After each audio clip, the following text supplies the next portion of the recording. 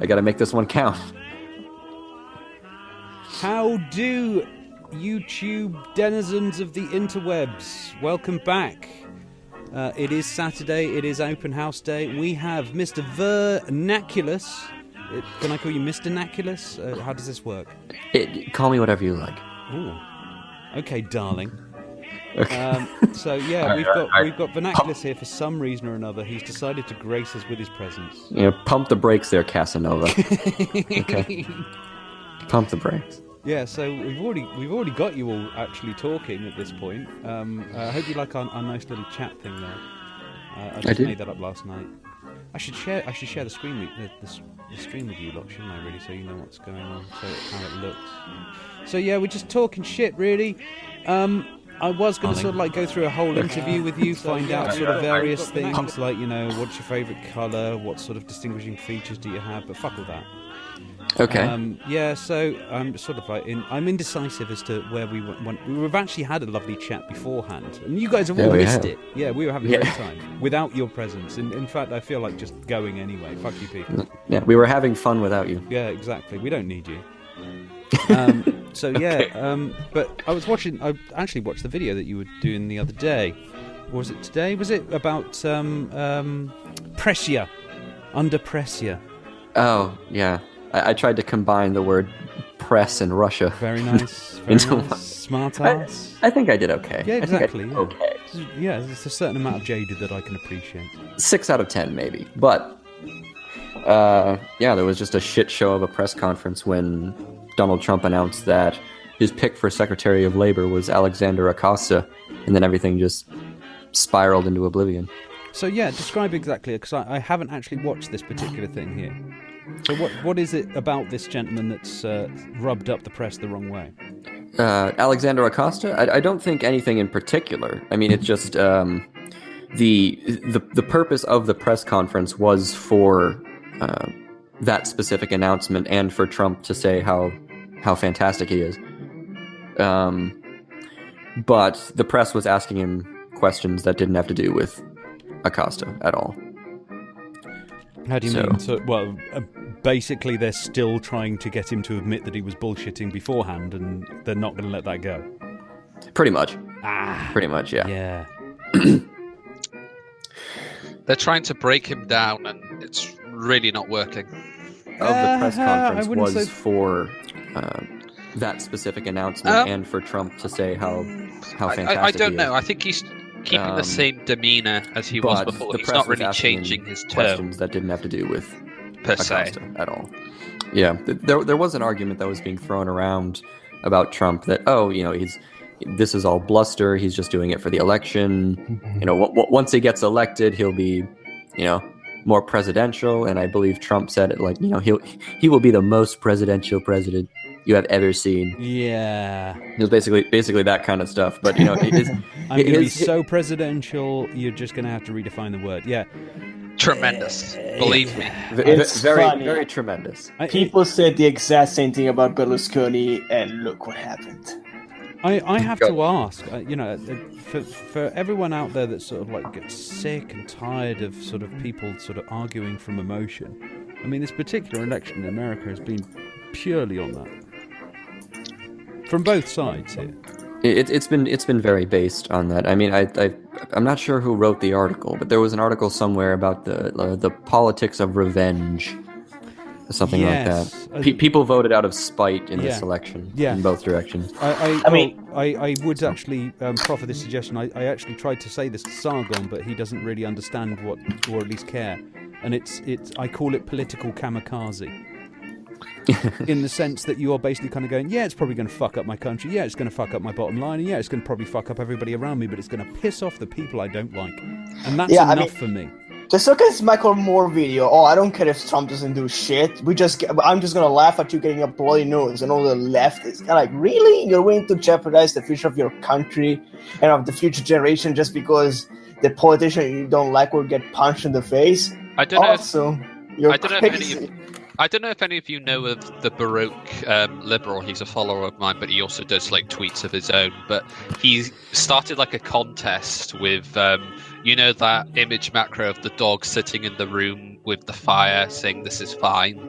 Yeah. He's replaced that with Dave Rubin and like a cartoon of Dave Rubin, and you're allowed to like sort of insert your own little quotes there going, you raise like a lot of reasonable points as to why you should burn me alive and stuff like that. Like, you should see all of them, they're really good.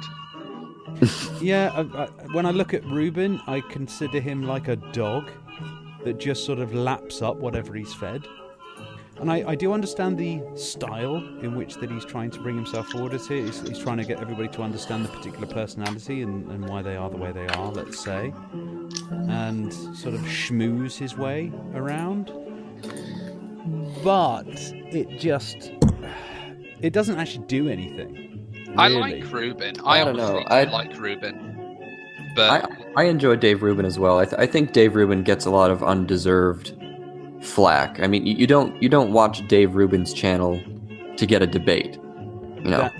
That's you watch his channel to get people who aren't Rubin's opinions, and sometimes he'll put them out there. But like I said, I feel as if, you know, if you want that, you just have to go to their channel. You might as well just advertise them at this point. Do you know what I mean? You can't interview yourself. The way he's interviewing people is the way that you would interview a sports personality. What do you mean? Hello. There, mate. So yeah, my issue with him more than anything else is that he's not actually accomplishing so much as basically advertising everybody. It's pretty much what he's doing. And whatever you do, Dave Rubin, you know, whatever happens, do not talk to him about Israel. That's what I know. Oh, yeah, he left. Doesn't obviously, you know, I don't like Dave Rubin enough. We should have talked about Israel. That's what it is. We started talking about Israel. Brought up Israel. That was it. The moment you bring up Israel. Okay. We won't bring them up, all the Palestinians again. Sorry, just my presence made so much autism present. No, I'm sorry. I'm sorry. I clicked the wrong thing.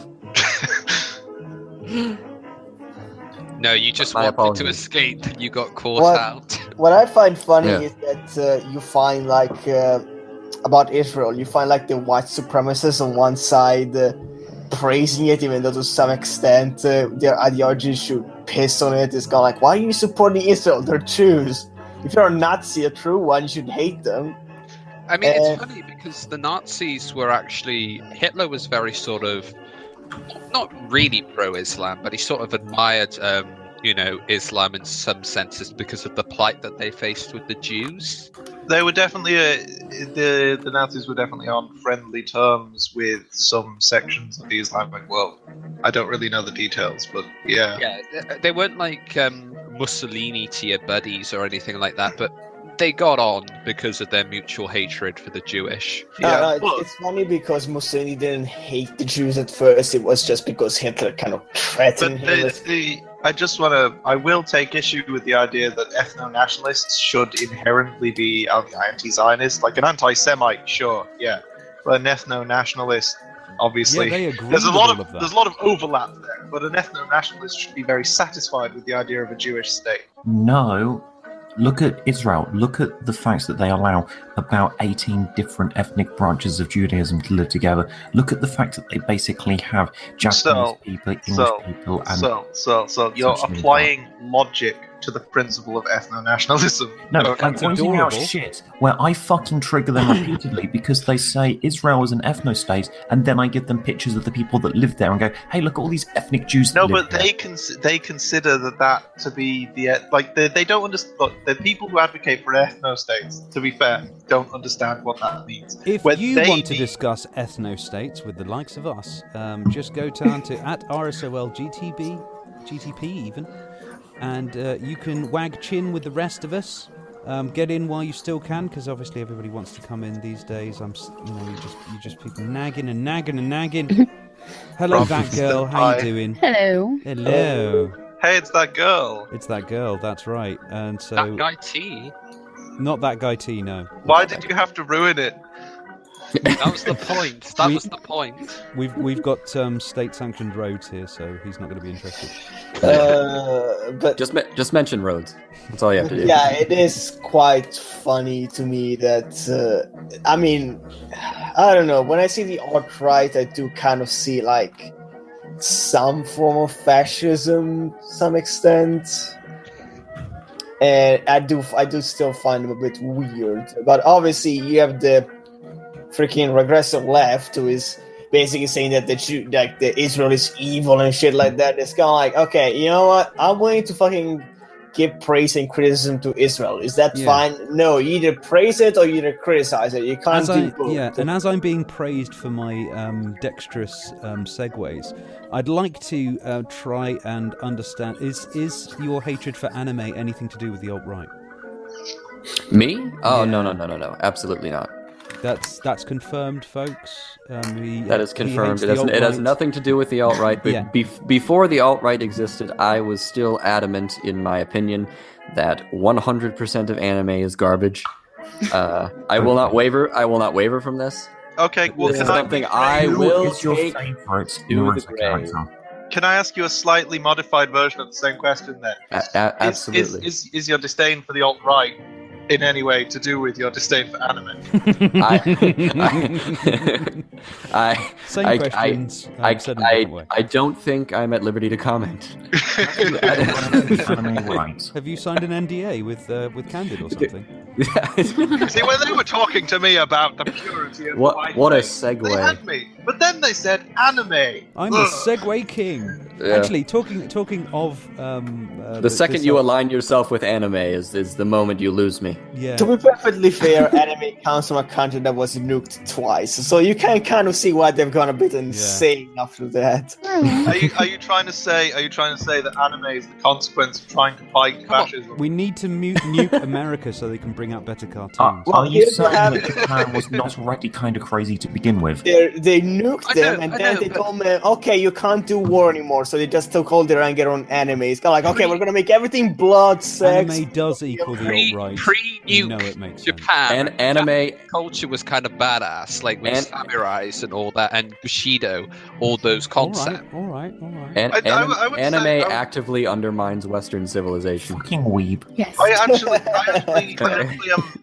I'm an appreciator of well done artistic like animation, including from Japan. And I actually agree with someone I respect greatly, Hayao Miyazaki.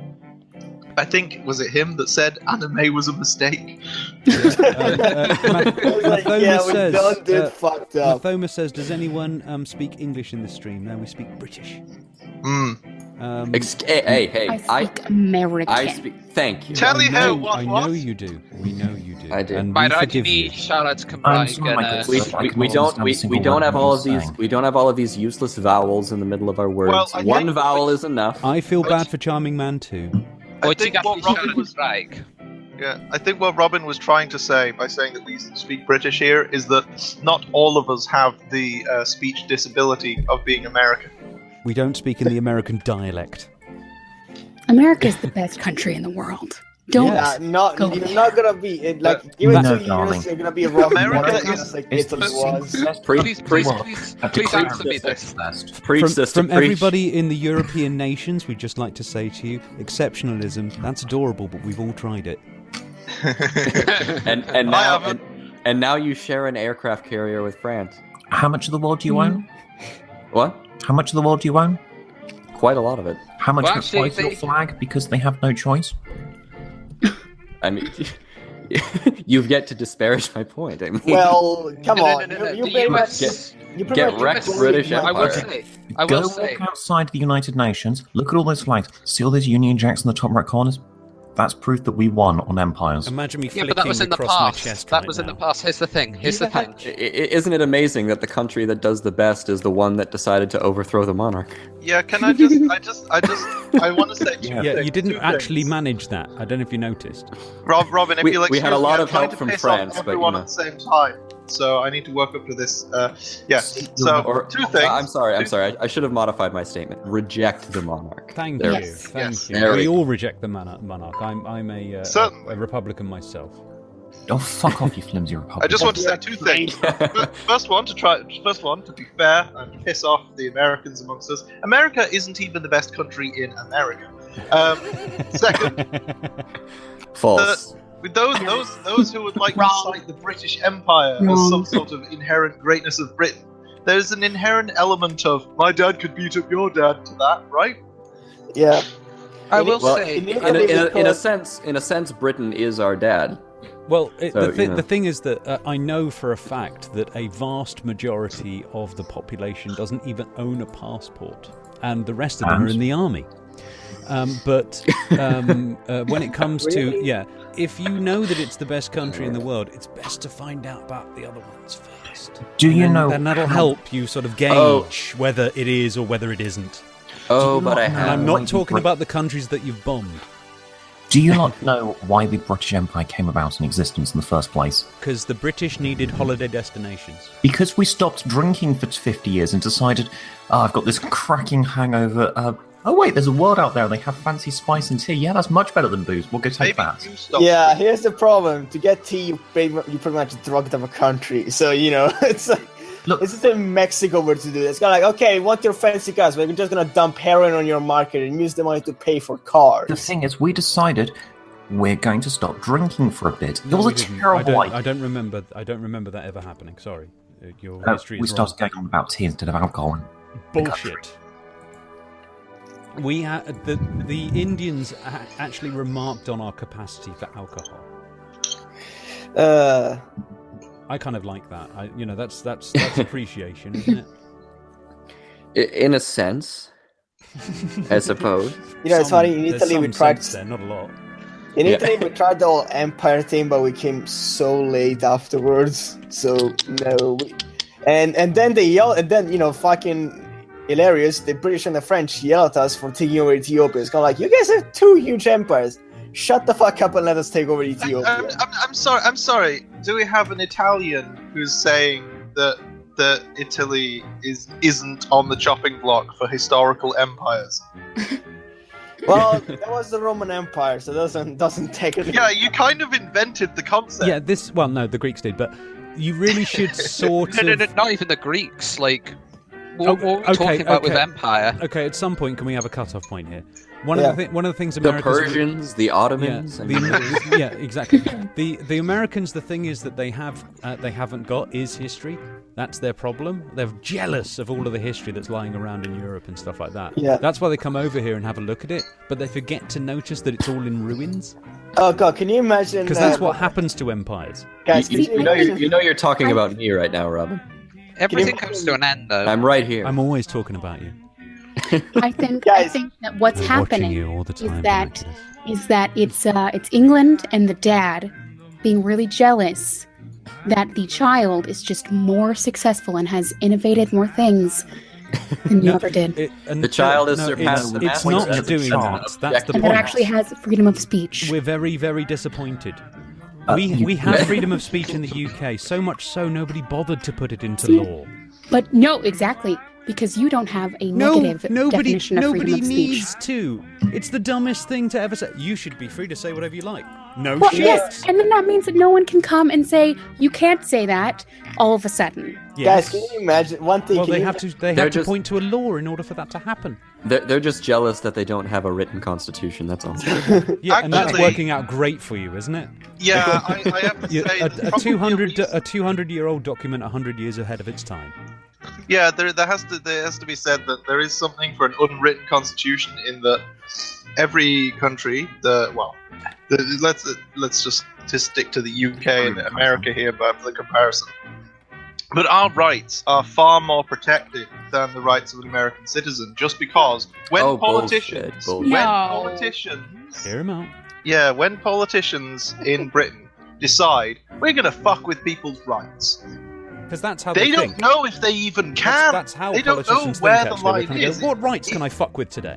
And more specifically, the line does exist. The line does exist. We have a set of courts, and judgments are made as to whether things are constitutional or not.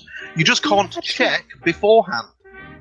What do those courts base their judgments on. It's case law. We have a written constitution. It's just not one. It's very decisive. It's just on a lot of paper. Yeah. Years of looking at English law and going, is this even legal? After they get to the end of the process, they go, oh, look, every politician pushing that we shouldn't be allowed to say the word and is left office. Imagine the US Or has Constitution died. with 50,000 amendments. Yeah, exactly, and much of what the United States has done that Britain has influenced, we've made it better and more efficient. Exactly. And they can own guns in America, Do you know what's unlike better? in the UK. Do you know what's apparently better and more Okay, efficient? that's Apple actually computers. bullshit. So it's twice the I'm expense, kidding, twice it's- as shiny, and still useless. I didn't hear you, Robin. What did you? This No, is- I'm saying this- that people would say that an Apple computer is much more efficient. Weren't I we just say just that making it just fun costs of twice as much. nationalists a few minutes ago? But yeah, See- but anyway, See, here's one Can I thing. just say one thing? 3 letters that will trigger any American in the American versus Britain debate are N, H, and S. Oh, whatever. The NHS is. Yeah, Whatever. I have a, Yeah, whatever is the response. Service in the world. Guys, Yeah, can you See, No, the thing but is, with, one with, thing- with Americans, we like to live dangerously.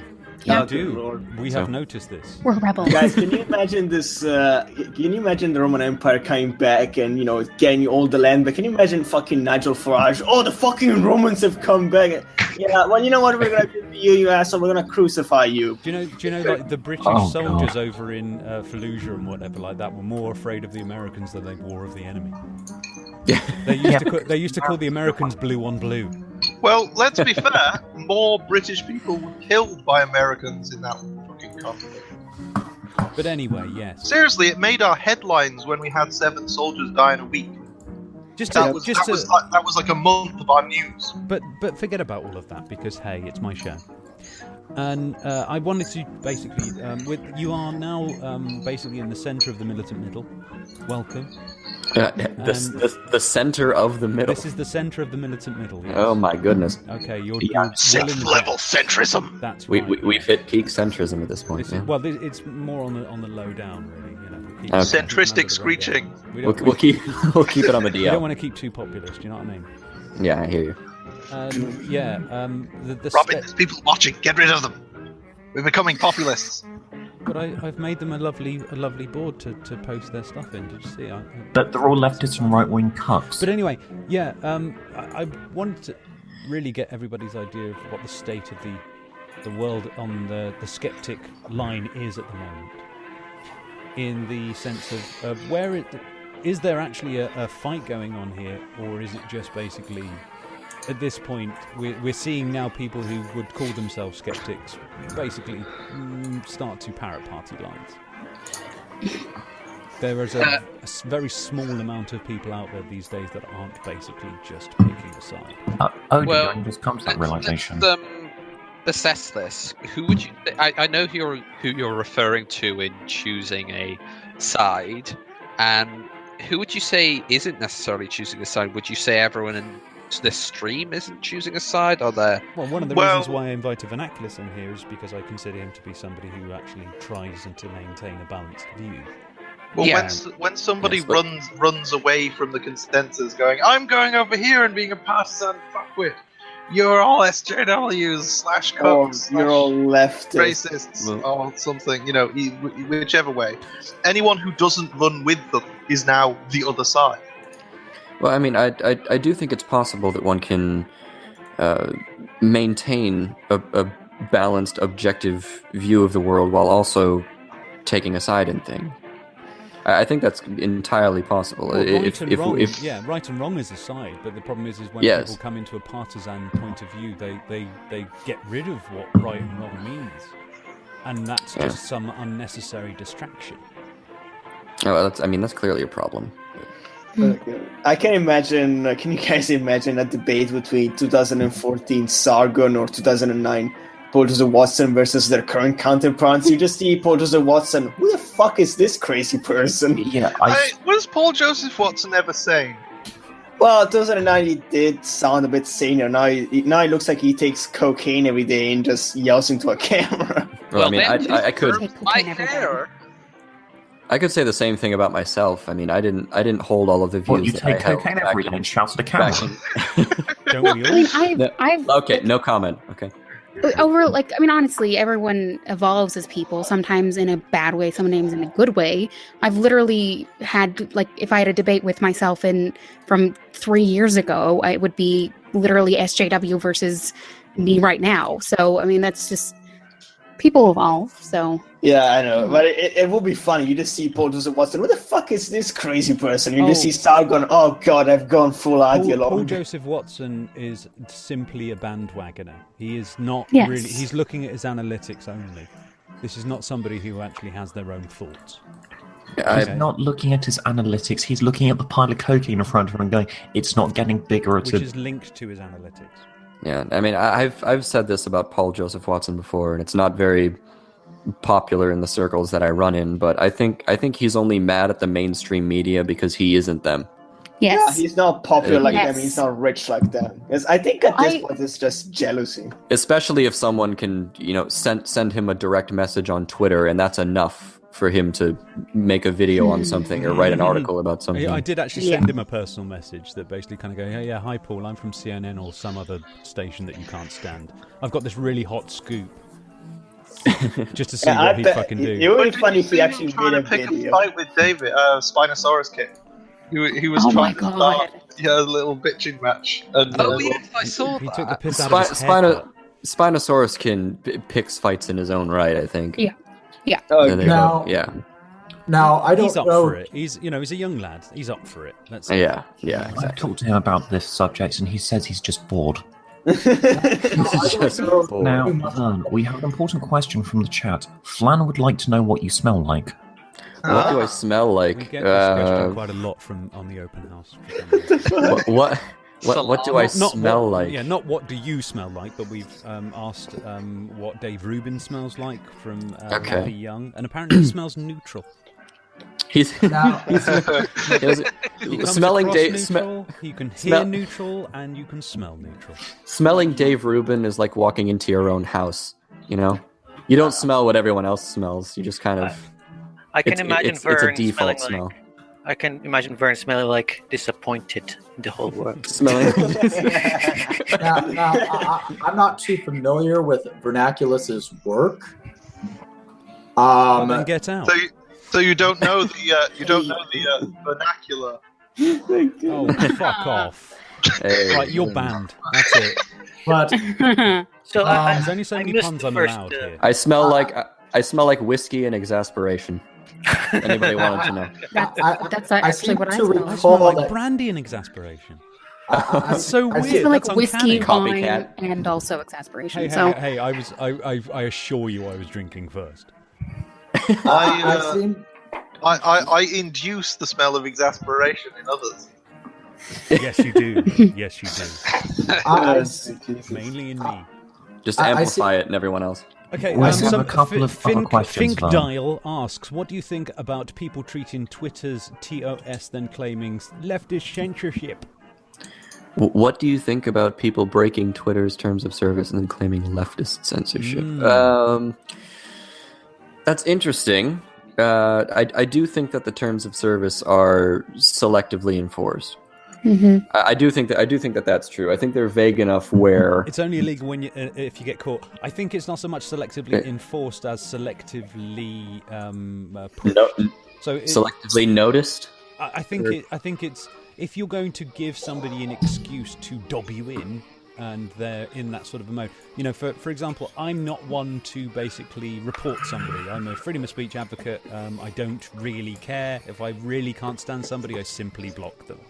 Whereas there will be other people that say, you can't say that, and I don't want you to say that, and I want Twitter to do nothing. And that includes SJWs, but that also includes, of course, alt-righters who just can't stand interracial porn. Yeah, and to me, when I heard that Milo was banned, I don't know. I see Milo as the sort of guy who would go to a funeral, make really fucking appropriate jokes about, the guy who died and shit like that, and then would you would like oh, these fucking people are so intolerant because they kicked me out. No, they kicked you out because you were being an asshole. Well, here's the thing about Milo the would claim then get that- drunk and start trying to bugger the priest while he's trying to give the final rites. Or piss on the grave. I don't even think that he's gay, to be honest with you. I think it's just Now, fact. Milo Like, will hold on. decide. Scrolly's actually asked a good question. At what point should we disassociate people rather than tolerating their bullshit?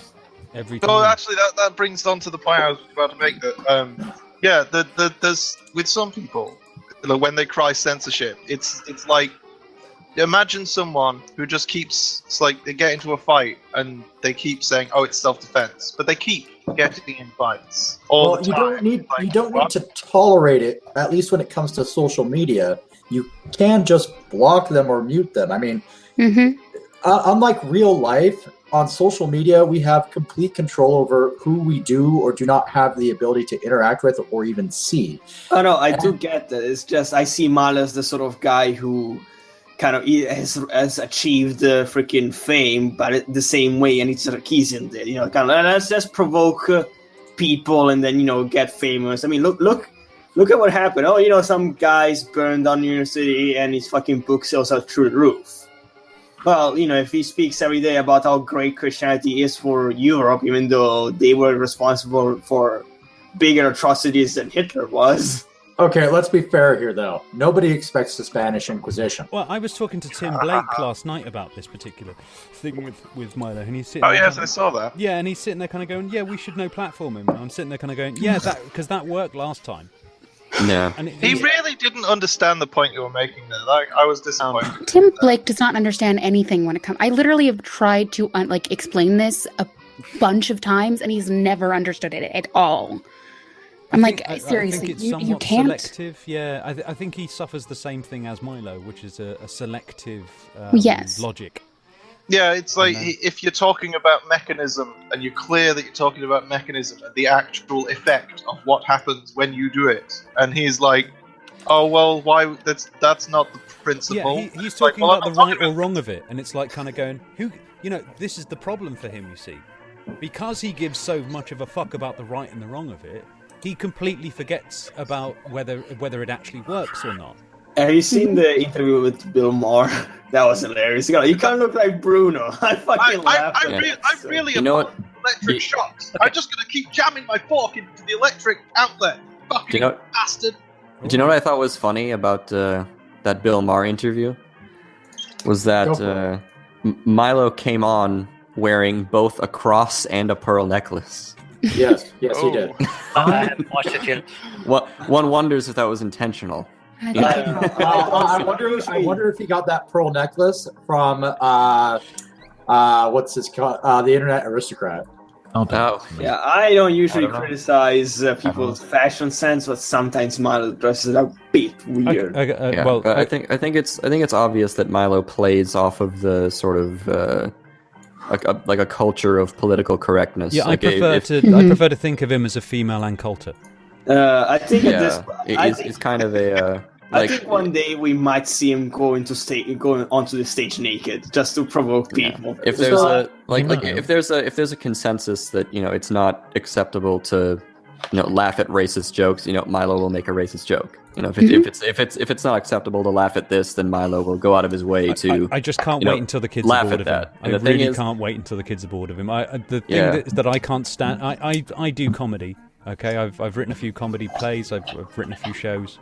And I cannot stand bad comedy.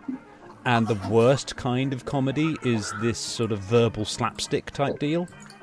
Where it's basically it's like kind of comedy where, I'm so edgy because I made a fucking reference to, this shit. It's like all the bad shows It's 8-year-olds who basically piss off somebody and then run away laughing.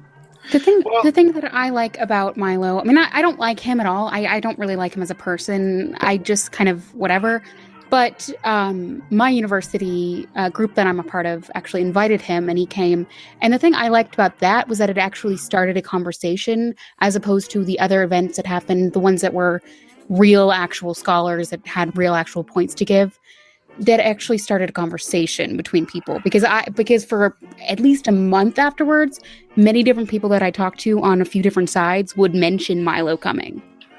Personally, I find the man quite a fascinating person to watch, simply because of what he talks about, what he's willing to talk about, and he dresses like a wannabe tranny. Yeah. Yes. He likes to dress like he's just pointing a finger at him. He basically, if he could, No, he'd he turn around. literally dresses like someone who is about to transition. Yes. He's also got a lot of charisma. He's very charismatic and very flamboyant. I'm not quite sure where that comes from. I know I'm charismatic, and I'm sorry, but you know. No, you're not. You're just grumpy. He's charismatic in the same way that like an 8-year-old is charismatic. It's basically I'm going to piss people off, and I think that's funny, and that's it. That's about it. He's a provocateur. He right. likes. Oh yeah. Anybody who I am such an adult, Jack. That's right. I'm a grown-up. I'm an actual normie. You're talking to normie on the internet right now. Yes, I'm giving my time away to you so you can actually talk to an actual normal human being. Anybody who thinks that Milo isn't a provocateur is out of their fucking minds. But he is provocative. I assume you've all watched the interview with him and Bill Maher now, or at least enough of you have in chat. Death Fury says it right. What does his appearance matter? I don't give a shit about his appearance, really, well, to be perfectly frank. I do quite like how in the start of the chat with Bill Maher, he says, "Oh, I didn't attack someone who was a student at the time." But if we go back and look at the videos where he attacks them, and then when he talked about it again, originally he pointed out, hey, look, there's this trans student who is still a student at the university and wants to get into the women's locker room and how evil they are. And they did that last year. Actually, hang on, Milo then made another speech around Christmas time where he stated, oh, but it was fine what I did because they quit being at the university afterwards, so there was no harm to them anyway. And then in the Bill Maher thing, they went, oh, but they were a former student at the time, and therefore it was fine. Well, so he went from current students to they're a now former students who they were always a former student. But like I said, we're talking about somebody who will lie to protect themselves, just like pretty much anybody else out there. So this isn't anything new. I think we were talking about the fact that he basically included trans people being victims of crime as being involved in crime. Yes, he quoted a 2007 paper that's a long-term study on the rates of suicide in trans people, that in a side thing that they were checking, they found that, hey, trans people are just as likely as the general public to commit a crime. As shocking as it sounds to everyone. They're people too, so it's fine. However, they're about 5 to 6 times more likely to be the victim of any type of crime. And because of this, he's saying, oh, they're disproportionately represented in violent and sexual crimes because, oh, for some reason, when someone looks like a fucking weirdo, thick, bigoted idiots are more likely to attack them. Well, this is one of the reasons why I'm not altogether sure whether this person is even homosexual. I think it's almost as if a way of basically kind of going, oh, you know, it's. I mean, it's not like we've got any evidence of this. I think that the only way that he should release a celebrity porn tape. It's I was going to say, I'm not asking for evidence of this. I'm not asking for evidence of this. But what I'm saying is that this particular Milo person is a personality. This is an act. Yeah, it's a gimmick. It's like Robin. So all I'm saying is we don't know exactly how far that little rabbit hole. No, but Robin, I must correct you there. You said that you're not asking for a sex tape. And you may not be requesting one, but by making this accusation, you're kind of asking for it. No, I'm not. I'm just saying that. What I'm saying is that there is nothing that comes out of the guy's mouth that I can believe. Oh yeah. Whenever I've gotten to the point now where if he cites something, instead of going and checking that and deciding whether or not to believe it or not, I just behave as though he hasn't and find my own data. Personally, I would like to see how far this goes before he change. Like, how far he can milk it and then change and shift. Can you imagine, like, in a couple of years, he says, "Oh yeah, I was cured by Mike Pence. I saw the light. I'm no longer gay. I'm not freaking." He's the only. Well, let's say this, yeah. He's the only person that I know, and I've met quite a few gay people. I used to live in Brighton, so they were fucking everywhere. The expression out that way was "Don't bend down in Kemp Town." Okay. I've never met one gay person who ever said they chose that. Not one. Yeah. That guy has said that he's chosen it. Yeah, he said he's chosen it to be rebellious. Like, it sounds more like a wrestling gimmick than it does. I think that might have been satirical. that particular article that you're referring to. Once again, if I don't know what's satire and what isn't, this person's got it wrong, haven't they? You know, I originally found it quite exciting when I found out Mark Pence would be the vice president because he was getting free electrodes for all the gay guys. I then heard that he's not putting them on their balls. Oh, Vernaculis, I was going to ask you as well. Very important question. Do you think traps are gay? I can vouch that this was requested of Robin to ask you. Yes. I'm glad. Okay, this was requested, huh? Yeah. I'm afraid so. We had to ask that of Kathy. Yeah, that was my question to Kathy. Oh my god! You had Kathy Young on here. Yeah. Oh my goodness! How far you've fallen having me on here. I tell you what, Kathy Young can't half talk. You know, you set her off. You just got to basically just set her on one topic, and she's like a monster. She just won't. You literally have to just get in her way. It's the only way to stop her. Yeah, it's the opposite for me. Yeah, Robin interrupting Kathy Young last week was like the guy standing in front of the tank. In No, but hold on, we didn't get the answer from Vern. Yeah. Ah, damn it! I thought I was going to be able to weasel out of this. It is mathematically sound to say traps equals gay. Okay, I have another question then. Can I see your workings out? When is your sex tape coming out, and will it involve a trap? You think I'm just going to give this information out? I have to hype this up somehow. When you said that Vernaculis, Stay tuned, folks. Hold on, everybody. Vernaculis video coming Drag out this, very soon. Robin. Since you've been just meandering around with random topics, let me drag this into more coherent kind of stream, because this is what I do. Ooh, careful. Oh, this is what I do. I'm sorry. But since we have Vernaculis here, and I do admire one thing that you do, that you can dissect what the media is saying and get something sensible out of it. Because right now, with Trump just going like, okay, everything that disagrees with me is fake news, media lying all the time, and now they did the thing with Beauty Pie, which kind of proves him right, and there is an actual thing that they need to attack, which is the Trump administration is kind of fucking up in every corner. Yeah. Mm-hmm. So, I mean, I've been talking with a few people about the Flynn drama, and some of them believe that this is enough to get Trump pretty much impeached, because we have, like, in multiple times. Sometimes he goes like, I didn't really know what he was talking about with the Russians, and sometimes he's like, well, he didn't even tell me. Sometimes he goes like, no, he told me, but he didn't tell Pence. It's only illegal if you get caught, and the problem that they have in this is that it's whether it becomes so egregious that they have no choice. Here's my problem with it, though. Here's my initial problem with it is, we know for a fact that the media lies, and we know for a fact that the administration lies as well. And how do we get the facts from all this mess? Because who do we trust? Like, Vern, you pretty much built your YouTube channel on the idea that you dissect the media. How do you tackle something like this? Because there's no one to trust anymore. That's a very interesting question. It's difficult as someone who's just your average person to have the type of access that the media has. Well, when I'm trying to come to a conclusion about something, every news outlet has its bias. I get messages all the time from people who say, where are the objective news sources? It's like there are none, and there never will be any. So what I do, certainly not 100%. You can make attempts. There's no such thing as perfection, but there are people trying to, to work towards it at least. There's a difference between BBC and InfoWars, for example. Yes, absolutely. There are outlets that strive to work through an objective method, but no human being is going to be an objective voice on anything.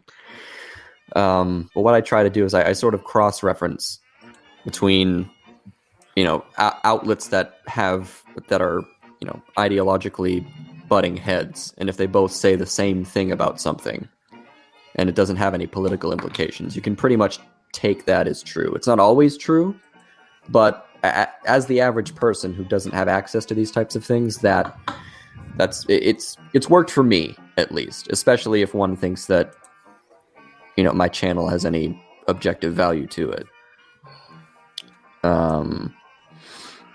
In any case, though, what you have to do is you need to formulate the right questions, and you need to get people to follow through with those questions.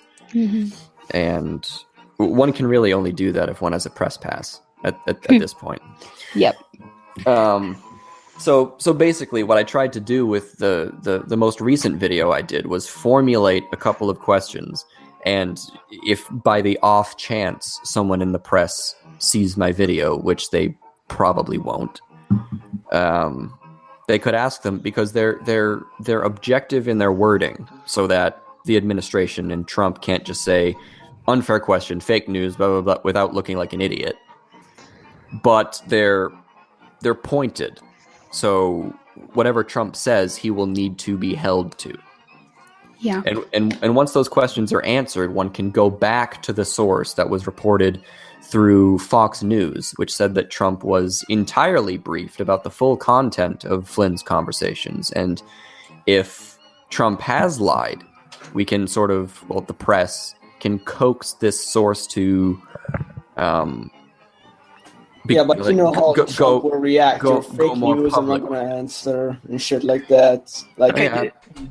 I mean, absolutely, but I mean, Trump is irrelevant at that point, pretty much. He can yell fake news to his heart's desire, but if you can prove that something is real, then Trump just ends up looking at like an idiot at the end of it. Well, So here's another question for you then.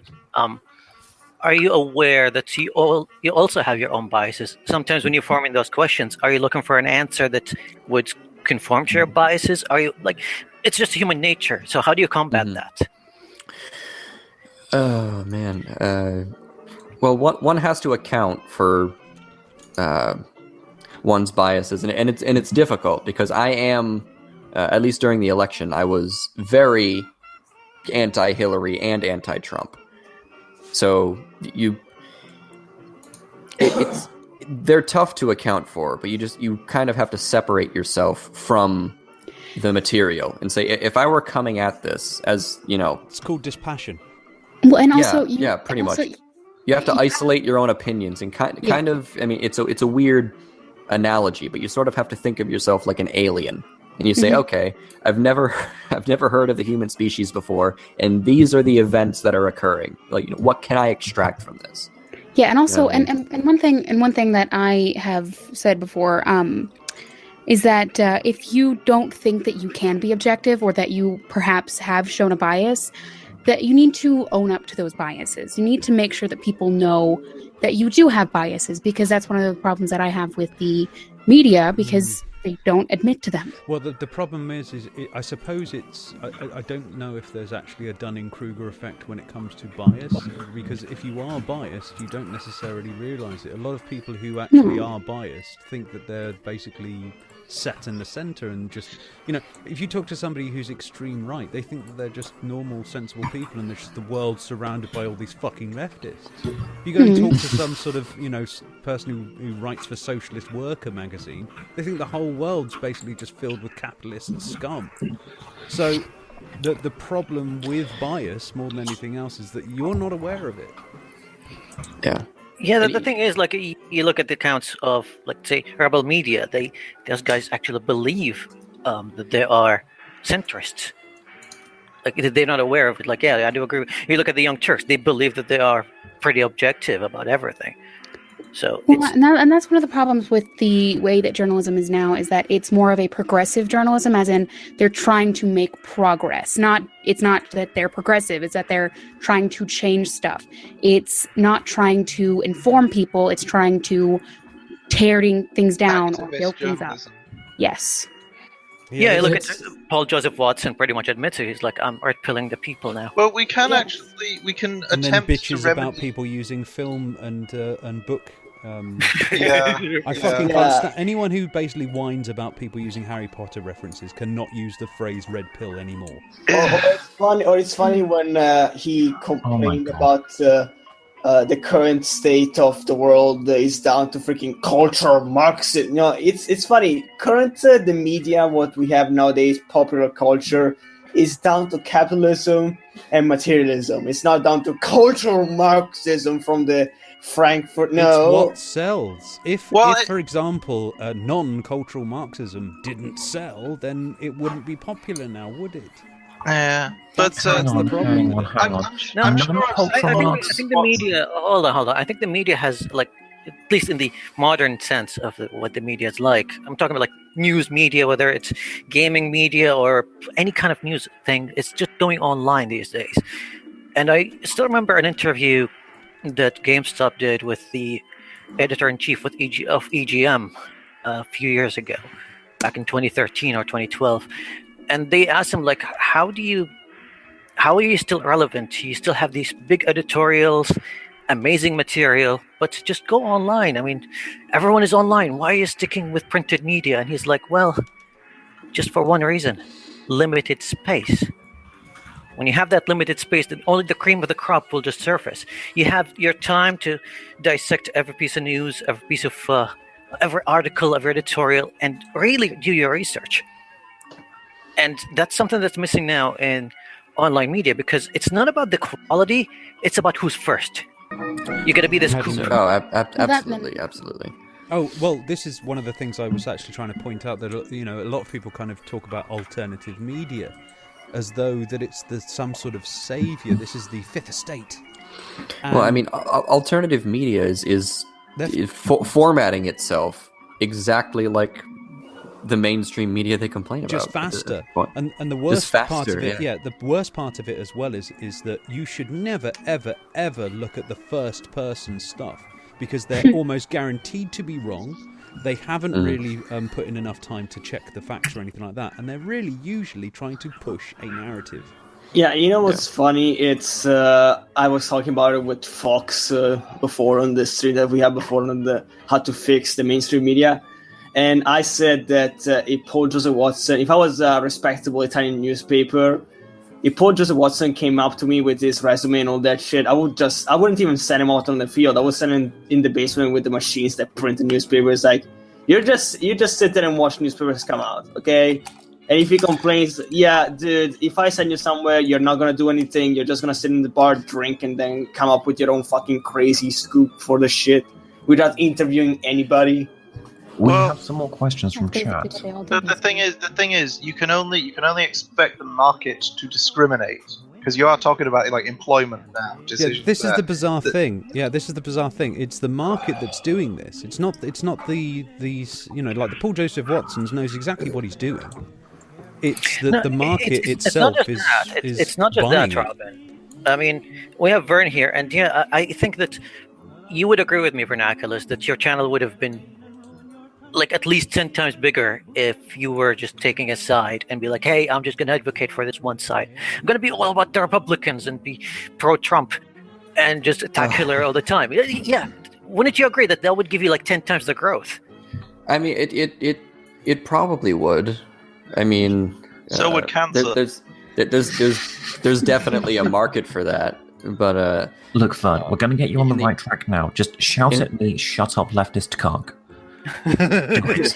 Do I have to do my best Paul Joseph Watson impression? You have to pronounce No, don't do it. He gets off to this. You have to pronounce leftist earlier.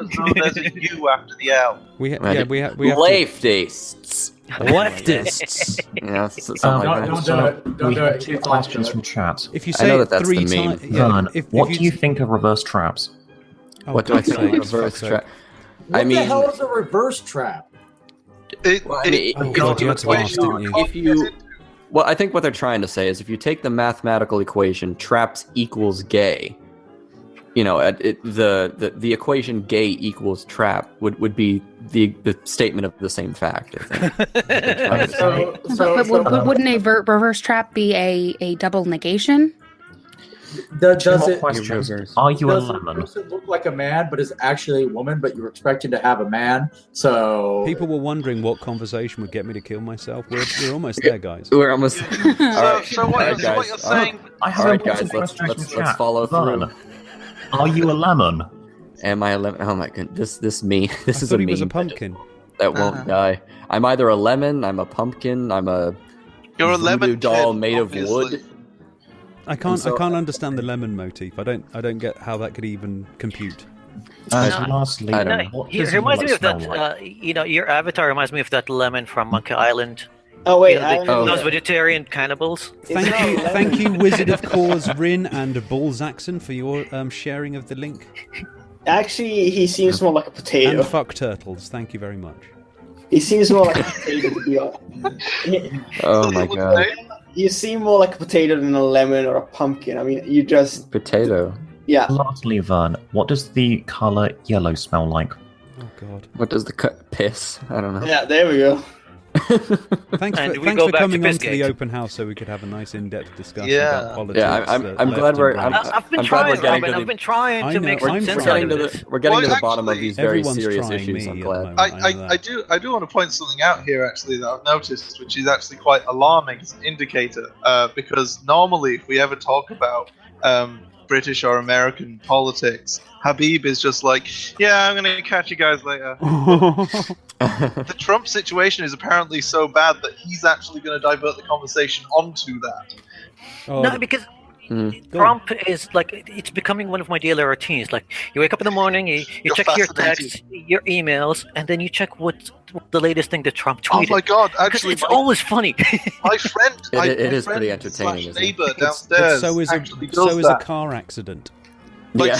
seriously, my friend did not go on Twitter, and then over the past week, he's now started just checking Twitter every day to see what Trump has said today. That is actually something. Yeah. I avoid it because my suicidal tendencies are already high enough. I just don't feel like. That's the leader of your country right now. I know. Yep, congratulations. Breaks my Your heart. very own It's person. tremendous. It's both the fact that it's both sides. It's the media and Trump. I hate Trump, and I also hate the media because honestly, it's like, oh, this is the leader of my country. Oh, this is my future profession. Awesome. This is great. Congratulations. A woman after my own heart. I did say after this election came through that this has made the left really eat their words. Those words being, of course, that George Bush was the worst president ever. Well, like I said, Very good. if there would have been proof of any god, it would have been that neither of those two got elected. And somebody. Former Okay, Reformer elected. King asked Vernaculis, have you ever been with a Polish guy? Apparently it's very exotic and everything.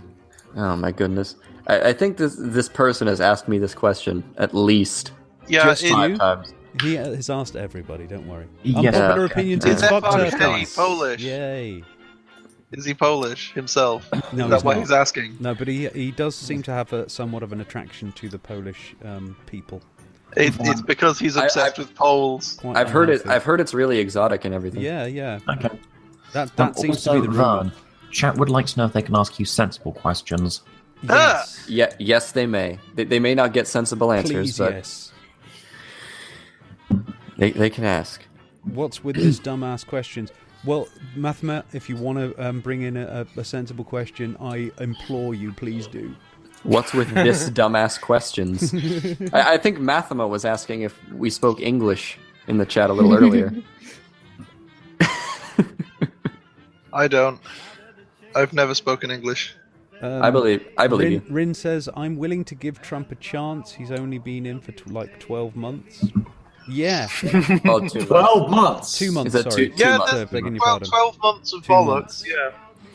Yeah. And no, I mean, that's- it's been It's only quite a 2 been months, for- haven't it? Well, that's Yeah. the thing. It isn't hasn't Yeah. yet. It's been a month, and yeah, it's been very eventful. Has it? Oh, it's been a month. Fuck. Yeah. Oh dear God, Good we have evening. a sensible Who's that? question. Is it all right Is that Vernaculis Norwegian is guy? my Hello, waifu? Asked Jesus Christ! Oh, hey, you're here as well. So we're packed to the gills right now. There is still a little bit of room for anybody who does want to come on. If you do want to come on, you know the drill. And if you don't know the drill, I'll tell you again because I'm that kind of guy. At RSOLGTP, send me a little message and follow me, and I will personally, my very own self, message you, and you will then have the hangout link, and then you come in and wag chin with the rest of us. So, what are you guys talking about? Stuff and things. Traps. Something about Gen Z. Trump. What's this? Vernaculis, what's your favourite fiction author? Well, I mean, it's pretty cliche at this point, but George Orwell. Even though a lot of his fiction is autobiographical. Oh, surely it's not fiction at this point. Yeah, no one likes Harlan Ellison anymore. Really? Yeah, I've never met any. Like, I only know one person in real life that actually reads Harlan Ellison, other than me. I'll have to get on it. Is it in cartoon form or? No. When's the Could be manga wise. coming out? When's the manga coming? I discovered yesterday that Harlan Ellison has a YouTube channel, and I was so happy. Now, more seriously, Vern, what's your opinions on Gen Z? Gen Z. Who are Gen Z in the first place? I don't. I guess that would be millennials. Millennials. They're Generation Y. No, yeah, millennials are Generation Y. Yeah. Which you have to which pronounce it generation right. am I? Yeah. Generation B is like from. You're either Y. It's like- Now. I'm They're not not sure, Generation 'cause- Y. They're Generation, oh God, why? I think it's in the Generation I pronunciation. can't It's just Y. I've got a useful question. Are you sure? What's the solution for all the world's problems? Okay, here we go. Oh, yeah, here we go. Suicide. Okay, I have Always an gotta answer bring the for that. genocide We in. just killed all of our- Nuclear warfare. Give us your final solution to the matter. To the world problem. Nuclear warfare. No, And the religion. No religion. Everybody gets rid of the religion. Yes, to the victors, a nuclear apocalypse. Yay! I'm pretty sure nuclear warfare would work. Okay, so yeah, current state of the world right now is that we're probably going to be all right this year. What's Robin? Get it? I want to ask anybody if anybody knows how's the election in France going. Is it still the far right leading in the polls there? Because I've been hearing some very disturbing stuff coming out of Holland. I can tell you that in the polls Le Pen is leading, but most of the pollsters also suggest that she's only going to make it to the first round. But again, we heard the same thing about Trump, that he's going to only make it to the first round. I said this on a stream with you, Robin, right after the Democratic convention happened. We were talking about Hillary and all the stuff that happened. And what's interesting was I said, I think Trump is going to win. And I said this before the election. And the reason I thought that he was going to win is because the Democrats basically pissed off their entire base by screwing over Bernie Sanders. And it was interesting to see how that kind of political aspect has transferred into European politics, because you have the Geert Wilders guy in Holland. He actually looks like he may do very well in the next election. You have Marine Le Pen, who in France are now leading in the polls, if I'm reading this right. And that's because the other candidate in France, he was investigated for corruption. And the other socialist candidate, he basically pissed off the entire country when he talked shit about colonialism. And apparently France is very proud of their colonialism. That I didn't know. Basically, we're going to have a French Hitler. The world's going to get kind of interesting then, huh? Currently, France is very vehement that they're going to beat the English at having the largest empire. Of course, at the moment, this is achieved by just not giving up what tiny fractions you have left. It's basically fighting over breadcrumbs. Yeah, pretty much. I mean, the last big thing, speaking of which, the last big thing that British Empire gave away was Hong Kong, which a city that I'm going to this summer, actually. And after Hong Kong handover in 97, the British Empire, for what it's worth, is, the Falkland Islands. You could argue that America has the biggest empire. We just never claim. Never claimed the actual land.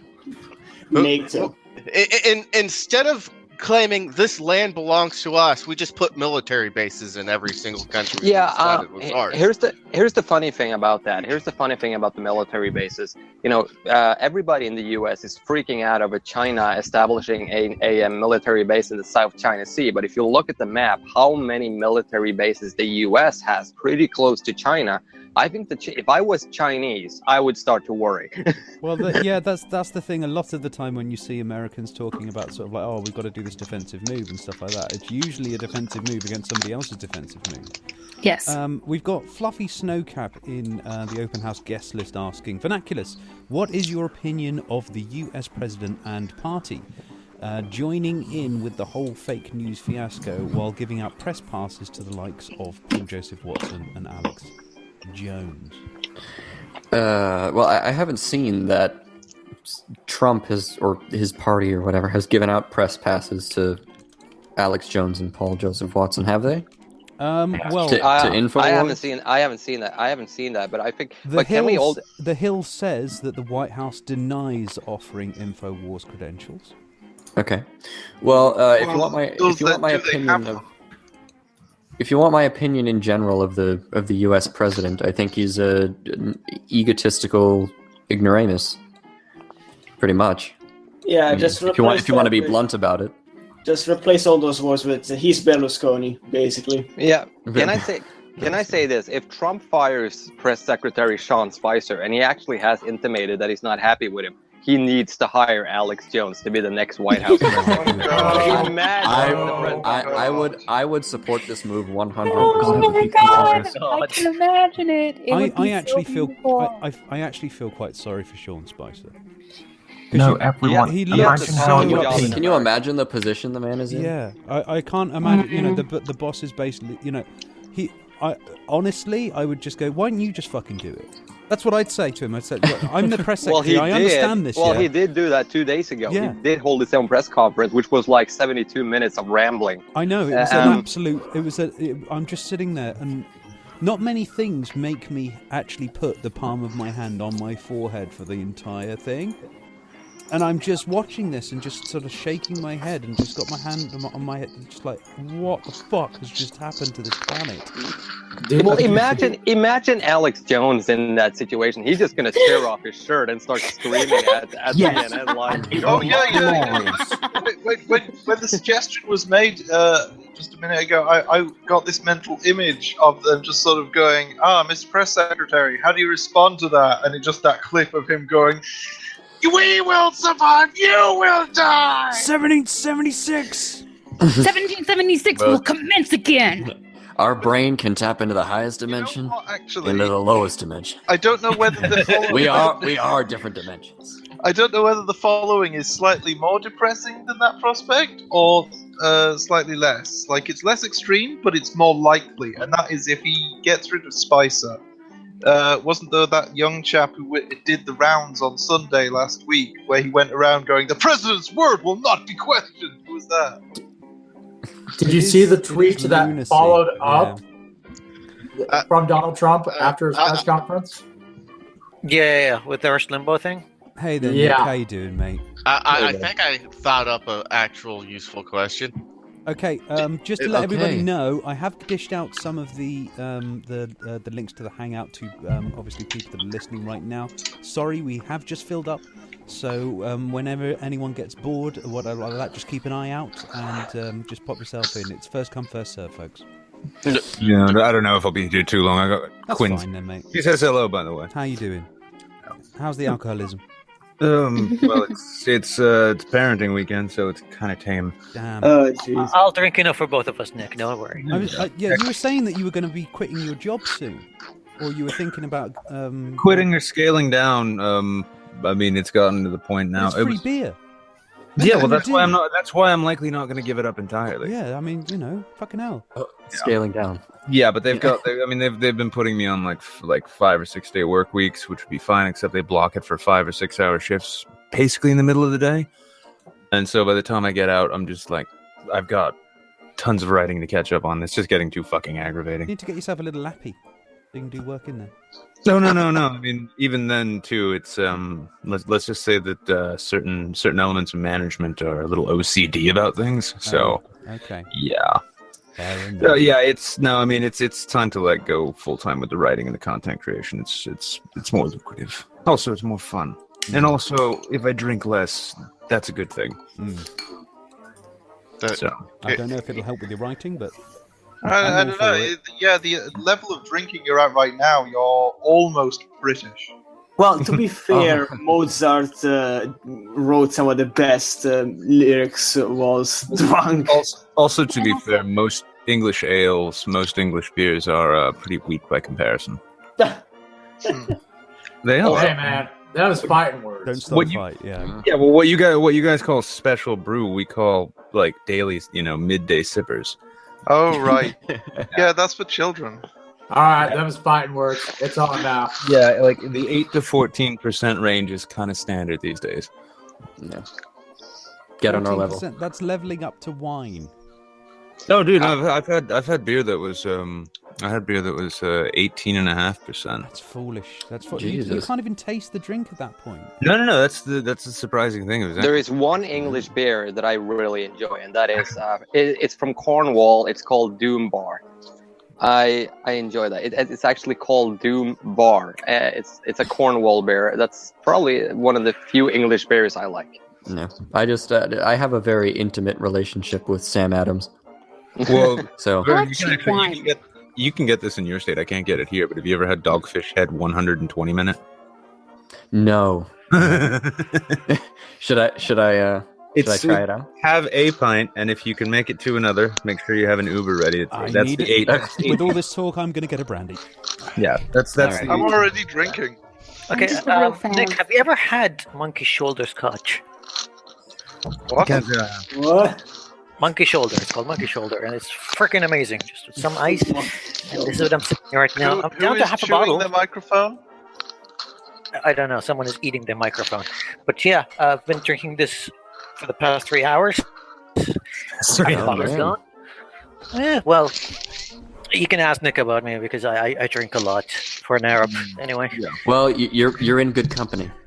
Vernaculis, I wanted to ask you actually. I wanted to ask Vernaculis about this actually. Your involvement in Gamergate. When did it start for you? Oh man, that was a while ago. Mm-hmm. I can't remember exactly when it began. When it piqued your interest. Yeah, I can't remember exactly, but I do remember the first kinds of videos I was putting out about it was. One of them was about how Anita Sarkeesian was refusing debate with anybody.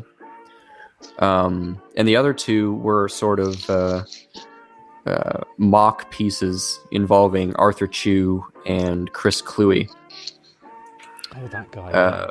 Can I ask you, I mean, that was the whole sort of Anita Sarkeesian thing was somewhat separate from Gamergate. She was certainly trying her damnedest to inject herself into it. She's been a target for way before. I mean, she was pissing off gamers way before Gamergate even started. I think, as someone who was part of this from the beginning, and I got out of Gamergate really quickly because I saw that some of the politics that started to get involved was not to my liking, so I left pretty much 2 months after it started. And I sort of became like a moderate, and I was like trying to look at this from a sensible perspective when everybody was, starting with the Nazi memes and all that kind of shit. That's when I basically said, this is not helping. To be honest, who doesn't love a good Nazi meme every now and then? Well, yeah, I mean, it's just simple. My favorite thing is the fact that around the time of Gamergate was when I was in SJW, so I was basically around the same time everyone was against Anita Sarkeesian. I was thinking to myself, well, why is everyone so mean to this lady? She's saying some really hard hitting stuff. Yeah, so it sounds like you and me are on pretty much the same kind of timetable there. At the outset of Gamergate, I was. I wouldn't say I was heavily involved. I wasn't a high information opinion holder there, but I was on that side of the fence. I didn't pay much attention to the actual hashtag. I was too busy writing emails. No, I found it funny because, what was it? I'd say roughly about 6 months maybe before it started. That was actually when I had a short-lived slip into the world of progressive clickbait. It was the first publisher to offer me money, so I was like, sure. And it was a bait and switch thing too. They're like, oh, write for this one website, you can write whatever you want. And then as soon as I came on board, it was just, oh shit, we've got this news story from the AP or from CNN or whatever. We need to aggregate it quick. Write it up as a hit piece against the NRA or some shit like that. And I just come out of that, and then as soon as I saw Gamergate flare up, and I think I even said it in the Gamergate video I did, it was just basically like, oh yeah, no, anybody who's actually like been disillusioned by working on the left or in media saw this all coming. Oh yeah. I think the idea was, I mean, what made me leave the hashtag is when it started to get way too disorganized. You had certain elements that started really going off the deep end inside Gamergate. I mean, not the people, because you had the people who were focusing on the right issues. And then you had the people who just wanted to go nuts, and there was so much infighting at the end. The trick is, of course, is that there was people that were in basically kind of going, can we sort this mess out so that it doesn't happen again? And then there was other people kind of going, hey, look, a mess, let's exploit it. You know, that leads me to a question for Vernaculis, actually. How do we fix the media? Jesus Christ. Holy, well, I get into it for about an hour. Yeah, kill the Jews is not an option. You know. Hold on, let me reassess it. So kill everyone's not an option. That's not an option, Dusty. We've already had this discussion. I think what we should do is we need to... The average person needs to push home the point that journalism should be done in an objective sense, as in you obey an objective method of information gathering, right? Because the scientists aren't unbiased people. You know, they have their opinions about things, but they follow a scientific method which keeps their conclusions objective in a sense, as long as they don't fudge the data and things like that. I think that journalism should be held to a similar standard in that sense. Here's the problem with, you know, that this is what obviously what we're after, but the problem is, of course, is the means in which to get there. And the issue that I have, I think, with this, and I think it stems, you know, we've seen this in gaming press as well, is that beforehand people used to purchase their news. Now it's handed to them for free.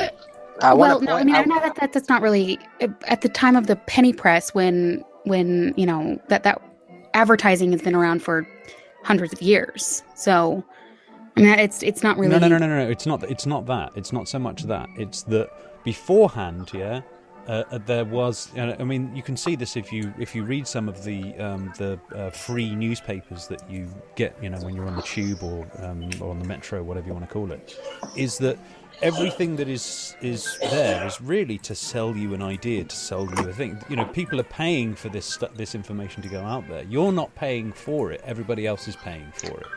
I think it's important. You cannot expect that to glean interesting or at least decent information. They don't put in enough money for it. They don't have the time or the capacity to do it. It's run on a shoestring budget, and that's where you're at when it comes to online media at the moment. Is that I want to point one thing out here. When we're talking about online media, it's very, you know, you talk about, you have the advertising issue is one thing about it, but you see a lot more newspapers stepping away from the advertising issue and rather choosing a subscription method.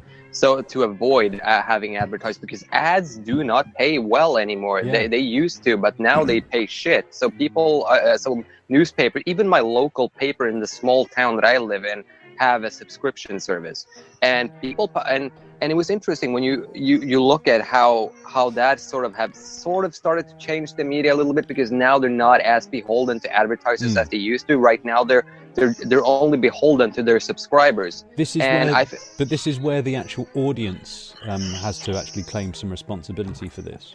Oh yeah, I'm not saying that. I'm not saying they shouldn't, but here's the idea. I mean, the reality is that the problem with the media today is that all media is too partisan. I mean, nobody who is conservative right now is attacking Fox News. Why? Because they are not attacking Trump. And but on the other hand, there is a lot of people attacking CNN and MSNBC because they are vilifying him. You know, they're going after him with everything in the everything but the kitchen sink. Who is the main news anchor at Fox News? I'm always forgetting his name. O'Reilly. No, not O'Reilly. He basically like Hannity, Sean Hannity. No, not one of the Brett Baer. I don't even know if they have one. Is it Shepard? Yeah, Shep Smith. Yeah. Now I actually New Hampshire radio, terrestrial radio sucks in general. And occasionally I do find interesting things to listen to on NPR, so it's usually just what my car is tuned to. And yesterday, they even played a clip of Shep Smith just like outright denouncing this entire matter with the outgoing national security advisor. And I was really impressed and surprised to hear him, because he's so distinctive, and naturally I introduced the clip. But it was like, okay, so Fox News' actual news division, which is still pretty heavily opinion laden, is outright calling out the shitty sort of scandals that are going on with the administration now. That was a little heartening, but it's a strange thing, because like MSNBC, well, Shep Smith is actually one of the better people at Fox. He's the actual news. Yeah, I think it's getting to the point, you see, because the Trump administration has been so bizarrely egregious. In so many cases, I heard the it's clip. Getting to the point where even Fox can't actually stand behind a Republican. Yeah, I heard the clip. I don't remember where I heard it. It was a clip that was featured in one of the YouTube videos that I watched, where Fox News was actually standing up for CNN and how they were ostracized. And I was like, yeah, this is bizarre world for me, because you have this CNN, it's basically their rival and their competition, and they're always at odds with one another. And now you have their anchors going like, nope, they were mistreated in the press conference. And I think they recognize, for instance, that like the same sort of shit that's coming, rightfully in some cases, coming towards CNN, can just as easily be applied to them. Yep.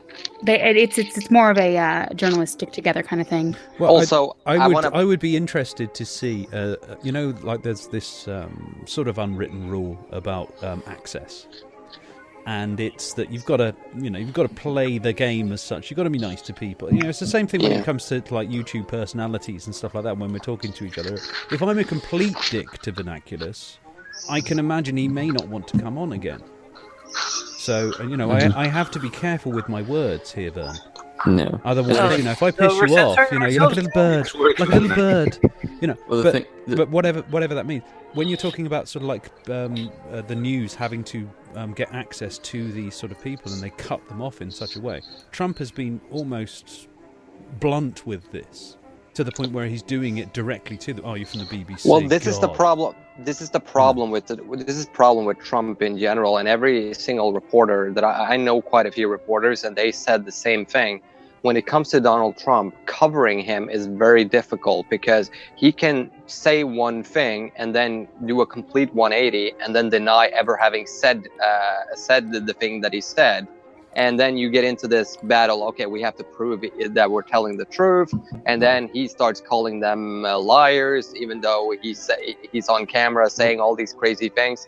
But one interesting idea that I just had to laugh, there was somebody who owned one of the Trump people, when he said, well, the New York Times, they were falling on their asses. They're about to go down. I mean, people are leaving. In fact, in 2016, the New York Times got more subscribers in 1 year than they did in 2014 and 2015 combined.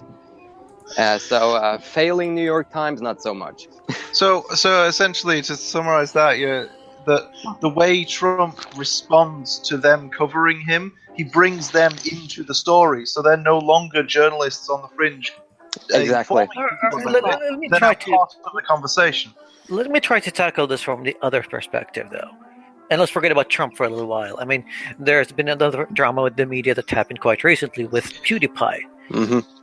And the Wall Street Journal did a very egregious hit piece on him. And I was just like, I didn't trade it because I didn't want to pay $2 to access it. But from what I heard, it's fucking ridiculous. They put that behind a paywall. But it's, the thing is, I think a lot of this really is sort of the death rattle of the old media, because they are, in addition to questions about, bias, and really bias itself, if you step away from it from a political perspective, judging my bias against other people's bias, that sort of thing, and you look at it from a market perspective, Fox News, this is the same company, keep in mind, which their entertainment division brought us Family Guy and made Seth MacFarlane into what he is. And he is on as far left in Hollywood in many senses as you can get.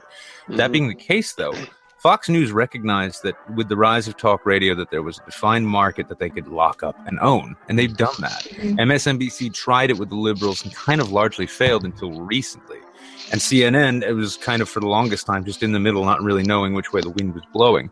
But because of all of that, the distrust that's been growing in media since I think Vernaculis, I think you said it in a recent video, 97? It's been like a marked decline, a steady decline in the trust in journalists and in the media in general.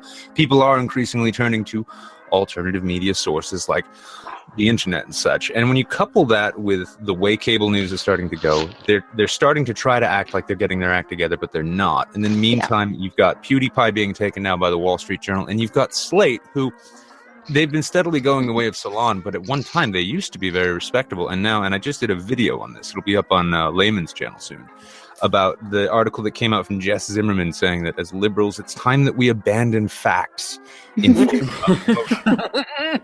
Oh God! Yeah, I don't know if anyone else. I don't know if any of you have seen it, but yeah, it's. I mean, at least they're honest with it. Well, no, and I've seen it. I've seen that one. Yeah, it's insidious though. Her thesis in it is absolutely insidious because it's not just about let's go feels over reels. I mean, you're talking to me about Layman, for example. I consider him to be quite a biased person anyway. Layman. He tends to omit a lot of information in order to paint. Layman's doing. I'm not even speaking about Layman here. I'm speaking about the Slate article. Well, what I'm talking about is that this doesn't just infect the mainstream. This doesn't. Oh no, not at all. Not at all. I haven't even finished my point before. I think it's worse in alternative. I'd be honest with you, because there's no one checking or checking on your shit. Yeah. Nobody is editing you. I think the flavor of the problem is always some version of the idea that, well, now that I've read this article, I'm informed. What's the point I wanted to make with that, though? I'm sorry to cut anyone off, and I'll end it here.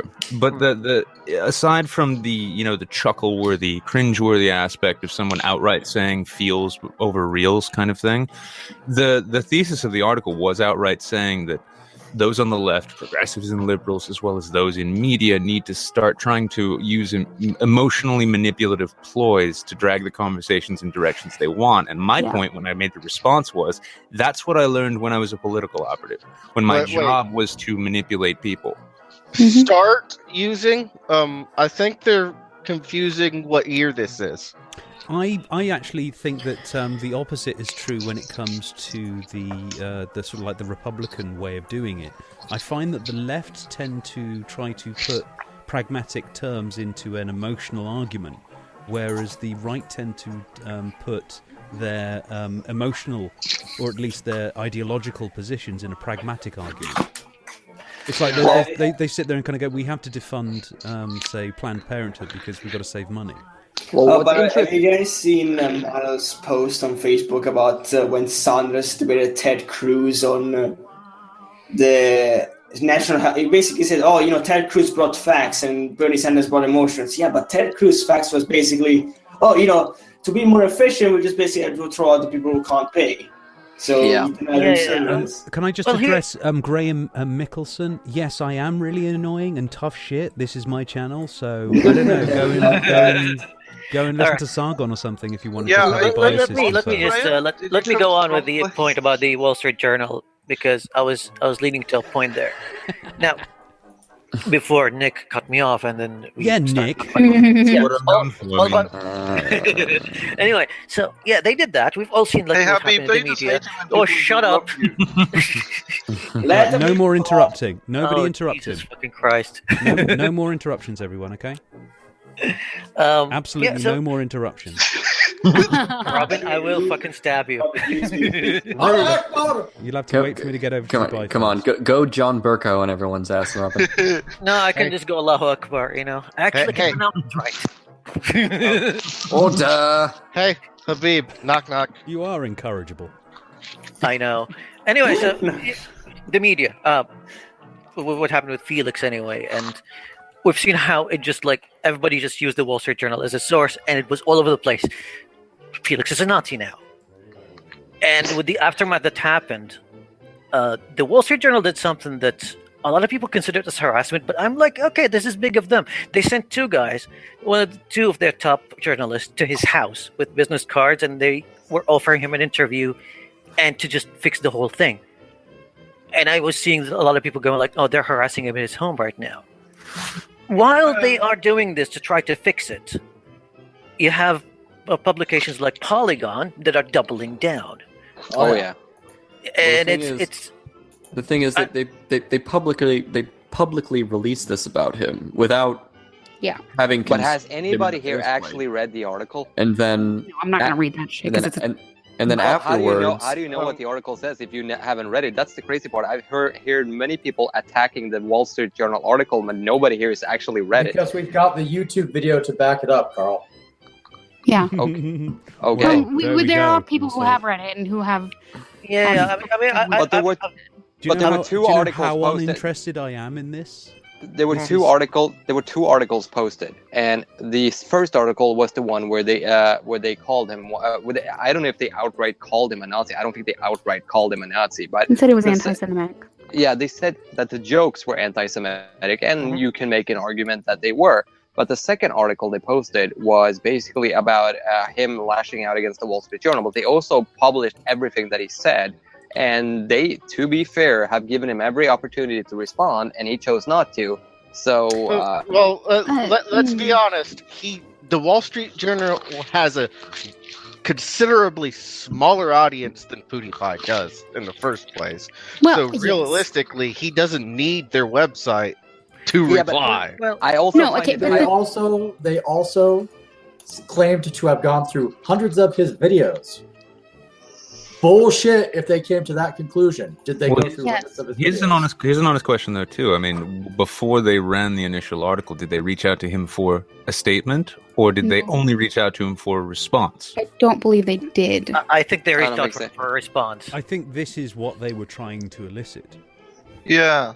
This is, we're sitting here talking about it right now. This is exactly what they were trying to elicit. Here's a funny thing, though. Here's my chess, point. Clickbait. Yeah, here's the thing that I would like to discuss. I mean, not the Wall Street Journal themselves, or the what Felix have done. It happened in the point of Sargon's stream where he had Philip DeFranco, Boogie, and Jontron over there, and he was trying. I mean, you all know Carl. He's pretty much if there's anything to attack the media with, he's going to attack the media. And he asked something about how bad is this going to paint the Wall Street Journal? Are they credible right now? And Phil said that no, it's not about the Wall Street Journal themselves. It's only 3 guys that made this article and their editor-in-chief. And they have more than just one editor-in-chief. Just because there's one article that is bad, you can't judge the entire thing. We have to go case before we carry on, guys. Vernaculis, I think you were going to be going very soon. If anybody would like to ask a question of Mr. Naculus, you better dish it out quick. Yeah, I have one. What is the final solution? No. I mean, this is actually my question. We've covered this. We've covered at what point? At what point? I mean, you have someone like, let's say, BuzzFeed, who's a complete and utter garbage of a website. Do we still read their articles and go like, well, maybe they make sense sometimes? The Wall Street Journal did a fuck up in this one article. Do we dismiss them altogether? At what point do we dismiss an entire outlet? Yeah, can I respond to that? Very quickly? Because if we're talking about, okay, you actually make a pretty good point here, and the idea here is that if you remember the Duke University case, right, where you had Rolling Stone publishing that story about the frat team that allegedly raped a girl, and then it turned out it wasn't true, and the reporter was, I don't know if she was fired. I think she was fired. I'm not sure about that. No, she wasn't. But she got, but there was all hell broke loose. But the question is, should we hold, should Rolling Stone as a publication be totally dismissed, or should the person who was responsible for that article be totally dismissed? Considering one of the things that I defense of the entire publication for her article by so many of the writers, I would say yes, that it should be dismissed. One of the things that is a problem with this is the fact that because when a medium and a message are intrinsically linked, the medium is the message, it does disparage the whole medium, because if a lot of people see and honestly, I don't think that you should perhaps demonize and vilify the whole Wall Street Journal for that, but it is understandable when people do that because they did allow it to be. It's a human reaction.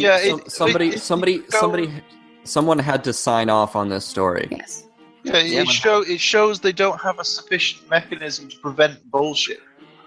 Yeah, but also I gotta mention this. This was kind of funny. People were like PewDiePie fans were saying they were going to boycott the Wall Street Journal. Well, I have a strangely tiny feeling that you weren't reading the Wall Street Journal to begin with. So it's almost like a guy in a Zelda T-shirt was. It's like the Trump voters going like, we're gonna boycott Hamilton. Like, seriously, guys, you're not the target audience for that. But I mean, I would be boycotted. Targeted outrage is always a problem. Okay, Vern, go ahead. Okay. I would be entirely satisfied if PewDiePie decided to, sue the Wall Street Journal. Mm-hmm. Well, it has cost him a contract, because, hasn't it? Well, because yes, it has. But it's not the article didn't release, and then at least if I have my information correct, the article didn't release, and then the sponsors decided to drop PewDiePie. The Wall Street Journal the sponsors actively contacted PewDiePie's sponsors and said, "Hey, what do you think about this?" And then the sponsor said, "Oh, well, we don't want to be implicated in that.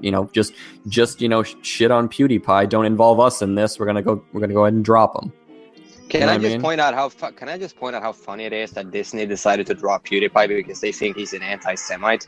I know. Can you imagine? Considering that Walt Disney had ties to the American Nazi Party. Well, I This think was a long time ago, guys. That image is exactly why they're very sensitive to that. Yes. Yeah. And here's another possibility here is that Disney actually asked for somebody in the Wall Street Journal to do this, so that they could get out of sponsorship without having to So they could get out of a few $1 million. Yeah. Well, there is that possibility, folks. I mean, machinations do exist. I know, but I mean, one can speculate all one wants, but well, like I said, I mean, you're talking about people. And it wasn't just Disney either. YouTube themselves cut a rather significant amount of what PewDiePie can make because he was supposed to have his own show on YouTube, didn't he? No, the season 2 was cut. That show would be what he was connected with Disney on, actually. Okay. Yes, but I think that PewDiePie has actually the grounds to sue the Wall Street Journal for the publication because they took information that they knew at the time was untrue, because especially with some of the clips and the fact that one of them especially was him making fun of the fact that the media take everything out of context, and then they took it out of context. He does have grounds to sue them and sue them into the ground. But I thought you were America. Your freedom of speech. They went through hundreds of articles. Freedom of speech. They also claim that they went through hundreds of videos. Well, that's the thing. Remember, we were arguing about freedom of speech in the UK. You are free to say whatever you like, but there are laws against certain speech. Well, can I ask you, because also we have to keep in mind the wording of the article is also very important if he's going to take this to court. You got to understand, Carl, that there's also a YouTube video. Yeah, that's fine. But if they outright basically stated that he was an anti-Semite, that's libelous. But if they say allegedly, then that changes the conversation entirely. Well, it also it doesn't change the conversation. I think you were stating the fact that he was making anti-Semitic jokes. Yeah, that was their statement. Anti-Semitic jokes. That basically, if you're going to do anti-Semitic jokes, this is the sort of thing that advertisers aren't going to be interested in getting themselves involved in. And to be fair, if he was, PewDiePie is a troll. He just likes to fool. He's not a Nazi. He's not an anti-Semite. But he just made the joke. But if let's say somebody could actually make the argument that the joke itself was anti-Semitic, and it doesn't mean that he is, but somebody could make the argument that the joke itself was could seem anti-Semitic. And they claimed to go through hundreds of his videos. Okay. Let me just interject here with one thing. This is a part of Liana Kersner's interview with Review Tech USA, and that was at the time when Review Tech USA, the guy was just rich, only read the title of the article, and he bought it. He didn't really see the aftermath. And he was like, yeah, if he's anti-Semitic, then fuck him. Yeah, and to be honest with you, he retracted that, by the way. Yeah, just to be well, sure, he retracted that. Here's the thing. Fuck's sake, Rich. Robin, let me just make the point. Now, when he said that, like, yeah, he made some anti-Semitic jokes, so then fuck him. And Liana said, well, here's the thing. If that joke was made by someone like South Park or Seth MacFarlane, everybody would just laugh at it, and no one would blink at even like the idea that it's racist. They have done those jokes. Yeah. So why is it that when a YouTube personality does it, that we all get, like, most of the people get triggered? I have a theory. Maybe You're breaking up. Turned into garbage. Yeah, you're just garbling now. Just for anybody who's unaware of the situation, Vernaculis has now left. There is room for anybody who'd like to come in. You know what to do. Add RSOLGTP. Give us a link. Give us a message, and make sure that you follow, and I will DM you a link. Can you hear me now? I know you are. Robin, what do you think about this? Like, I would like to know what you think, because, like we said, a lot of comedians would go out and make some very, very offensive jokes, and we laugh at them because they have like shock value to them. Why is it when a YouTuber does it, it's like maybe you shouldn't have done that kind of thing? I think that that it's a bit like the weather.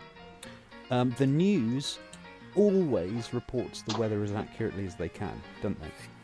One of the reasons why they do that is that it is a par for the course for them seeking to validate the fact that they're doing what they're supposed to do.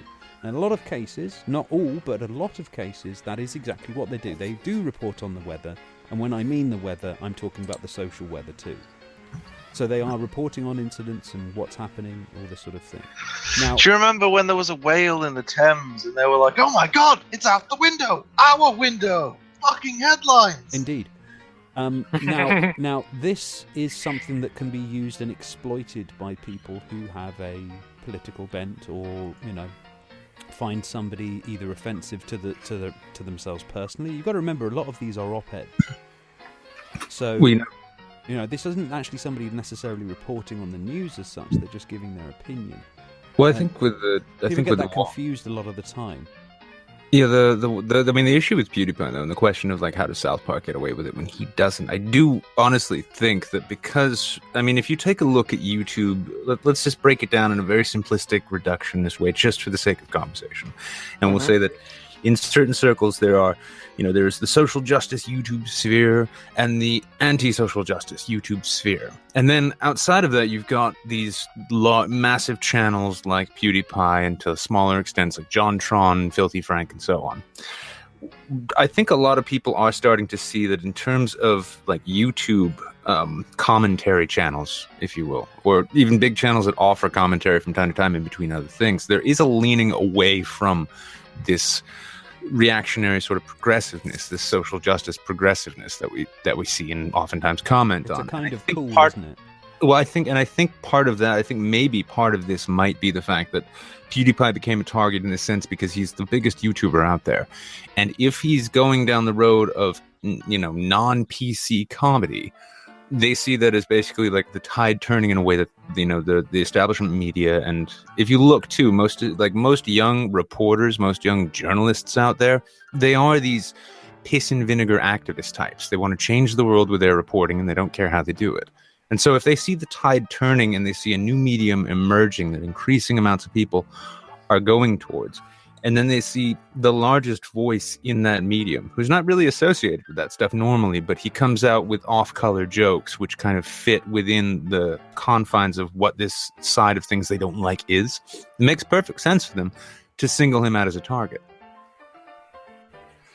Yeah, pretty much. The point that Boogie did a video on it, I think yesterday or maybe earlier today. As did Markiplier. Yeah, well, Boogie's point was, Markiplier was like, let's just all respect one another, which is like a nice message. But Boogie he was the kind of guy who's like, yeah, I don't like the jokes. He didn't like the jokes. He's like, yeah, they're too offensive for him, anti-Semitic. But he was like, well, every comedian out there has a few flops, and this was PewDiePie's flop. And I don't know, because here's the thing. If I don't agree with that, because like I said, if someone like Louis C.K. comes out and he would go on stage and say the words nigger and cunt, and in the context of it to be offensive, and everybody laughs. But no one from the left or the right blinks an eye. Context matters. Simple as that. Context matters. I mean, we take a look at one of the best comedians in America. I mean, and he's dead now, unfortunately, and that's George Carlin. The amount of stuff that he could get away with on stage was incredible. But he always had a point to his comedy, which made it. His comedy was always on point. He always had a point, no matter how offensive he got. Regardless he of always. That, yeah, regardless of that, if we were talking about the fact that what's his guy from was basically saying if PewDiePie had said that, then fuck him. Rich from Revita USA. Yeah, here's the thing. Why didn't you read the fucking article? You're talking about somebody who's been in the YouTube game for quite some time. He goes on and he basically is there informing his audience. And I'm sorry, Rich, if you are listening to this, and you probably are, what the fuck do you think you were doing? You read basically the bits of an article, and then you just went with it. All right. Maybe I misrepresented how he said it. It was during an interview, and he was saying that he was preparing for a video. He hasn't done it, like he hasn't done the research yet. At that point, he was saying that, yeah, if he said that, then fuck him.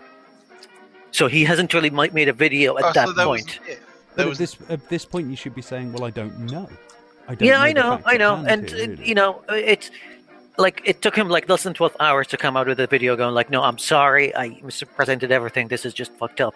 I'm not going to shit on him because he made a mistake. We all make mistakes. And he owned up for it in quite like a short amount of time. So all good. But I want to finish my point because I was going somewhere with the George Carlin thing. Now, George Carlin actually had a punchline to his jokes, and he always had a punchline, a very good one, either a punchline or a very good message that he somehow managed to get through to people with humor. He was very good with that. The problem with PewDiePie is that his humor appeals to the lowest common denominator. He's not funny. I don't find him funny at all. I think he's just a fucking moron. But I dislike his content a lot. I don't like his content at all. And I have no problem with people making He's jokes. Famous for being famous at this point. Yeah, I mean, I have no problem with people making jokes about anything as long as you have a proper punchline. And the problem with PewDiePie is that he has no punchline. He just splurts out things. No punchline whatsoever. He's not a comic. He doesn't know what the fuck he's doing. There's a lot of that going around, though. You see, the thing is with especially in the YouTube community, is that people think that what funny is annoying people.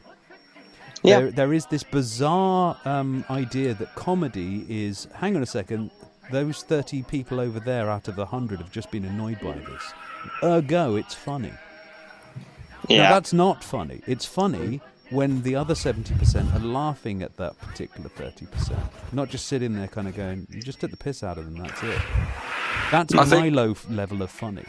Yeah. I think, though, with PewDiePie's jokes, especially the ones that they took out of context, were very rhetorical in what they were trying to do. Like the one video where he was saying that they're portraying him wrong, and then he put on like a British soldier's uniform and watched and was like playing a Hitler speech, and it was like it's like a rhetorical joke rather than having a punchline, as you said. And that's all well and fine. I don't particularly like his content either, but I can definitely respect what he was trying to do, and I don't like the fact that people would literally just go out, take it out of context, and then do a hit piece on someone. I agree with that. The downside is I have to defend the guy because I literally do not like any of the content he does. Neither do I. I've been watching him since he started playing Amnesia back in 2012. So every free speech. I think I'm the only guy who watches him here. If you are a free speech advocate and you don't at least once a day go, why do I have to fucking defend this twat? Then you're not a free speech advocate. Yeah. I've done that with some. If you're a free speech advocate and you're only advocating for the free speech of those that you agree with, you're a partisan twat. Yeah. Dude, I defended Islamic mullahs' freedom of speech, and you know how I feel about Islam. So, well, before comment was made earlier about like the size of his audience compared to the readership of the Washington Post. Is it 53 million subscribers he's got? I've been checking. Are you talking about the Wall Street Journal subscriptions? I'm talking about PewDiePie's subscriptions at this point. PewDiePie versus Wall Street Journal subscriptions. Yeah. He's got what 53 million, isn't it? I've been checking some stats. The population of Myanmar is 53.8 million. The population of Korea is 50.6 million. Population of Spain is 46.4 million. So what you're saying Poland is 38 million. Are you going to go through every country? No, I've just got two more to mention. I was just going to point out that I doubt, any massive PewDiePie fans have ever rounded up Rohingya Muslims, put them on boats, and dragged them into the Indian Ocean. But I could be wrong. Can I ask a question? And Irish pug, what the fuck? By the way, mate, yes, I am the arbiter of what is funny. Can I ask a question? Go ahead. The thing about the 55 million subscribers. Now, I gotta ask, how many of these people are hardcore PewDiePie fans? I would say about at least 5 to 10 million. Because the thing is, his average watch time and also viewership is 5 million. A day, yeah, it's pretty big. Like, that's nothing to scoff at. He's getting millions each month, each few months. Like, it's nothing to scoff at. No, because many people subscribe to a YouTube account, but doesn't necessarily watch it religiously. Okay, so here's the thing. PewDiePie's average monthly viewership is over 100 million views. Yeah.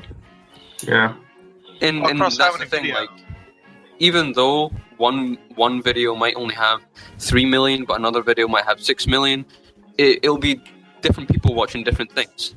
Some people go for his gameplay, some people go for the commentary. It really just depends on his content. It's like with any other YouTube creator. Some people are weird. They just like him for the vlogs, which he hates producing. He hates doing vlogs. But I've noticed some comments. I've noticed some people in his comments like, "No, do more vlogs," and I'm like, why do you want to push the guy to do vlogs? Because every time he does one, he's like, I hate doing this. The funny thing is, I find his vlogs to be some of the content that I actually can say I'm okay with. Because every now and then, he's had an opinion on things that I've wanted to listen to. I never subscribed to him. Are you talking about like his op-eds, or just like his vlogs where he just like walks around, goes to a restaurant, goes to an airport? Op-eds, sorry. Okay, op-eds, yeah. I mean, I do like his op-eds. They're the most interesting stuff for me. But vlogs, like he does vlogs when he's like, going on a business trip or just having a vacation. And his point is like he hates mixing real life with his YouTube. Yeah. But there's a lot of people that really like it. Guys, Notch. Yeah. The obvious false narrative about PewDiePie is not an isolated example. Burn it all down. Well, Robin, I gotta take off, but so you guys have a good night. No worries. We'll do. Right. See you again, have a good one, buddy. as per usual. Yeah. Yeah. I mean, it is kind of funny with all the battles we've gone through. The one thing that stirs people up to really sit up straight and pay attention to a free speech and political correctness fight is a multi-millionaire having further millions put under threat. It's kind of, it's a bit like, so many social issues aren't on the public's radar until it's a celebrity who comes afoul of them. Nobody even really recognized there was a real problem with divorce courts, for instance, until Brangelina broke up. I think that's definitely true to an effect. I think with especially PewDiePie is you could say a figurehead for this one issue. I do think that PewDiePie has the advantage of he has advocated several times before in regards to free speech. This is Darth Punjabi, yes? Yeah, what's up? Hello, Hey. mate. And who's our new person? The person who looks like an eye. I just want to basically make sure that you're in Dictator. Dictator. Not the Eye of Sauron. What's It's a bit of an ironic name. What's your Twitter handle, mate? At Dictator. At the Science Dictatorate. Just put it in the side yeah, chat for me, mate. the thing is that PewDiePie has advocated for free speech several times before. He's not new to the idea of defending other people's free speech. He was against YouTube Heroes, for example, because of what it was trying to do and what it was accomplishing in doing. Yeah, he tried to actively sabotage the system. Could that be why he's not playing the game? He's pretty much antagonizing YouTube when it comes to limiting freedom of speech, and he keeps like calling them out on all their shenanigans when it comes to big YouTubers. Like when they were changing the metrics, and they're like, "Yeah, your visibility is going to be based on comments," and he made a video going like, "I want 5 million comments on this video," and guess what? He got it in less than 3 hours. And then he comes out and going like, "Well, look at this visibility. It didn't change one bit. How about the likes? I want 10 million likes. 10 million likes came in. No visibility change. I want 10 million dislikes." And he made like one video that's the most disliked video on YouTube now.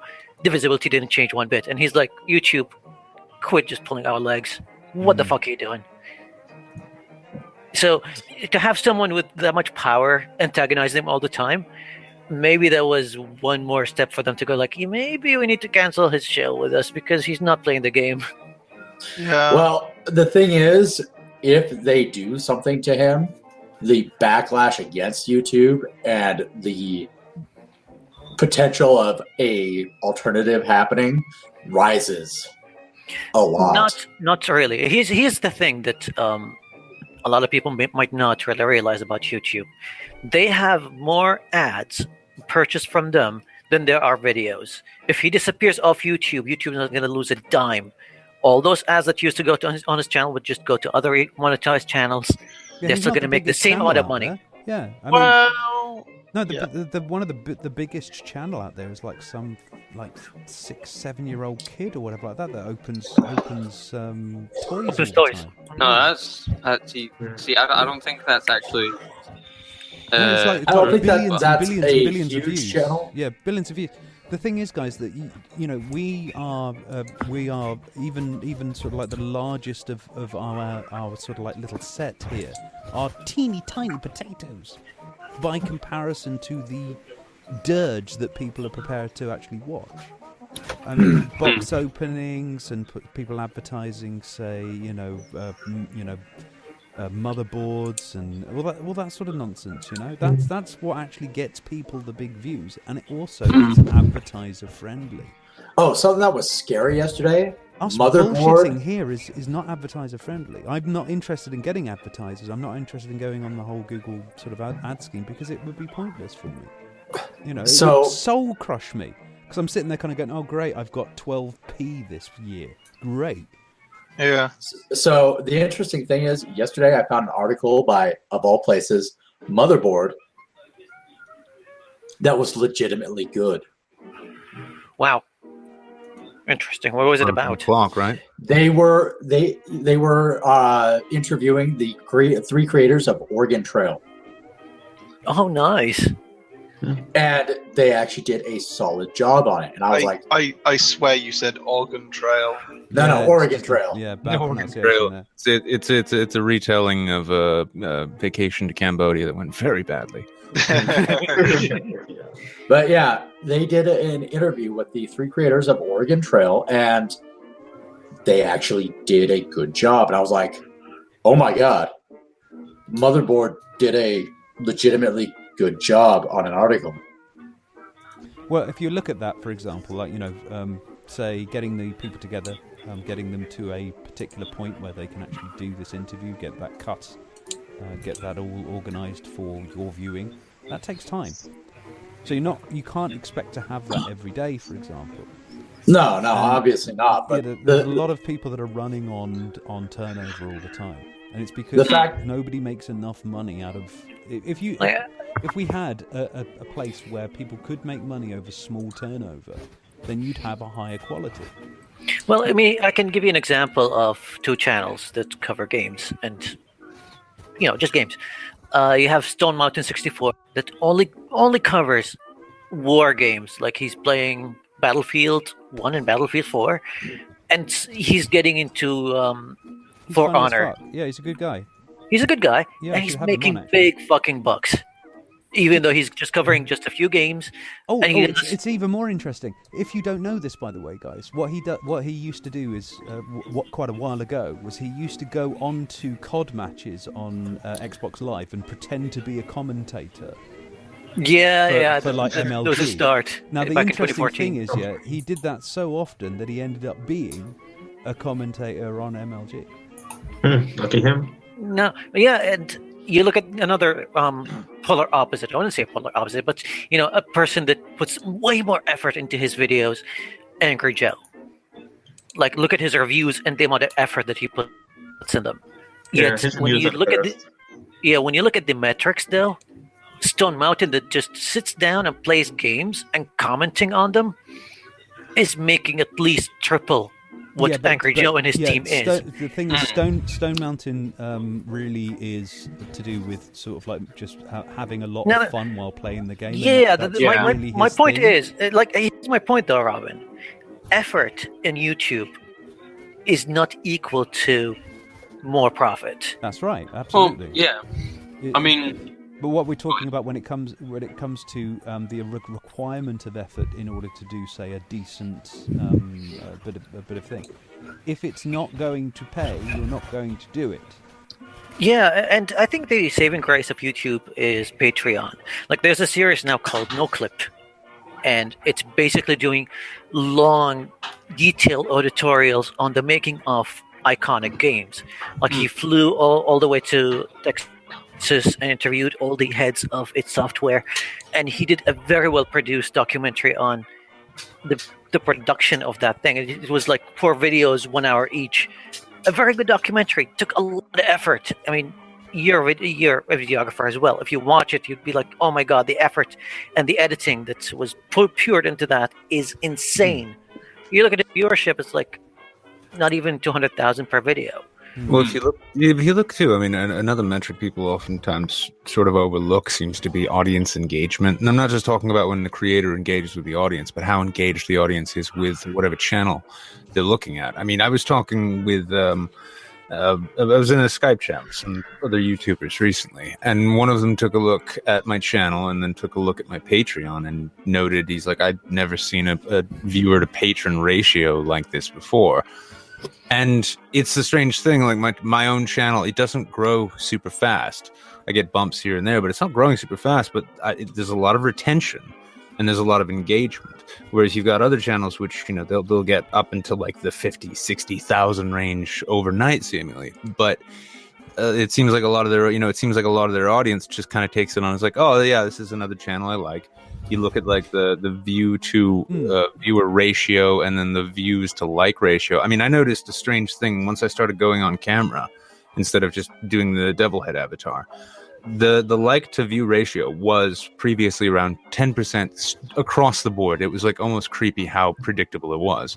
I made that one change, all of a sudden everything changed, and I think it's easy for especially those looking at new media platforms like YouTube to sort of overlook the real, like, the audience side of things, like how something could be insanely well produced, but if it doesn't engage and reach an audience on a specific level, it's just going to it's going to putter along. Meanwhile, something could also be the change as well. You see, if you've been doing something for so long and then you change something up, then people could like it for that reason. It isn't necessarily they can like what it is. Yeah, they can like it or hate it. But I mean, you take, we're talking about like the amount of effort versus the amount of views or subscribers. That take Andy Warski, and Andy said this himself. His videos are just, him just getting on camera, chuckling or cringing and offering off-the-cuff commentary. And Bearing is a similar way. Like Bearing's videos, and I find Bearing's channel fucking crazy entertaining. I love watching his videos. But when you really look at them from a production standpoint, those aren't, he's not sitting over an editing station for hours and hours on end making sure it's all perfect. He's putting out quick 6 to maybe 12-minute videos of responses, and half of them are the material he's responding to. I mean, it works for him, so there's no knocking it, but it is one of these things where like sometimes immense amounts of production value don't necessarily translate into audience retention. Well, it also depends on what you're actually doing. For example, your channel, Nick, is almost always dedicated to a 10 to 15 or maybe even 30 if you've not paid attention minutes diatribe, polemicist, whatever you've decided to actually have a go at. And then, of course, your audience retention is somewhat afterwards, isn't it? So you have a lot of comments coming through here. The difference between, say, your show and my show, for example, is that my audience participation is immediate. So there's almost no comments afterwards. So it's all about the live show. Yeah, I've said this to a lot of people who kind of go, I want to grow my channel, and they're kind of going, oh, maybe I should do live streams. I go, no! Do not bother. Don't bother to do live streams until you are, or at least have some sort of level of popularity, because people will not actually hang in there for that. The thing is with these live streams, and one of the reasons why I do them for such a long time as well, is so that you get people from various time zones coming in. Whereas if you make a nice, succinct, simple, no longer than 10 minutes, half an hour at the very, very most, if it's very, very in-depth video, that's good enough. That's all right for people. You shouldn't overdo your production values because you have to keep that up all the time. So it's important to find a comfortable place where you can make it in a day. If you can't make it in a day, that means that you're going to lose the initiative. If you spend all week on one particular video, the news that you're going to be coming out with, the information that you're going to come out with, is either probably already been said by somebody else, or it's just late on everyone's schedule. And they're like kind of going, why is he talking about that now? That was days ago. Yeah, the whole news cycle thing. Yeah, and it's funny too because it's like everybody wants to hear the commentary on a story before everything about it is broken. But once all of the dust is settled and we know what the story is in its entirety, or at least as nobody much cares for the truth of that. Nobody gives a fuck. I'd like to ask all of those that were on the BLM kidnapping hashtag. How's that going, guys? You're still on that, are you? Oh. Well, do you remember the amount you care about that person before? No, but you remember the amount of people going on and on and on about how, oh, look at this, the Quebec shooting, and the media doesn't want to admit it's Islamic terrorism. Yeah. Well, to be fair, hold on a second. To be fair, the media will always announce the race of pretty much every violent act that happens right away, unless it is somebody who is any relation to Islam whatsoever. But back to that. I don't necessarily agree to that. I don't buy that. Okay, that's about 90% green. A lot of the time, I had this argument with Sargon on his stream. Okay, he basically turns around and says, "Oh, they didn't report this, they didn't report that," and it's like it's about 8 hours ago. A lot of the time, especially the Twitterati out there, you're right on it straight away.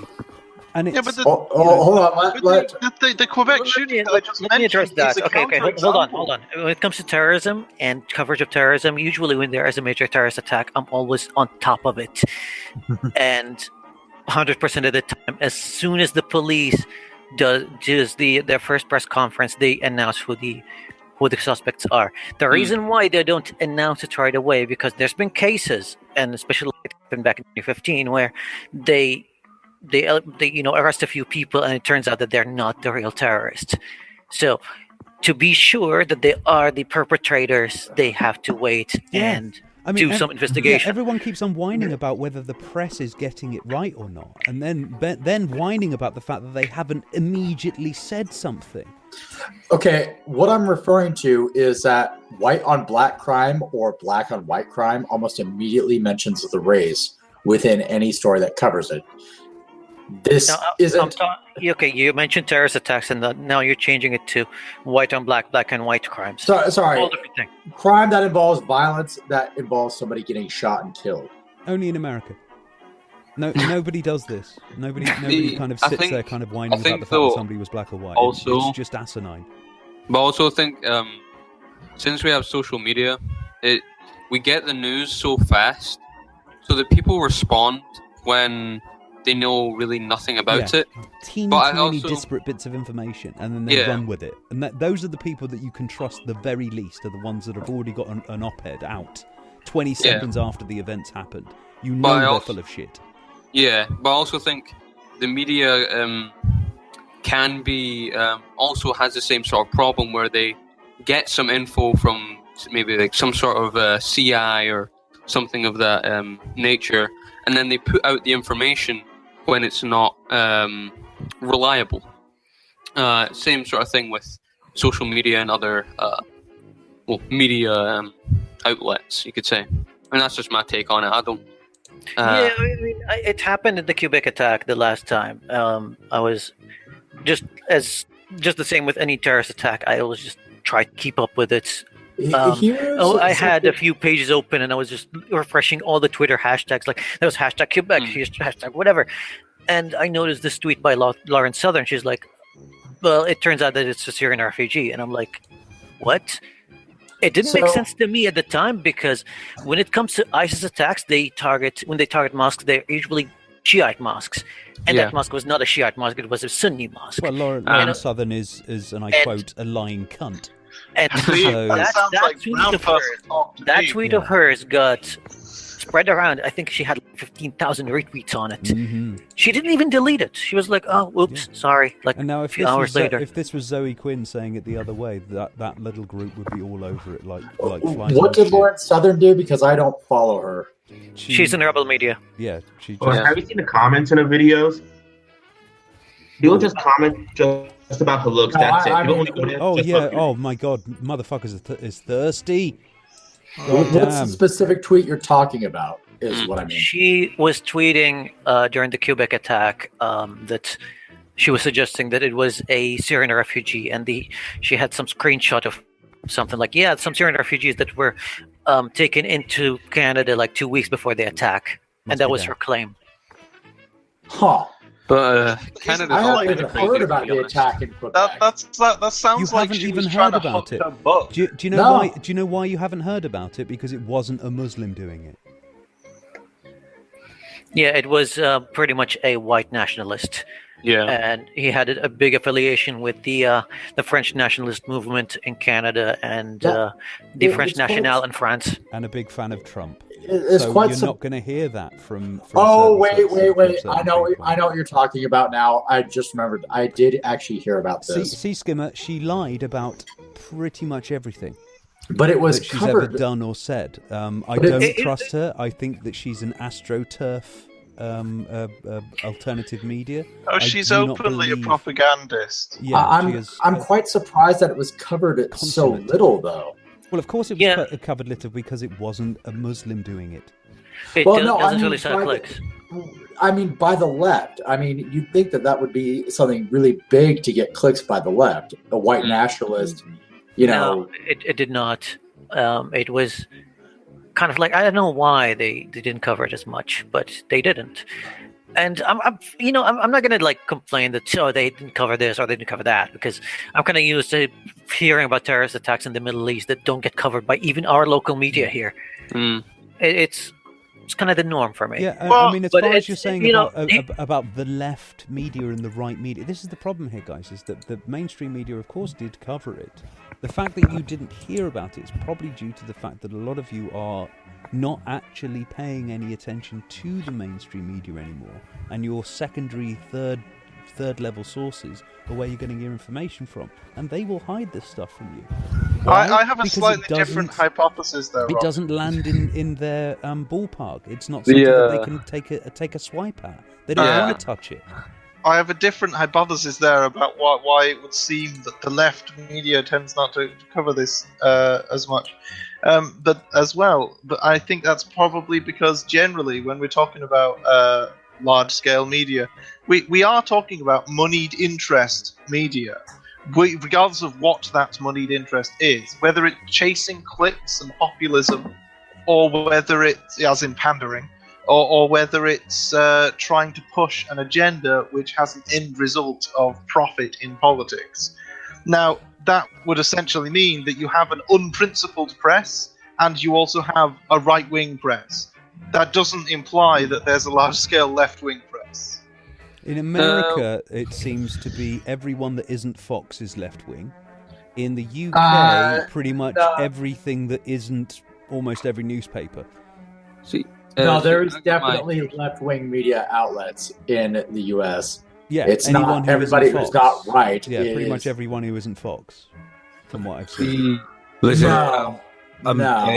This will be the last interruption, actually, because I've actually got to get going now. But yeah, thanks for having me on again, Robin. No worries, man. Good talking with all you guys. You know, I've actually invited Vernaculis into the guest list, so he'll probably be popping on another time as well.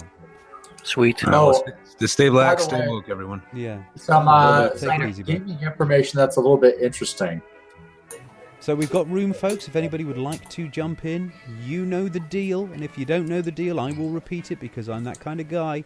At RSOLGTP, go on Twitter, say hi, tell me you want to come in, follow, and I will send you a link from my very own hand.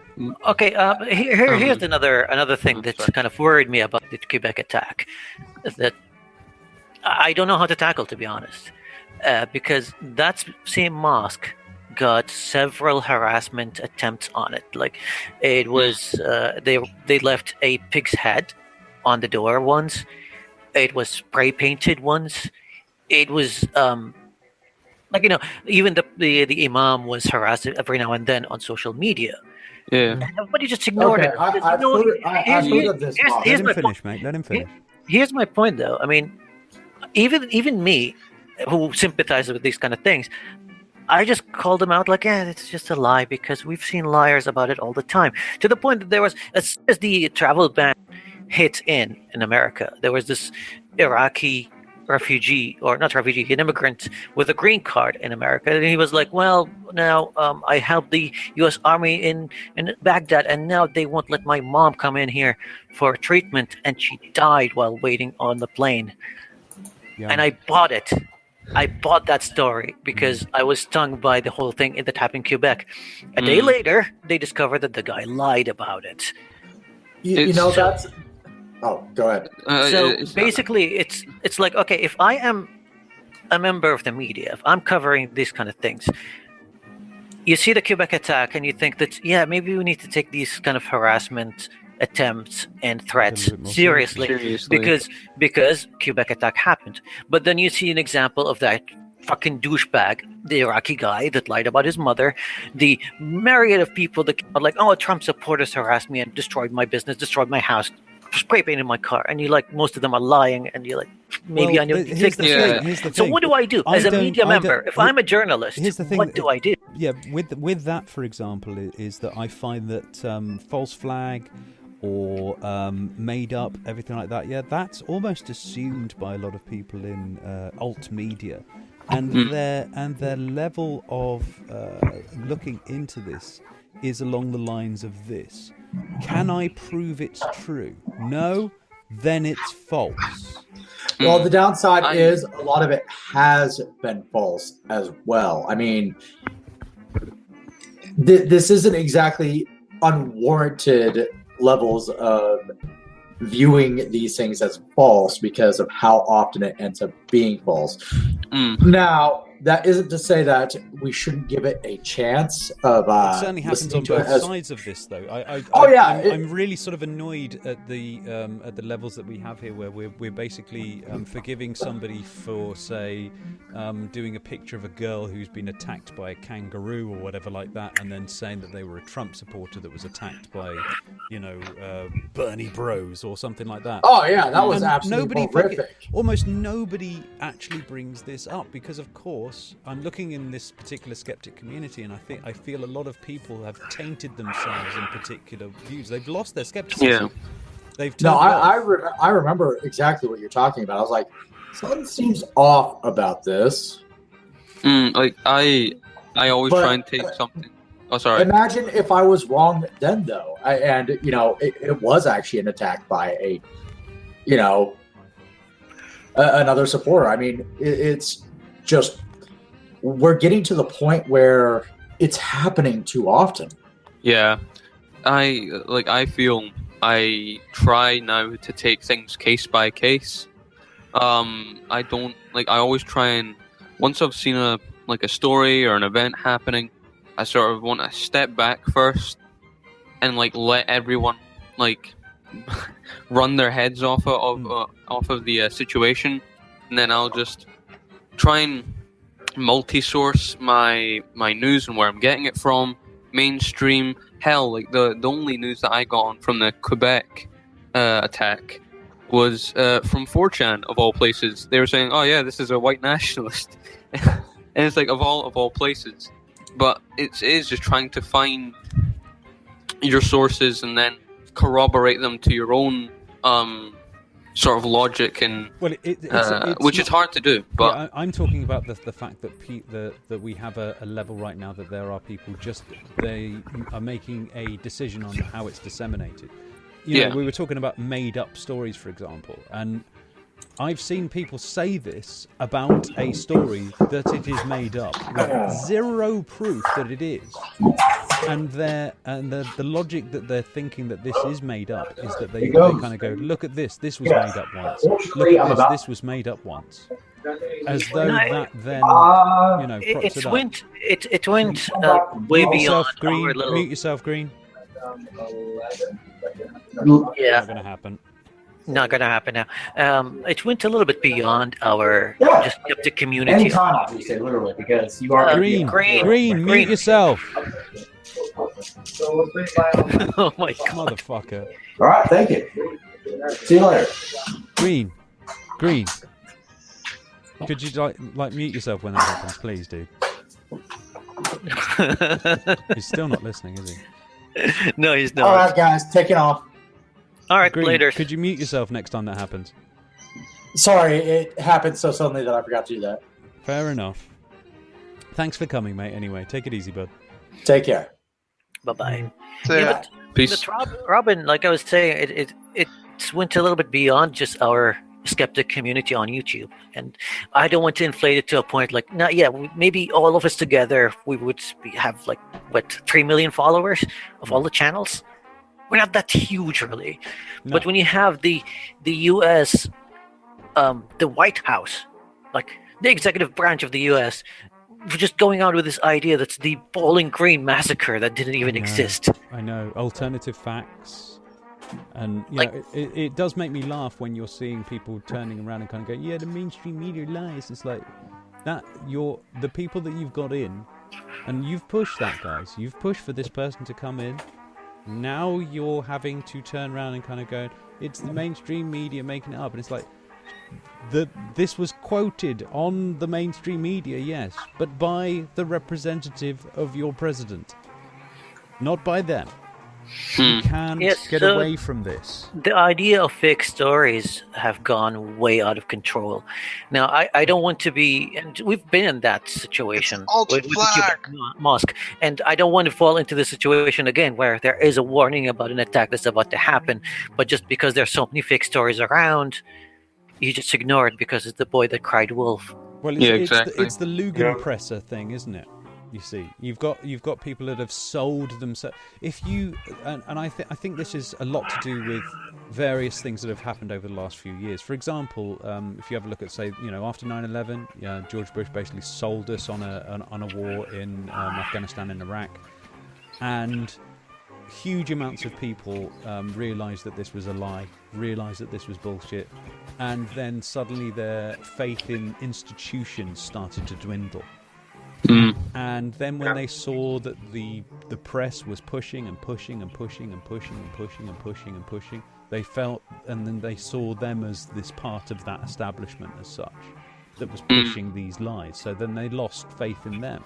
And now you have this swathe of people that are basically riding the distrust of the press to get what they want done in power by basically electing somebody who will say whatever the hell they like.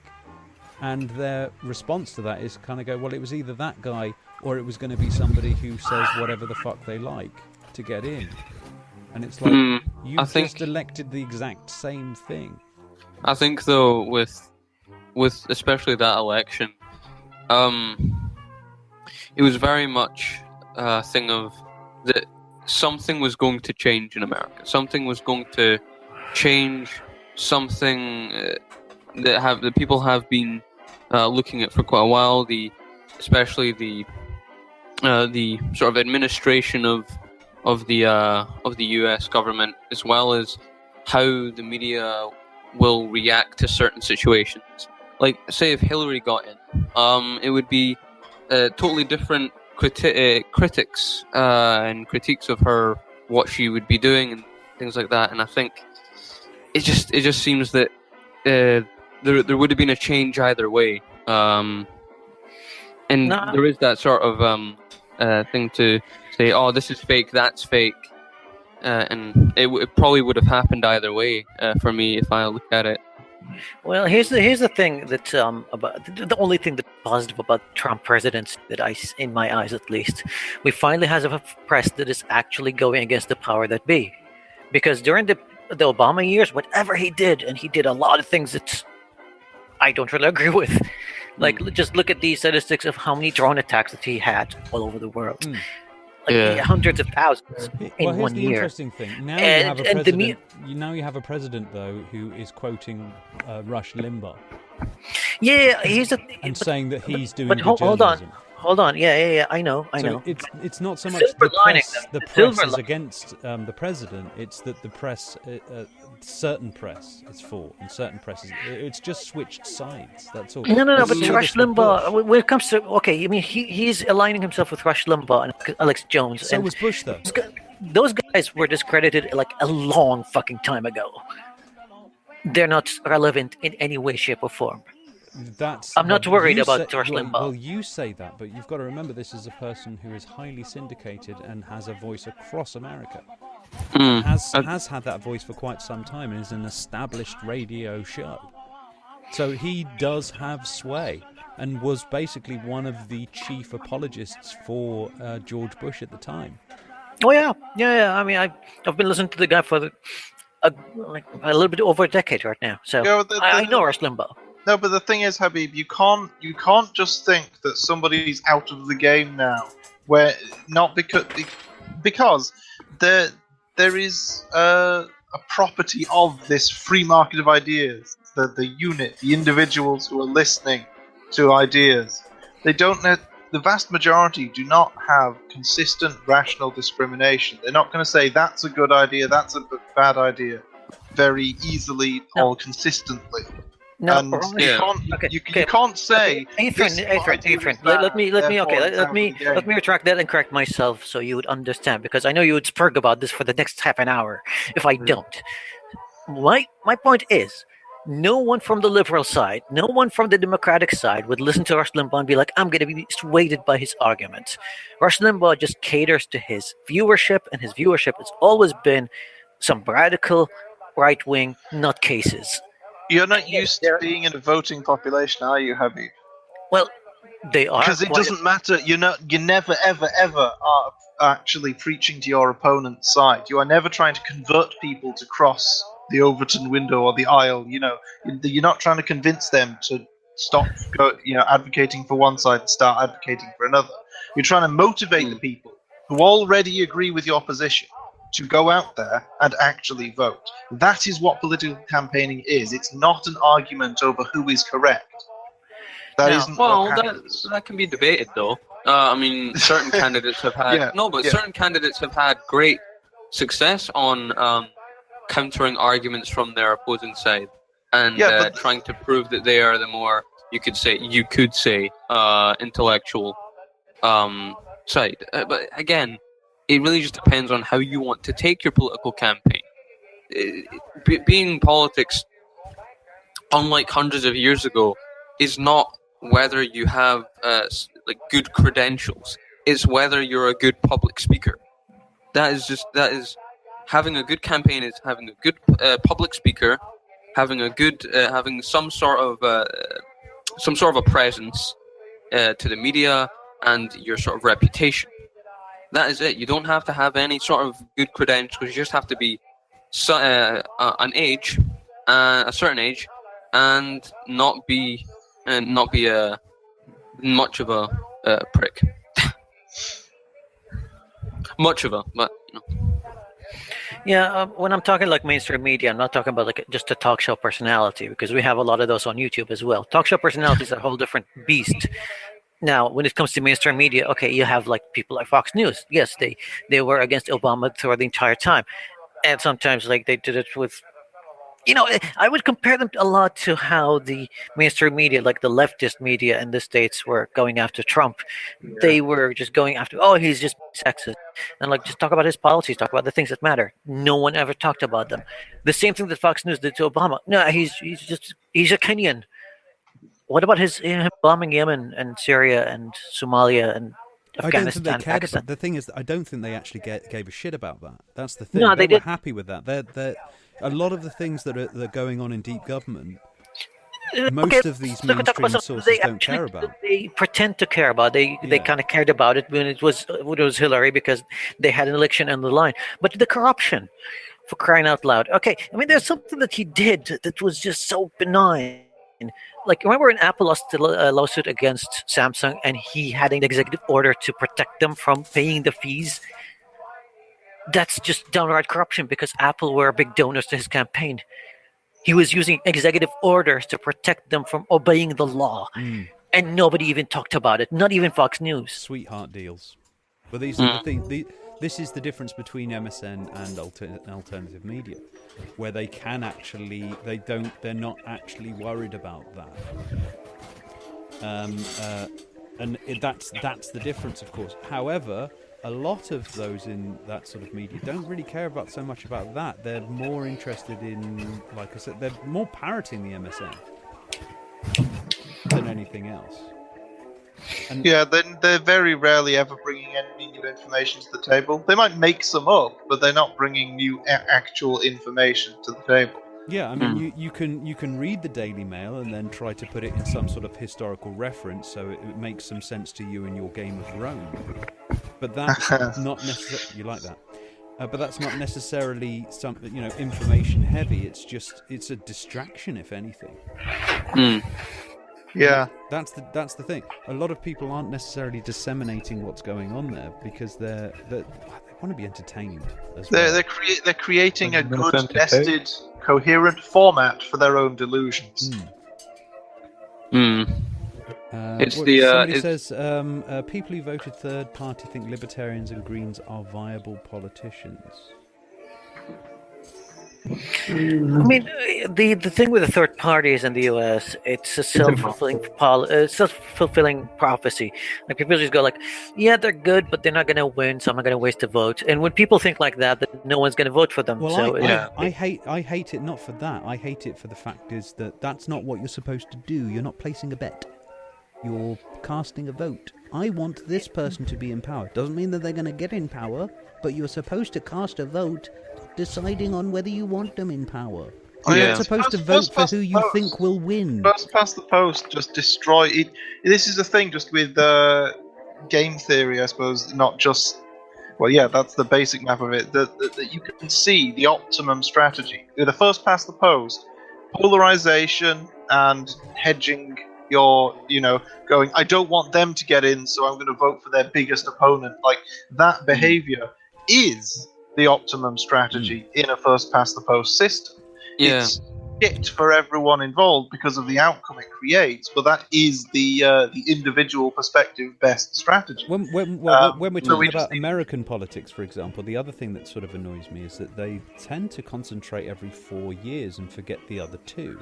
Yeah, where the actual stuff is getting done. Yeah, look at the voter turnout on anything other than the highest elections in both America and Britain, and it's ridiculous. People don't understand how the system works. They think only the top job matters.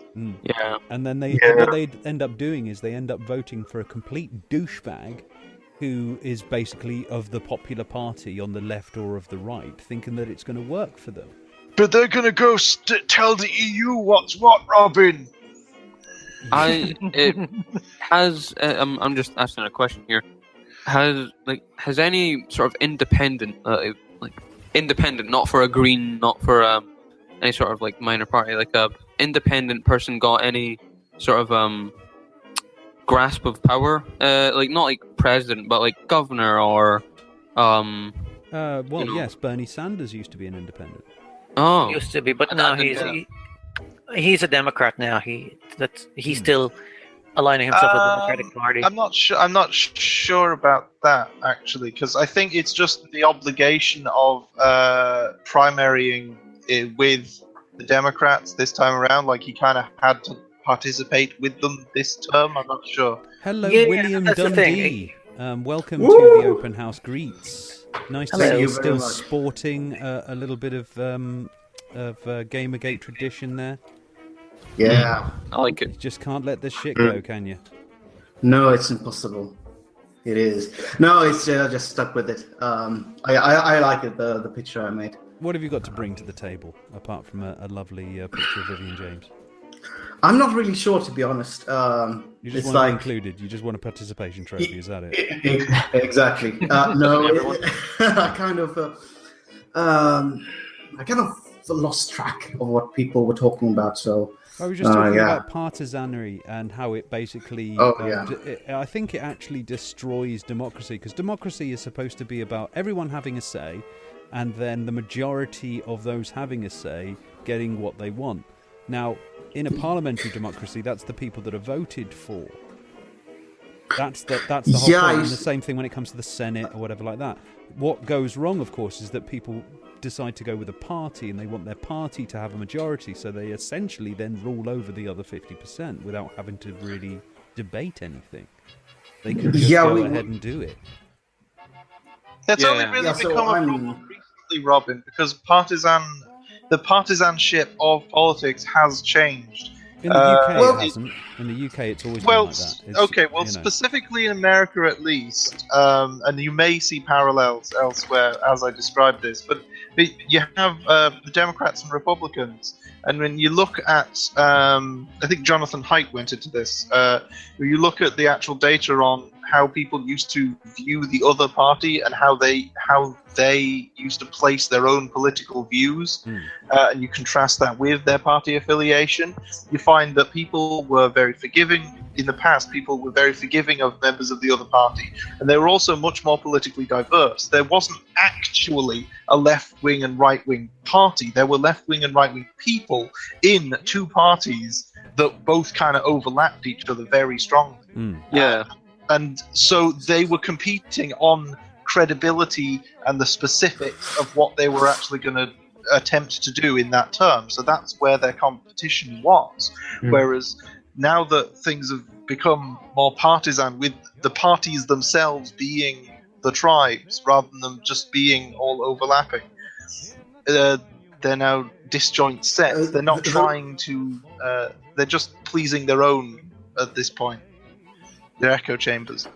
Right. I was thinking that radio host you were talking about. What's his fucking name? You know when Obama won, he was asked about what he thought about the new president. Do you know what he said? I hope he fails. How can you say something to your nation's leader, even if you dislike him? Because if he fails, it means you fail. We're gonna make him a one-term president. Is pretty much exactly the same. This is the thing, you see, and this is the problem that everybody has, is that every single opposition party does this. They always do this. Yeah, that they're doing that with Trump right now. There are people that voted for Trump in order for him to fail. Yeah, wrap your head around it. I think, They want that, there's two types of people in this world. They look at a system, they see that there's a problem, and they want to fix it. And then there's people that look at a problem, and they see that there's no solution, and decide to destroy it. I think, as well, the fact is, with the two parties being now sort of, as Ithran said, sort of tribalized, independents get a very short deal. But I think that if they went after a specific avenue, like had a specific policy that would gain them the people on the left and right, it would it could work, I think. But again, I'm not a genius. I'm not trying to say that the system can be fixed, but it's definitely needs a little bit of sprucing, rejigging. Well, the trouble that we obviously all have with this is that if there is if there's a problem with a machine, for example, you can always get replacement parts. You can always maybe reboot, all this sort of thing. But when we're talking about human beings and lives, and it's taken us about 2, 3, maybe 4,000 years to get this far. Yeah. And everyone sits there kind of going, wouldn't it be brilliant if we just have basically our own version of a zombie apocalypse? Fuck it, I've got my breakout bag. I've got some Kendall mint cake and some bullets. It'll be fine. And, it's asinine on the face of it is to basically kind of go, well, I don't like the way that civilization's working, let's bust it. It's self-destructive, first of all. Because if you imagine all these kids whining and dining on the internet and opining about how terrible the world is, I'm sitting there kind of going, and you're telling somebody who is about 3,500 miles away from you with an internet connection that can basically have you basically broadcast into my home at the speed of light, and you're pissed off about how society is running. Yeah, it is quite funny. Let's burn it all down to the ground. Let's do that, because that'll be a solution to the problem. It won't mean that there'll be loads of extra new problems arriving. No, it'll be fine. I think you can disagree with the system, but I don't think trying to damage the system is good. I think reworking a system is like, say I have my PC here, I can change out the components inside, but I'm not going to get rid of the case. There's also the problem reaction solution thing. Yeah. There is that you create said problem in order to allay a reaction, and then you can then bring forth a solution.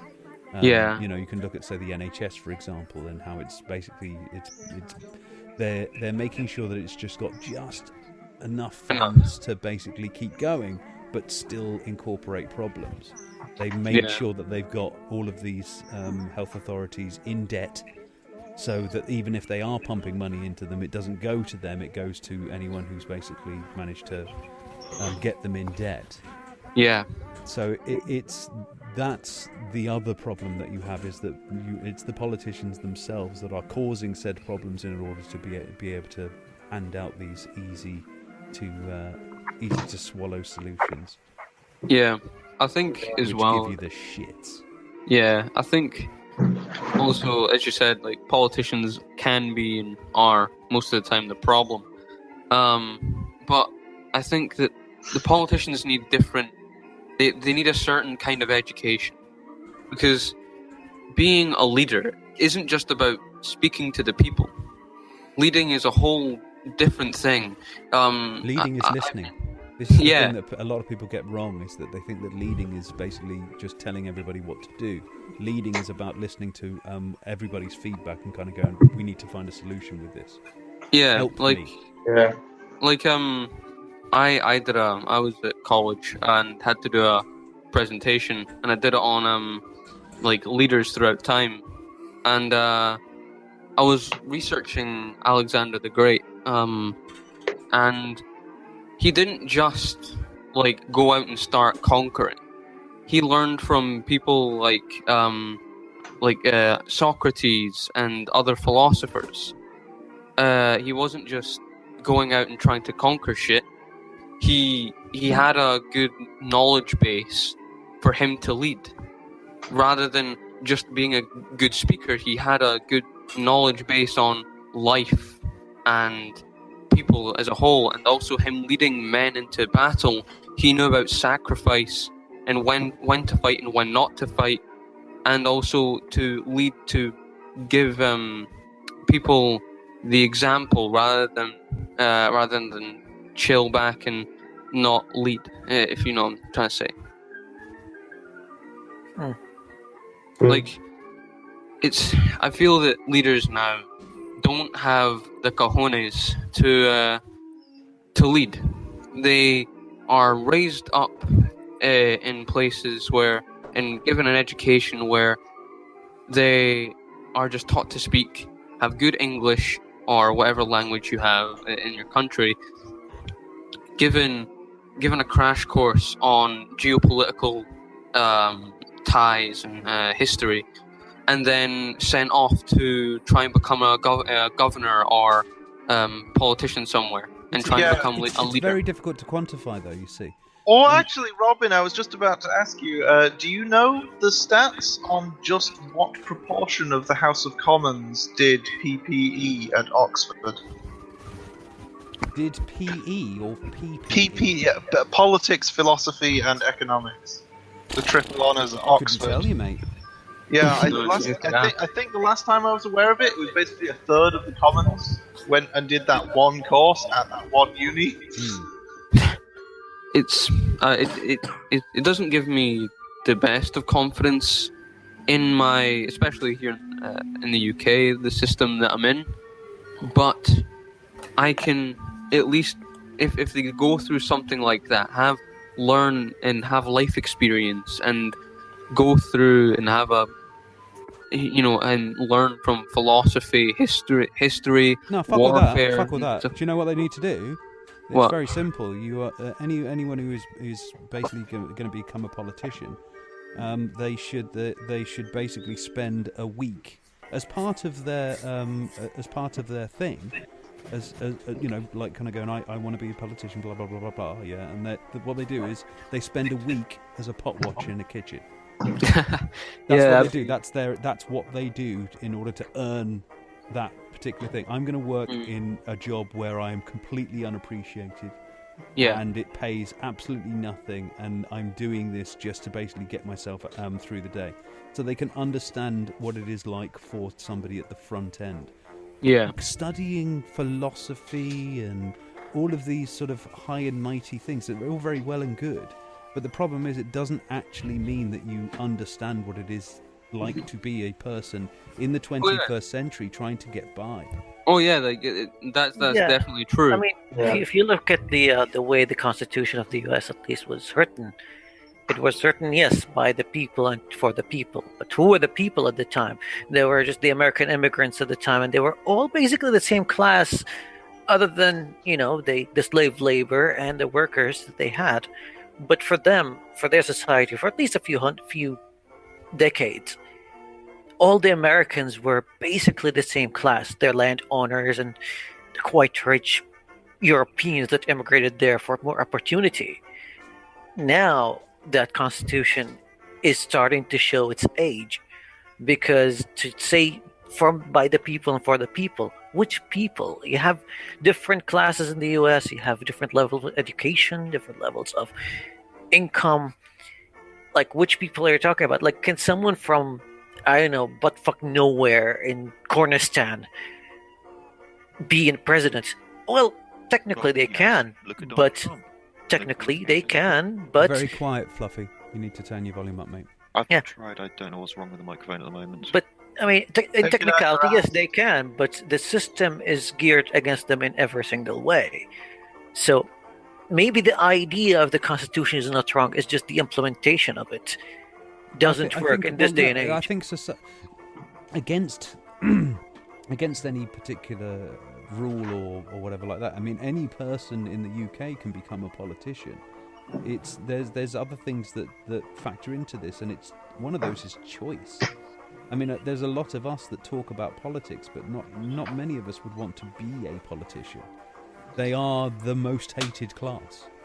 Nobody trusts them. Whatever they say, it's going to. You are guaranteed that 99% of the people coming into your shop are going to be fucking hating on your ass. Yeah. So you have to face that off. It's the same thing. There's a lot of people out there that don't want to be managers or bosses for that very same reason, is because they can't stand being a dick to people, or as some people would say, making the difficult choices.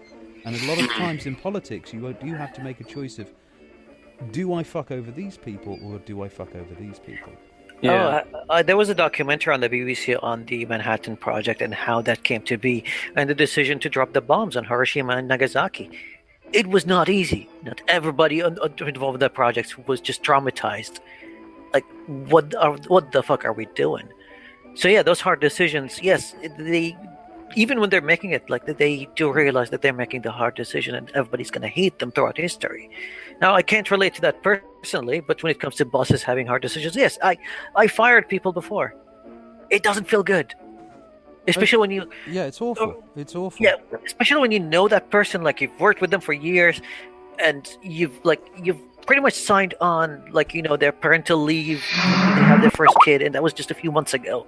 You're like, yeah, they have like a 6-month-old kid at home, but I can't keep them at work anymore. They have to go. It stings, and you know what? I did that back in 2012, and it still stings until today. I think Kraut and Tea has turned up again. I'm just double checking now. On Twitter? Yeah, I've just been followed. Is it Kraut and Tea one word without the underscores? Kraut_T. I'm just gonna find out about this first of all. I don't know, because there's been a few fake accounts. Yeah, so yeah, I'm just double checking this one. Because his original account is Kraut_and_T. Yeah. So we'll have a look at that. We'll find out. I was thinking about something. So I am. Right. Okay. Yes, but I'm not allowed to tell. Oh.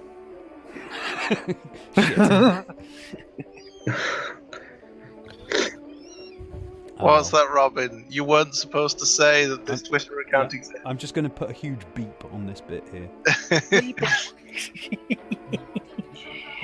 Nobody watches my shows after Magda says so. It's all right. It's all right. It's just fake news, folks. It's just fake news. Fake news. Alternative facts. That's right. Yeah, it's not true. Kraut isn't back. But yeah, it's quite nice talking to Vernaculis actually. He should be. I'm hoping he'll be coming back. He's actually on the guest list now, so you can have a chat with him whenever you like. Not that he'll respond probably, because that's what most people are like. I find that, you know, the busiest of YouTubers are generally not that chatty. No. Have you noticed this? Well, they will speak up. Wosley speaks up whenever there's something that he really disagrees with. Mm. Yeah, I think, like, yeah, I haven't done anything on YouTube for a while, but when I was quite active, like, you can't keep up with everything that is thrown at you. It's crazy. Yeah, ignoramus. I turned on Skype because I just wanted to check on Kraut, because I you know, it's hush your mouth. But yeah, it can get a little bit overwhelming sometimes. Like you open Twitter like after a few hours and you have like 7 DMs and 99 notifications, and I'm like, I just cleared those. Who are you? You're people? an e-celeb. Like you're in the 99 club. Yep. Yeah, it's you've got a feel for, imagine sort of like being, you know, 1 million plus or whatever like that, and having your Twitter feed just going mental like that. Wouldn't know what to do. No, I'm talking about interacting with, you know, if you imagine, you know, you want to actually talk to your audience. I want to actually have a conversation with people. And when it gets to that point, it gets to the point where there's just no point. It's just impossible to do. I do like interacting with my followers, but sometimes it gets a little bit overwhelming. So your own fault for fucking expanding your channel hugely, because most of people, like, you don't have that many, so obviously you wanted to have so many, so you got up there, and then now it's being celebrities. I don't fucking I'm not saying that, you know, it's like you're wanting to do that, of course, yes. But if you can imagine, there is a bite point, at least, where it's handleable. And you don't get that choice, that's the thing. I mean, I think that I personally, if it was me, for example, yeah, I'd like to see this channel get to a point where it's, you know, plenty of people interacting, you've got loads of people talking, you know, Patreon is actually working.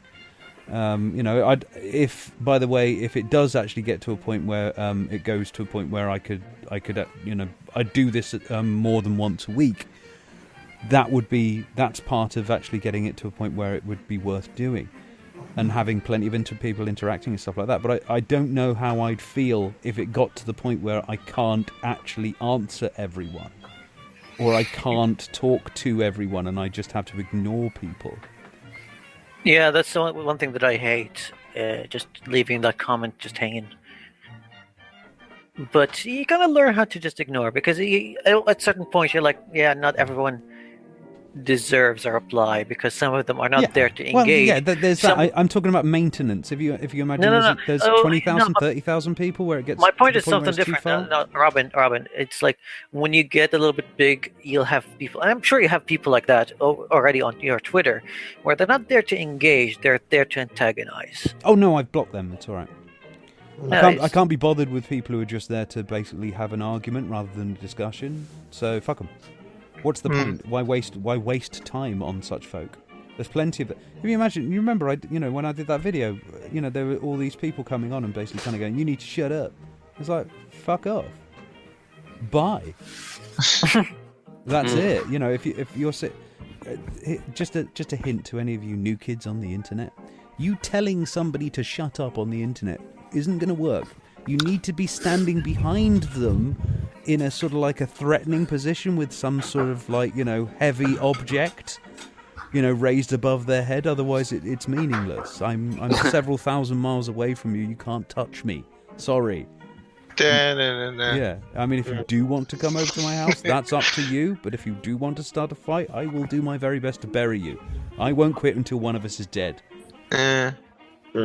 So it's this idea that you are, I've said this a lot of the time. There are people out there who are trying to censor, and they censor in many ways. And there's other ways apart from no platforming somebody. One of those is disruption. And this is the one thing, they kind of go, well, no, this is my freedom of speech. And it's like, yeah, but I don't have to listen. And what you're doing is trying to disrupt. I've had plenty of people come onto the stream who are disruptive. They just won't shut up. They yell over people. They are trying to disrupt. They are trying to censor. And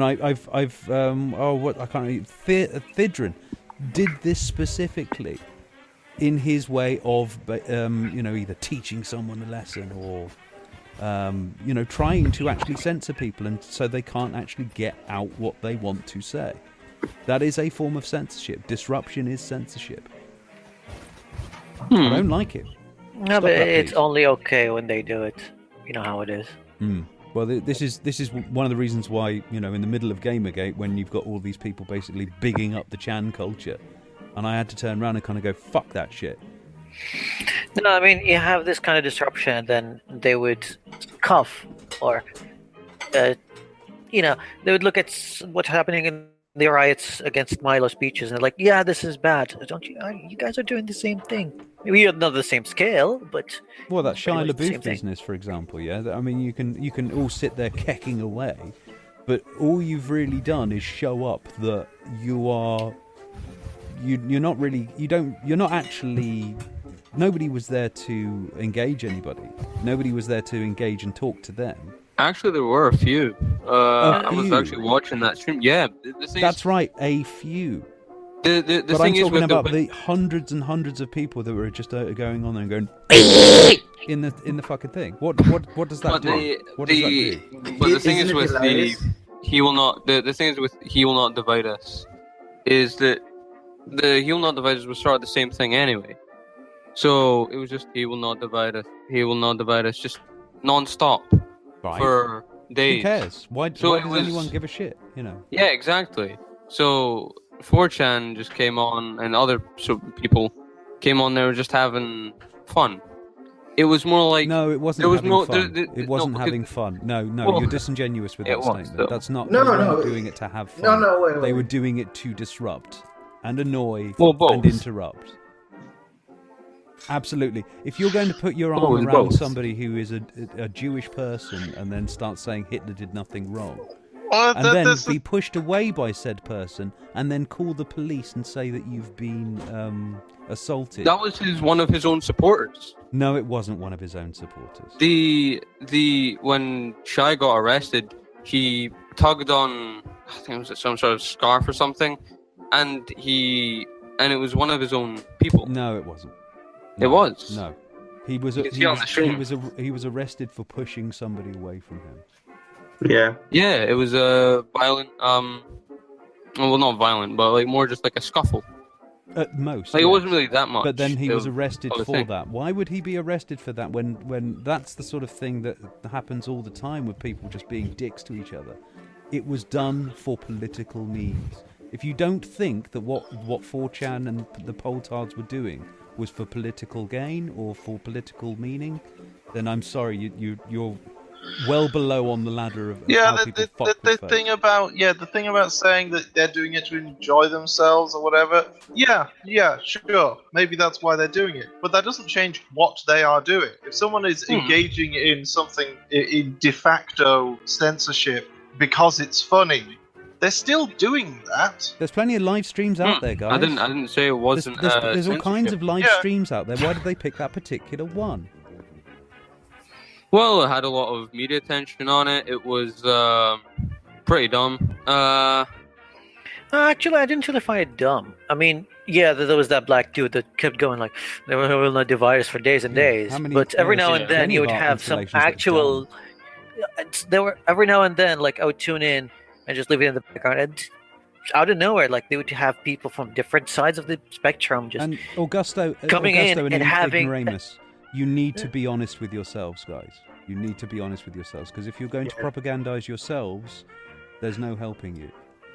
Yeah, the thing is, like, every now and then you would see people just coming in together and having a genuine discussion about what's happening in the US, the politics in hand, and if Trump is a good idea or not. And yeah, there are some genuine points being made by people in the streets, which is something that we don't have any political discourse in media or outside the media. Like, that was something that I was like, well, great. Actually, some people talking. Let me just address something, Focus Break. Flan just goes, it's just mockery. Well, so was Zoe Quinn.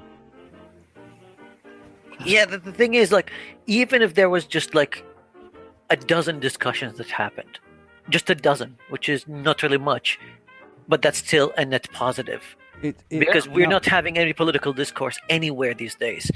Even in our streams, and we keep going like, yeah, we're an open house and we're open for anyone. And it's like, no, we all have our cliques. Let's not kid ourselves. We all have our cliques, and we don't really venture out of them. Cableman points it out. Isn't it a coincidence that when Gorka went down in flames, a lot of the GGR trolls disappeared? What a coincidence.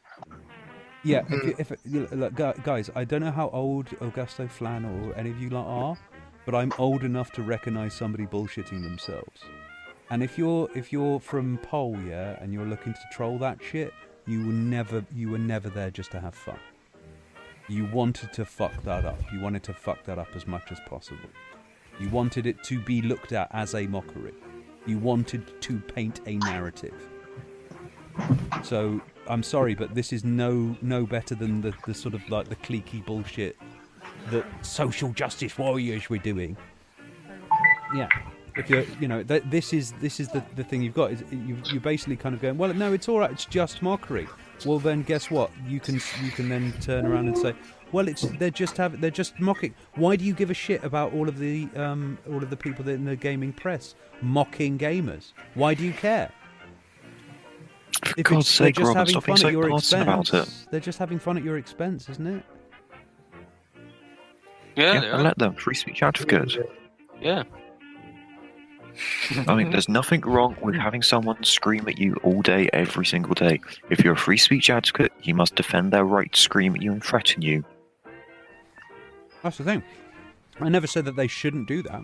I'm not saying that they don't have the right to do that. What I'm saying is that what they were doing was political. Yeah, well, that's the thing. They weren't just having fun. Well, it was a political. Personally, I have a very difficult time thinking of somebody holding up a picture of Pepe at the live stream as a political act. I mean, it's just a fucking joke. That's right. Well, you know what, mate? So they political comedians do that all the time. Yeah, I have a lot of difficulty swallowing that. You actually don't understand that, like, attempts to ridicule comedic subversion. You don't understand how that's a political thing. That's pretty much all politics. Do you not know how this is done?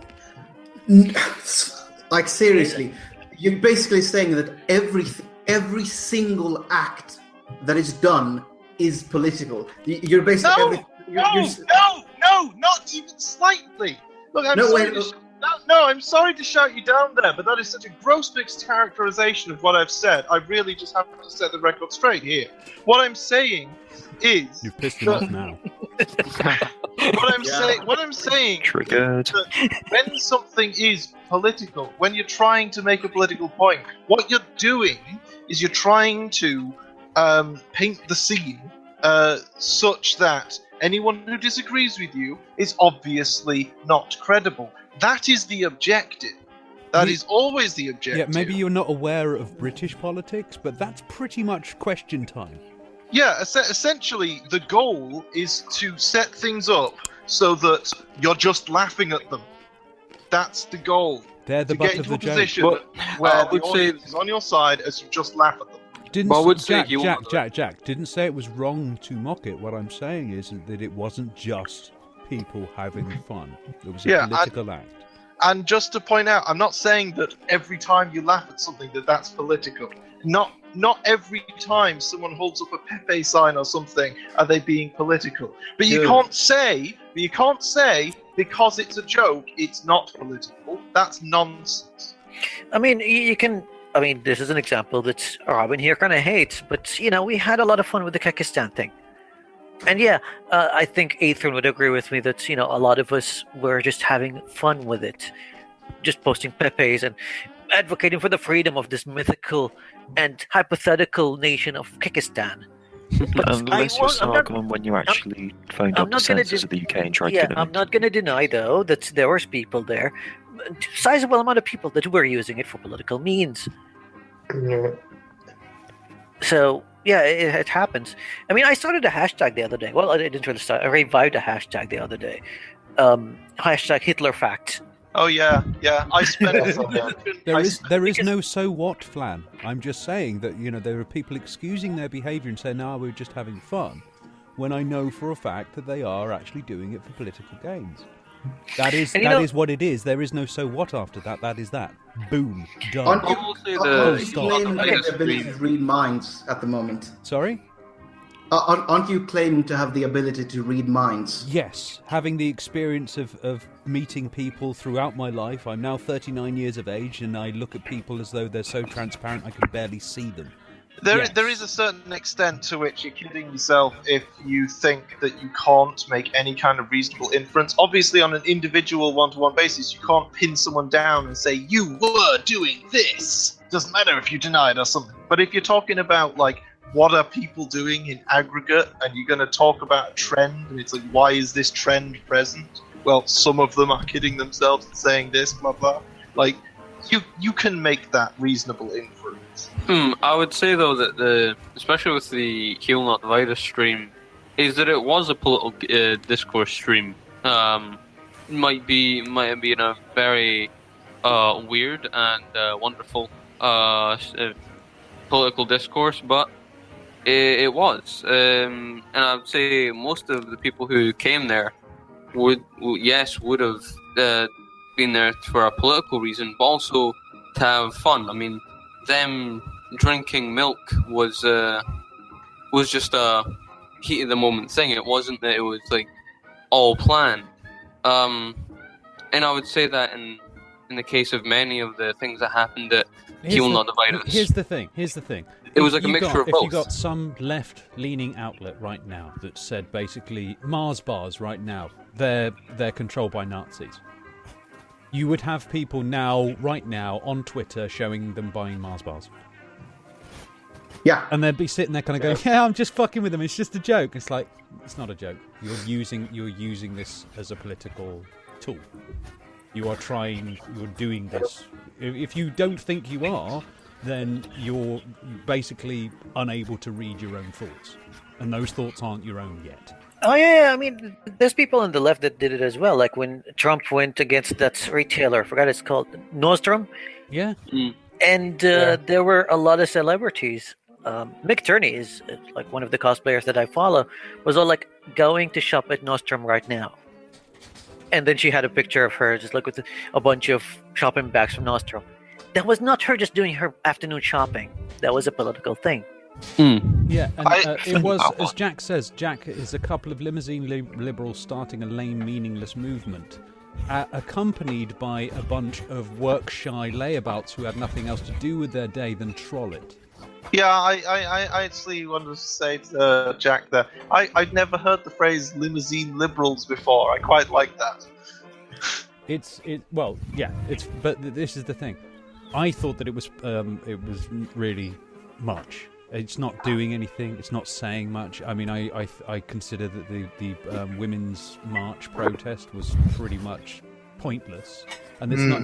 You know, they're putting themselves into this protest mode, and all they're doing is basically putting themselves into this area where they're basically just going to protest no matter what, and everyone's just going to get bored of that, and they're not actually putting themselves forward. However, you also have other people kind of go, trolling can be a good thing. You're just being dicks. That's all. You're just being dicks. Imagine, yeah? Shia LaBeouf, if you really wanted him to not really have any sort of say or whatever like that, should have just fucking ignored it. And it would have just been a bunch of limousine liberals sitting there kind of going, oh, isn't he nice? And that's about it. And it would have been a very cute and little harmless thing that would have happened, and not much would have happened. Yeah, but now you've actually Milo'd him to the left. You've turned him into a figure of being actually sort of like, well, what's the word? Oppressed. Yeah, actually, I'm kind of leaning to his side on the issue of the actual altercation that occurred there. And you know what? Before that, Shia LaBeouf was just that fucking meme to me. Yeah, it was quite good in the Indiana Jones movie. I watched basically about 5 minutes of it and thought, this is boring, and then I'm off. And that was me done. I was like kind of going, whatever, Shia. I don't know how long you're going to last with that, but that's a fucking pointless waste of time. But then what happens is a bunch of poll trolls come in there and G it up to the point now where, well, you know, those pollsters out there have basically just made themselves look really just like dicks. Essentially. Yeah, that's a deity strike. Cutting satire is effective though. Like, yeah, in pointing out the sort of use of humor to drive political discourse, which is 99% of British politics. It's just so dry that it's basically a secret code only British people understand. Just a second. Thomas Dean says, but he was able to get his message across. So, isn't he allowed to get his message across?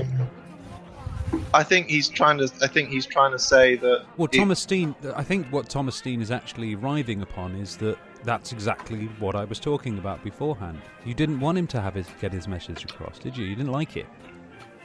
No. I think what he's trying to say is that he wasn't prevented.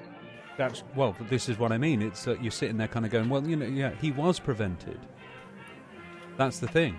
You got in his way, pissed him off, disrupted, screeching, and all the other shit that comes along with it. And to just sit there and hide behind it as humour, to say that there was no political motivation in there, you just lied to yourself, kid. Well, and Milo didn't get to talk at Berkeley, yes. It wasn't the university that stopped him. He was invited to the university. The police stopped him. I wonder why the police stopped him. Maybe thanks to the fact that he caused a massive catastrophe and a pretty big issue at the university, which was destroying their reputation, was a massive security risk. Okay, Flan, let me just sort of centralise this for Flan, because obviously Robin finds the whole ordeal uninteresting, but is castigating the other people found it interesting and wanted to get involved. They weren't finding it interesting and wanting to get involved. What they were doing was trying to close it down in any means necessary. No bad tactics, only bad targets. I would just like to make something clear, and this is that if you speak and then somebody comes and causes a lot of trouble in trying to stop you, you didn't do that. You didn't create the catastrophe because somebody wanted to shut you up. So it is not Milo's fault that people destroyed things. Okay, absolutely. So. Considering Milo's going out and specifically seeking the people that will cause the issues and trying to create the environment where people will get aggressive, will get violent. I will don't have really. Okay, characters. I fucking hate Milo with a passion, but I don't think he Not is really the best guy. responsible for the riots. Yeah, it doesn't. The thing. Yeah, he should not. He should not seek to have the event occur. But neither should the other people. Hang on a minute. He shouldn't speak to Would people you who invited listen him. before you get. William, give him a chance, mate.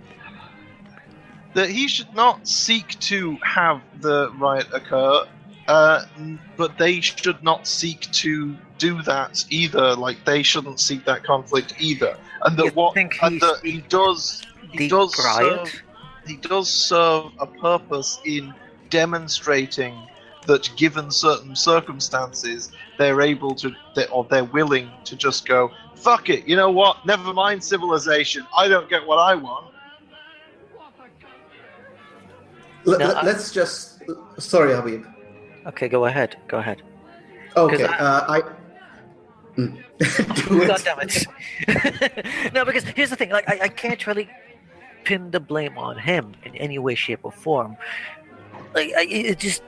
Okay, I mean, what he's gonna say, whatever he's gonna say, is fucking abhorrent. I mean, I listen to a lot of his speeches, and it's like, yeah, he brings out some good points, but he just dresses these good points in a veneer. Like, you know, he dresses up his entire barrage of bad ideas in a veneer of civility that I fucking hate. He's a provocateur. That's what he does. However, just the fact that he's gonna speak, and he was invited to speak, doesn't make him at fault for the riot. It just doesn't make any sense to me. Like, people blaming him for the riot is just insane. Yeah. We can ask for like political diversity and diversity of thought, or however you want to describe it. And that's it's fine. We can ask for that, but eventually those talks like break down, and you need to be able to just go and stand up and do it and go, look at this. Look, they're trying to stop me from doing this. But I don't think Milo's noble in that. But you know, I'm not. Yeah, I just want to say I was not saying that he's responsible. I'm just saying that he shouldn't act like he's got no responsibility for what actually happened. But it's not his fault that it can happen. Yeah. Like what I was saying about it is that he. If I can just bust in for 1 second, what I was saying is that Milo specifically goes out of his way to get these results and to get these stuff by being so inflammatory and so offensive to these people. Oh yeah, I'm not saying Milo's guilty, so but basically, I'm saying that what you're Milo makes the telling me situation is what you're telling me is Charlie Hebdo asked for being shot. Yeah. Are you telling me that because Charlie Hebdo did antagonize the Muslim community over there in France, so they asked to be shot? No, he didn't make any connection. He didn't. No, because it's the same thing. To an argument. Okay, Milo antagonizes. Milo antagonizes the aggressive left in the U.S. and Charlie Hebdo. No, I am gonna complete my point. So you've already said it twice. So yeah, it's the same fucking thing. How is it not the same thing? Fluffy Snowcap just now did There's not a big make difference a between premise the and two because conclusion. Milo's entire career is being a provocateur, which gets these reactions because that's what getting people That's what he's looked at after. by his He's book. after those That's reactions. what he's specifically after. He's like if Charlie Hebdo wanted to be shot. What Charlie Hebdo did was make a political statement because they didn't like the way how Islam was going in Europe. And as far as your citation needed is concerned, as far as 4chan trolls wanting to close this fucker down, Jesus Christ, mate. All you have to do is go on poll and just Google Shia LaBeouf. And it's like, back the fuck out. Blown the fuck out. So if you don't think that they were really, really interested in this being closed down, I've got a bridge to sell you, my friend.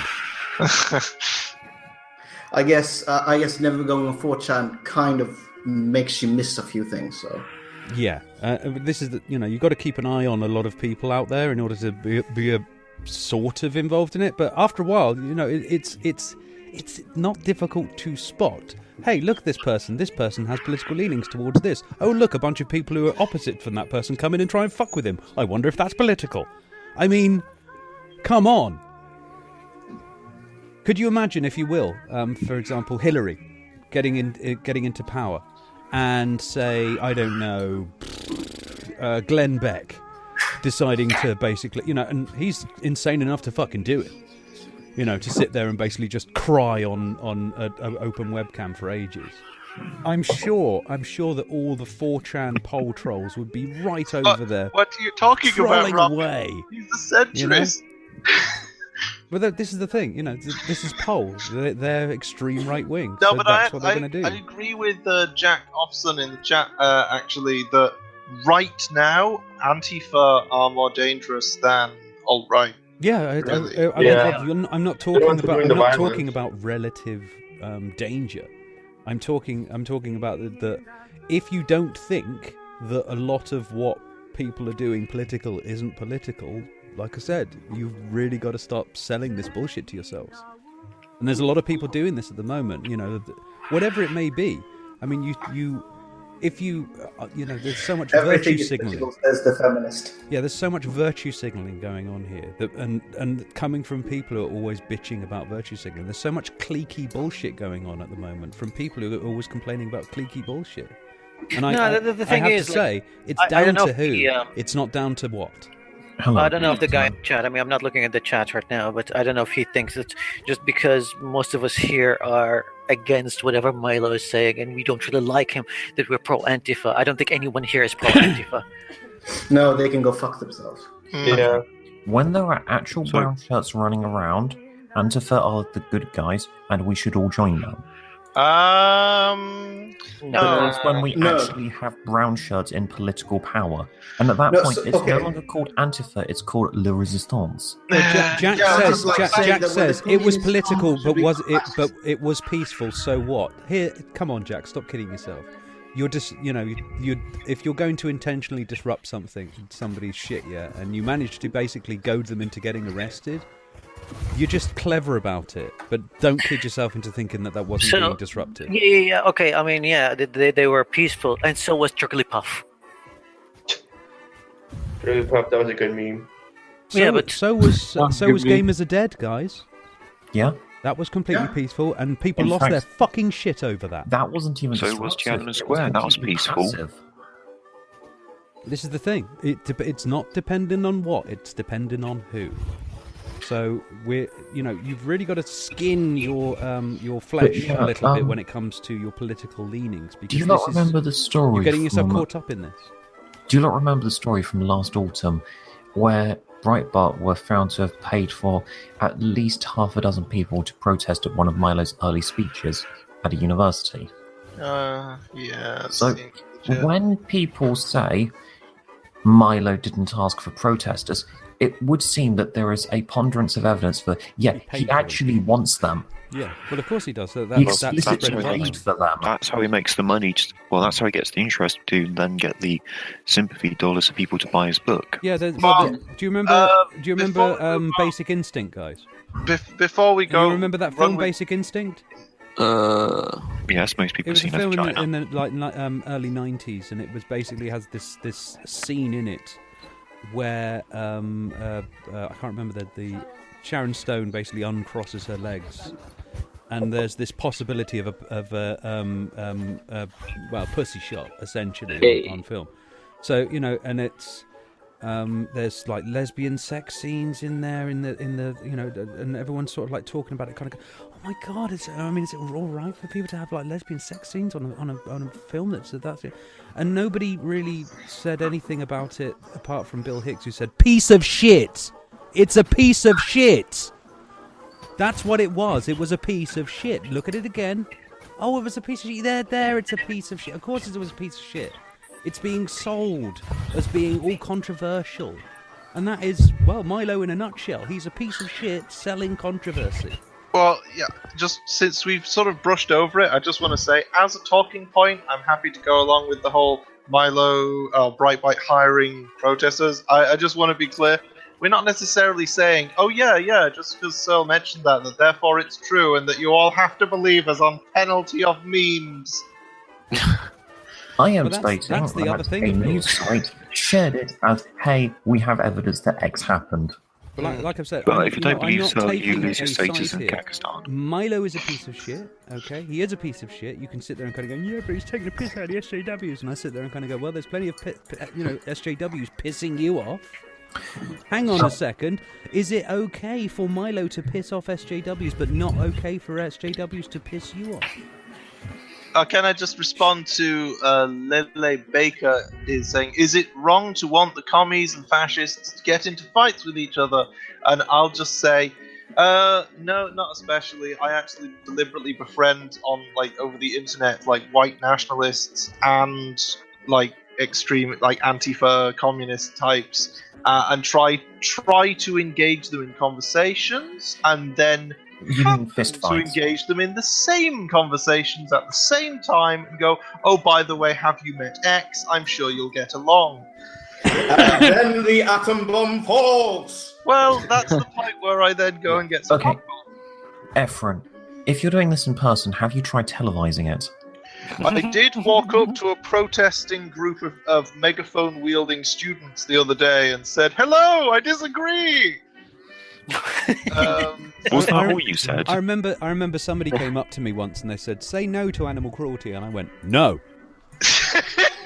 Oh, did you? About animal cruelty, did you see that that article about PETA going after Games Workshop for having space wolves have fur on their armor? Can I double check something quickly? That's a really funny story, considering PETA euthanizes so many of their animals and Games Workshop doesn't use real fur. So PETA has killed more animals. It's worse than this. We're talking about PETA, right? The organisation whose political statement on the existence of domesticated animals is that they should all be reduced to the state that they would exist in nature, and if that is impossible, they should be euthanized because they are an unnatural abomination caused by humanity. Yes, that is the kill all. That is the organization. The thing is, a lot of people went on and their. This is why PETA isn't in charge of immigration. They'd make an amazing immigration for Donald Trump's fascist America. Yeah, PETA is the whole peaceful ethnic cleansing. It's you can have the best intentions, but that's it's not going to be peaceful. It might be it might be non-violent, I suppose. It might be serene. But that doesn't mean everyone's getting out of that. Okay. I wanna just crag. Milo is a he's not a provocateur. He is not a political speaker. He is not an idea generator. He's a professional idiot. He's a professional pro. He is simply somebody who is making bank on you jollying at him taking the piss out of lefties. And that is pretty much it. He is not a free speech advocate. He basically, not long ago, said that he would ban all internet trolls. Yeah, I've seen him. I've seen him actually shutting down conversations, using whatever leverage he has to silence anyone he doesn't like. Presented without evidence, because I wasn't expecting to present it, but yeah. This is the thing, it's like Paul Joseph Watson. He is not somebody who has his own ideas. This is somebody who is basically just knows that if he confirms people's biases all day, he gets money. We went over this earlier. He has a pile of cocaine and he wants to make it bigger. I just really wanted to buy a big black cock. Duple male vitality. Yeah, I consider myself the sixth estate here at this point. Because we have to point out that, it's like when somebody says, oh yeah, the mainstream media lies. And I say, where did you read that? On the internet? The mainstream media lies by omission and reporting more so on something that they care about. The alternative media makes shit up outright. Yeah, it's everybody lies these days. I mean, when you're part of the media, then they lie. I mean, the reason why I started that hashtag Hitler Facts is because of a media lie that comes from people that we just mentioned, rebel media. In a span of less than 24 hours, Paul Joseph Watson posted something on his Facebook that suggested that Hitler was a social justice warrior. Oh, I see. Oh, yeah. And then Lawrence Southern, on the same day, posted something that Hitler kind of wished that he was a Muslim, and he was a secret Muslim. And I was like, you know what? I woke up, it was the first thing I wake up to. And the guys on another Discord server that I'm in, they were like, hey, Habibi, we should check this out. And I'm like, fine, I'll just start a hashtag Hitler fact. I'll just make up my own fact. Because everybody does, so why not? I helped. I was Hitler very actually has one ball. I should have been revising, but I was. But the thing tweeting is, in like, Hitler facts instead. I posted some of this stuff over there, and it was a political thing because I was just going against those guys and with their ridiculous facts. And guess what? Some people, when the hashtag started picking up and it started having a life of its own, some people were making up the shit that Lawrence Southern and Paul Joseph Watson said as a serious thing, and they were just making it ironic, like, yes, Hitler was a social justice warrior. I was like, hey, guess what? Someone actually said that unironically, and they're like, holy fucking shit. Yeah. I mean, who knows, right? Wow. Who knows? If No, the thing is, like, okay, I posted, like, one of the top tweets on that hashtag right now is my tweet that the Rubin Report is going to have Hitler on as the new centrist, hashtag Hitler facts. Oh boy. And someone sent me something on DM that, one of the alt-right websites actually said that, Hitler was actually a centrist. So, okay, what was the censure of other than the Third Reich? Well, it's that stupid contrived dual-axis political compass thing that people seem to think that because it's not linear, therefore it's all correct or something. And he's like on the right-left of that scale, which virtually I don't know if I've ever met anyone who ever thought that thing was significant and who knew what was right and left according to their analyses. Yeah. And on that scale, Hitler is pretty much in the center at the top. The issue is that Hitler had quite left-leaning rhetoric, at least in terms of like industry, because he propagandized. He said about workers' rights was rather far left-wing. Everything else was extremely far right-wing. Well, as far as workers' rights were concerned, are you sure? He basically banned unions. Yeah, he was pro-union until he was in power.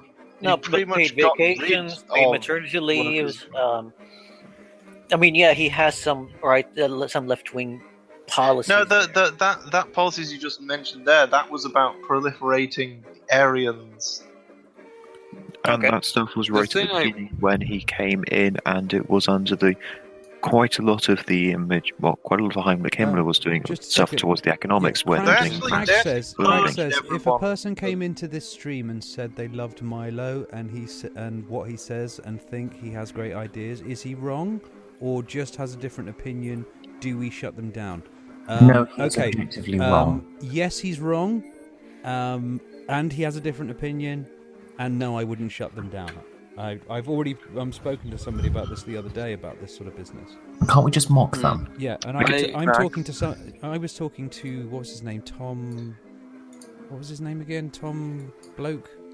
Tim Blake. Tom Brady. Tim Blake. Yeah. And he's sitting there. He's sitting there trying to no platform. Talking about no platforming Milo. Actually, I do agree with him on the no platforming. It's bollocks. No. They were trying to no platform him before. No, there's a good reason why I agree with it at this point, and that's because he's had a history where there is some evidence that they paid for protesters, and because he has attacked current students at the university in his speeches unannounced, as well as attacking previous and current professors at the universities. That is unacceptable behaviour from someone who's speaking at a university. It doesn't matter where they fall politically. It's perfectly reasonable for a university to have those as a standard, but I think what Robin is trying to say is that it's bollocks that's the motivation behind these people, like for Michael Rowlands and Tim. I don't know about Tim, but Michael Rowlands, I'm very willing to believe that, he just would want Milo to, it's convenient for him that Milo is a massive cunt, but it is merely convenient. Yeah. And I'm sitting there. You can want to get rid of anyone for any reason you want. And I'm sitting there defending Milo and his right to free speech from this person, okay? So it's got, all I'm saying is that his free speech is bullshit. All I'm saying is that he is utilizing his freedom of speech to exploit people. That is all. He is exploiting people's confirmation biases in order to make bank, and in some cases actually causing trouble in order to basically just make money out of everybody. I mean, I'm still waiting to find out what's happening with that. We shouldn't be allowed to do it anymore. Yeah, I'm still wondering. We have I'm wondering when that money is going to be dished out to all those white boys. Can I just put in 1 second? We have a very important Hitler fact from the chat. One nihilistic pillow. Hitler would love the Palestinians. Yeah. Palestinians. He did have the Grand Mufti. Sorry, Palestinians. Thank you. Yeah, he did have the Grand Mufti as an ally. I think Hitler would love the Zionists. That's the only problem. They'd be kind of going, "Oh, you've got it sorted down here." I don't know about now, but originally the whole Palestinian-Israeli thing was a territorial dispute, essentially deliberately set up by the British Empire as they were leaving. You're welcome, world. Yeah, you're welcome. I'm not going to apologise. It wasn't me. My ancestors were as much a victim of the British Empire as anyone else. Wait, where does your ancestry come from in the United Kingdom? Efren. The north part. Efren, you're supposed to recreate the video that the Amazing Atheist did a couple of years back. Whip yourself in. I'm sorry I'm white, I'm sorry I'm male. Yeah, data strike. Okay. Methamphetamines were available all over the world, not just in Nazi Germany. I haven't checked my DMs in a while, Rafik. I'm Drug prohibition is a very modern concept. I will give Hitler one thing: he had a better military coup than Turkey. That's all I'm going to say. He's got a very good eye for colour. That's all I can say. It's not hard to have a better coup than Turkey. True. Chickens have better coups than Turkey. Habib, do you remember that was one of the fake facts about Hitler that I wrote in the hashtag, wasn't it? That Hitler actually hated art. The fact that it was his only talent is what pushed him over the edge. I thought it was the fact it wasn't his talent pushed him over the edge. Flan, no. You can't necessarily say that everybody wants money. There's plenty of people that are doing what they do best and understand that they have to maintain themselves in order to facilitate that. That is not what Milo is doing. He is doing this to make money. Yeah, after about... I don't know what it is now, but essentially when someone's about 3/4 over median earnings, it's hard to put a number on it. I think about 5 years ago it was found to be like 70,000. I can't remember whether this was America or US. Well, the point is, there is a point at which like 99.9% of people just do not care about money anymore once they reach a certain income. Like they'll talk about it, and and in terms of like spending money and what they do with their money, it's theirs. They want, they'll protect their own property and money. But in terms of motivating them with money, it just doesn't work anymore after a certain point on 99% of people. So because I was thinking I would have to disagree with that, because partly one of the reasons my father is still in debt is because of George Soros. So 99% don't get affected by money. Some people just want the status that comes from lots and lots of money. People are crazy. No, but that's it. Status is what they're getting anymore. But in terms of like the pure generic motivation that everyone shares in regards to money is essentially like security and survival needs. But then there are certain people who are addicted to the power of like large amounts of money. But that's very much the minority of people. Once again, the reason that I'm saying the reason that I'm saying this is I'm not seeing somebody who is being consistent throughout their life as far as what they were saying. Didn't like gamers, then when they could use gamers, suddenly they like gamers. Didn't like trolls, and suddenly when they can use trolls, suddenly they like trolls. That is somebody who is wholly inconsistent in their outlook. Gavin McInnes is definitely one of those people as well. Who I mean, I'm sure I've seen him like basically taking the piss and saying, "Oh, why are you even playing video games?" Fucking yes, he's done that many times. Yeah, build a table. Wait, what? Get a real. He said that. He said that. Stop. He said stop playing video games. He mocked games and said, "Oh, I'm Superman," and pretended to fly around, and then he said, "Go home. You should build a table." That's yeah, what they he do said. go home and build a table in Minecraft. Yeah. Yeah. Why didn't his Scottish father beat him? I know someone who got I don't know if it was British intelligence, but I know someone who was basically had some kind of defense job, and they were very interested in his community management on World of Warcraft background. They were very interested in that. Just as an example of like the functional use of like the skills you get from playing video games. The third in line in the Saudi royal family is an avid gamer. I know quite a lot of people. He has his own Discord server where he, plays Battlefield 1 with Saudi people. Yeah, I know a lot That's pretty of cool. people. I know a lot British. of people who work in the stock market who play Eve religiously. Oh god, yeah, it's the best training for their job ever. Yeah. They go That's to how- work yeah, that's and how they play got into stocks, stock then trading. they come home and play stocks. Yeah. And of course, they take breaks from them playing games to play stocks. No. Here's the thing. Here's the thing with Eve. No. Here's the thing with Eve. Yeah. If you want to go pew pew, blow shit up all the time, you need money. A lot of money backing you up. So what you do is you get the stock market to a degree where it's basically just throwing change at you all the time, and then you can blow up anything you like. True. Yeah, it's Excel sheets the game. Although, I mean, see, I thought at the start when sort of the same sort of thing when Star Citizen first sort of had its trailers come out, I thought it was going to be something like Eve, but it was totally different. I was like, oh, kind of crazy, because I thought it was going to be more like the strategy element. Every time I look at more Star Citizen news, I just get more depressed. Yeah, that's me every time. I'm like, this could have been so good. But no, it was always bound to failure, I think. Well, the game's totally going to come out. I mean, they give you weekly development stuff, and it's like the most transparent game ever. And let's say Derek Smart freaks his name 4 times, and he's going to come on to have a 4-hour monologue.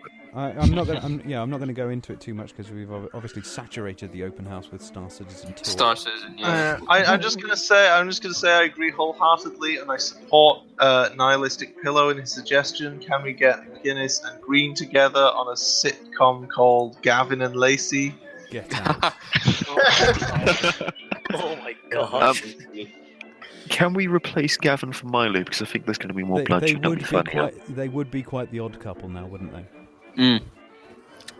I think you should just be going. That's triggering. Build a table.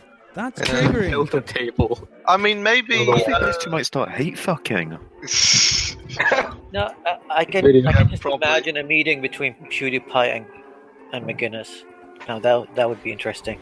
I see. That'd be kind of confusing because you'd have Ganis, you'd have Gavin, just like trying to like get him to say political shit, and PewDiePie would just be like, yeah, basically he'd just be like, yo fam, I'm just here because of the memes, and it's just like, actually, I think there'd probably be a pretty big, high chance that Pewds would just be all like, yeah, I agree wholeheartedly with everything you're saying, Gavin, and just like try and do a bit of a deadpan thing, and then like mock the shit out of it afterwards. I like, really depends do how like this long the T-shirt. time slot is. I really do like this T-shirt that's come up on my feed, and it goes, "Equal rights for others does not mean less rights for you. It's not pie."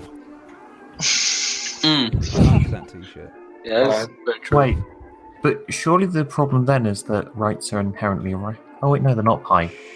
Sorry. But don't you know, equal rights is a slider thing because there's only so much money in the pot, and there's only so much care people have. Well, it always made me laugh. Then tax the fucking rich instead of giving them money for being rich. It is funny to me that a lot of people in the MRA and feminism world have so much in common, and they just can't quite get it together. It's as though they've been in a bad relationship and just can't get out. You ever met the TAFs? You ever met the SWAFs? Oh my god! Separatist feminists? Those people are fucking crazy. Like I said, the whole MGTOW feminism thing is simply I'm single and it's your fault. Yeah. Yeah, those people are fucking crazy and ruin it for everyone in the middle. Oh, Ignoramus just made a suggestion. Let's get Gavin and Molyneux together. Both contradict themselves constantly. I'm just going to say to Ignoramus, that sounds like a very, very dangerous drinking game. I think I would, if I was inclined, I would basically make. You could probably make an entire YouTube channel basically just cutting up videos of a lot of these pundits that are out there, and just have them argue with each other. Well, we know the first video for Harmful Opinions when he gets back. No, I mean arguing with themselves.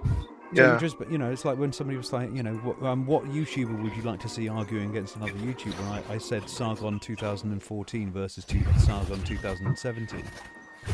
And all you have to do is just change the rhetoric from Gamergate to SJW. And he would basically just be arguing against himself. He'd be using exactly the same logic in defense. Whilst all the time in both cases going on about how he's not partisan, it's the principle. God no, I did Don't not. talk about the left. I did not assume your gender, annoying Gunner. Annoying Gunner, I'm going to assume that you are apricot gender. Well, actually, some people in the chat were talking about why would you do something? I think this was in response to us talking about like money and motivation and stuff. And then people were like that you do something to get fame and attention. Even without like the money or something, and then a lot of confusion about why would they do that? Yeah. Now I can't remember the point I was going to bring. Well, the open house. The reason that this thing even exists, I'm not doing it for fame or money. I assure you, because I would have done something else. Oh, now I remember the point I was going to make. That actually, there's a lot to be said about the efficacy of people who are trying to make a difference without taking credit for it. I mean, this is, I don't know how many YouTubers does everybody follow? What, 50, 60, 100? God knows how many there are out there. Yeah, I follow quite a lot, but different channels for different things. Now, I don't know many out there that will invite everybody in. They'll invite their friends in. But they won't they won't have just some random just message them and say, "Can I come on?" And that's their thing. Crowd when he has Twitter. And that's because there's this I've been mixing in these particular circles of YouTubers, and I can guarantee you this: that a lot of them go and talk on each other's channels all the time because they are determined to gain each other's followers. So they're basically milking each other. So they get in, they kind of go, let's have a live stream together. You've got a bunch of followers, I've got a bunch of followers, and then we can, get followers off each other. And then, you can see this with, the larger YouTubers will go with the larger YouTubers, and there's this pecking order going on. This is just for them to basically cross-reference their. Yes, their I believe the term is called crowd culting. And even when people just go outside of their circles and try to intermingle with someone from the other side, sometimes it's like their own followers would hate that. Boogie had to go on Twitter and be like, hey, before he went on Sargon's stream, he's like, I know that some of you guys would hate it on his Twitter. He's like, some of you guys are gonna hate it, but these conversations need to happen, and I'm gonna go in there and talk about it. And they were talking about the PewDiePie drama. And then the whole thing. So he went there, and you look at that thread, there was a lot of his followers that didn't like it. Look at Dave Rubin. I don't agree with Dave Rubin on a lot of things, but he keeps inviting people that sometimes don't really agree with his followers. Like, I don't know much of his followers that really like... I don't really know a lot of his followers that like Glenn Beck. Yeah. I personally think Ruben has a thing about the Young Turks and wants to basically kind of outdo them as such. Regardless of his motives, he does interview people in a way like let's just get your message across. I'm gonna grind you on a few points, and that's it. No, he doesn't go that grinds? hard against them. When does he grind? He doesn't go that hard against them, but he just gives them a platform. No, They're like, hey, let's shut just up talk. for a second. What he does is he has someone on, such as Stefan Molyneux, and then he goes on about how they're a centrist the whole time. Yeah, that seems to be his shtick. Like, That is literally what he does. If he had them on and went, hey, can you talk about your political opinion, and didn't interject ever or put any of his own stuff in there, and instead just asked them questions, he would have a legitimate leg to stand on, Habib. But the thing is, he has far-right person after far-right person on and goes, hey, you're a centrist, you're a centrist, you're a centrist, you're a centrist. And he's had, 2 left-wing people on in the last year that I'm aware of, and he insulted the pair of them for being leftists. yeah, basically what he seems to be doing is like taking these sort of right-wing positions and trying to normalize them. And I can appreciate why he feels the need to do that in a sort of to diversify the conversation, except that he's almost exclusively taking populist people who already have a following and that people already know who they are. My It's read like- on this.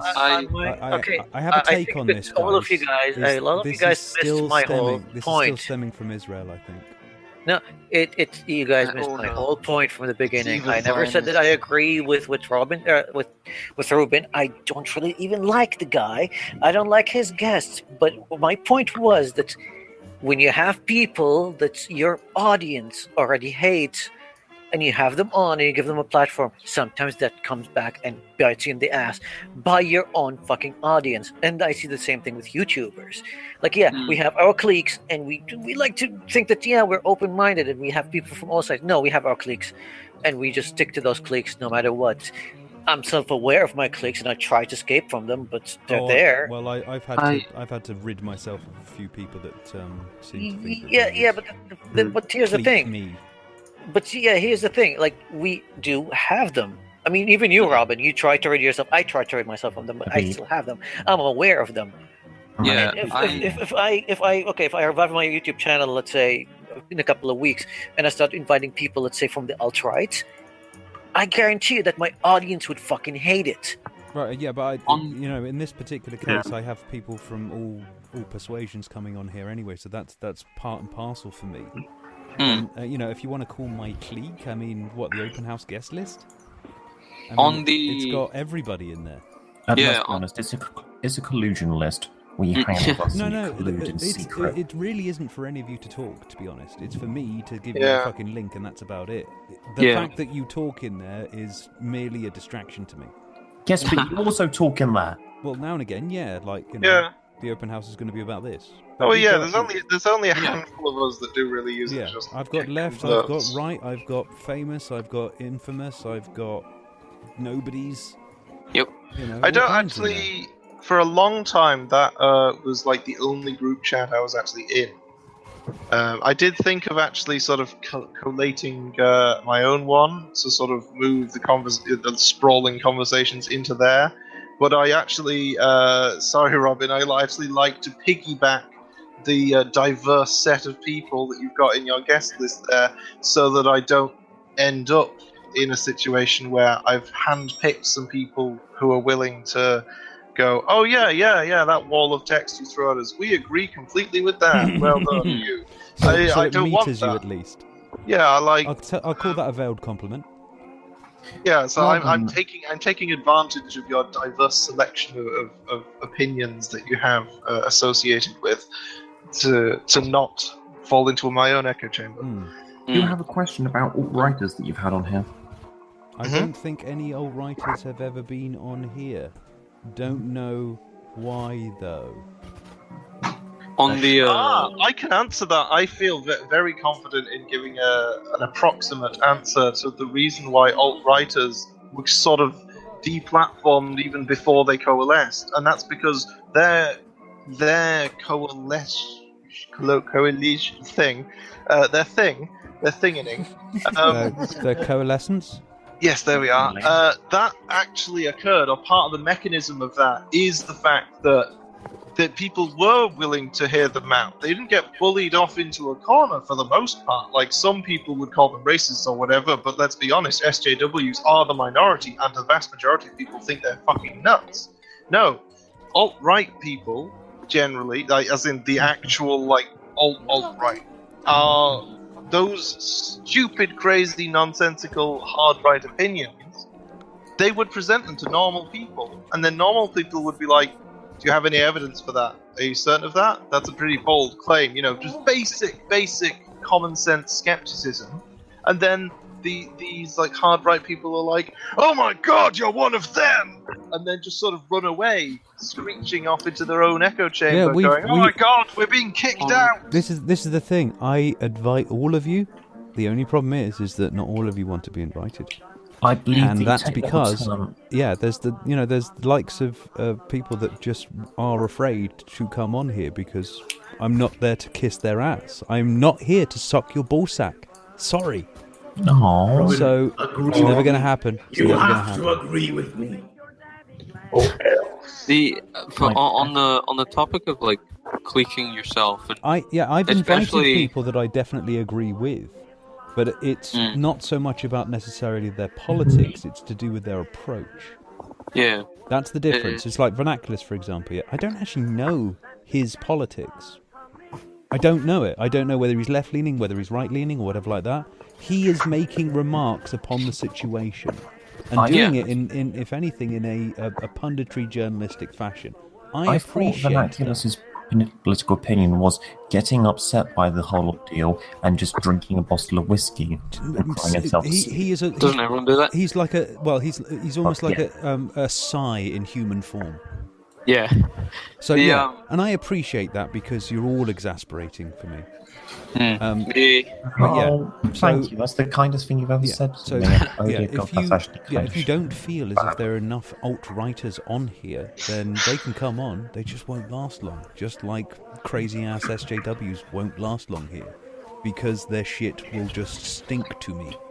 No, not only that. We had Tim Blake on. You didn't get that conspiracy theorist back again. Talk. On the topic of like, especially clicking yourself on like YouTubers, I'd say like, especially with like the big YouTubers like Markiplier and things like that, they do click themselves, but I do think they are actual friends with each other. Because at some point in their videos, it does seem at one point they do actually become. That's what cliques are about, mate. Friends, it's not really it's not a bad thing. Yeah, there's not like 100,000 YouTube viewer clubs where everyone turns up to them and then they're based. It's like you do sort of like friend up with people that are of similar sort of ilk to you. Yeah, that's just how things happen. Yeah, it's not a bad thing. But it gets a bad thing when you don't expand that. It's called the difference is when you don't have a healthy detachment sargon. And then what you end up doing is you end up having to basically sell yourself across some sort of moral or principle line of which you can never actually return because now you've done it.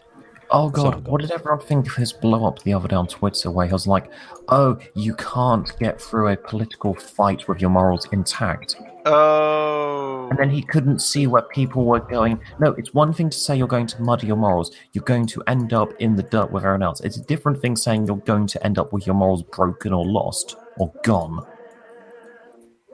Like the point he seemed to be trying to end, like the side of the issue as far as he appeared to see it, that he appeared to be getting at, maybe, is that he was objecting to people like holding everyone to high standards, or he thought the standard was too high. He wasn't saying that, oh yeah, you should just expect to get your hands dirty.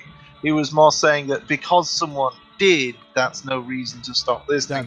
That's right. Do hold yourself. Then he is with the less worst regard. orator going. Yeah, hold yourself with less requirement for absolute perfection. However, those that you're not too keen on, anything goes. Yeah. And this is my issue with it, of course, is if you can't hold yourself in that sort of thing, how can you expect it of anybody else? And this is the thing when it comes to principles, it's not like a sliding scale. It's like if you tell somebody a lie, for example, you've now said it, and then when somebody asks you another question and it's kind of basically, spoil the lie, well, you do another fucking lie again, don't you? to keep that shit going, and now you've doubled up on your lies, and then they're kind of going, well, that doesn't make sense because of this. You're like, oh fuck, now I've got to do a third lie. Once you put yourself on that, it ain't a sliding, it's not sort of like the slippery slope. That's a fucking precipice. Yeah. Oh, and that's why I sort of like that massacre the Trump presidency's kept on talking about. The one where 35 Saturday Night Live hosts claim to have died at it. I haven't heard about this one. Was it the Bowling Green Massacre? I don't know. Yeah, was it Kellyanne Conway sort of said that, and they kind of didn't contradict it because they thought maybe that's just a gaffe, but then no, we can't seem to find anything that she might have mistakenly been referring to.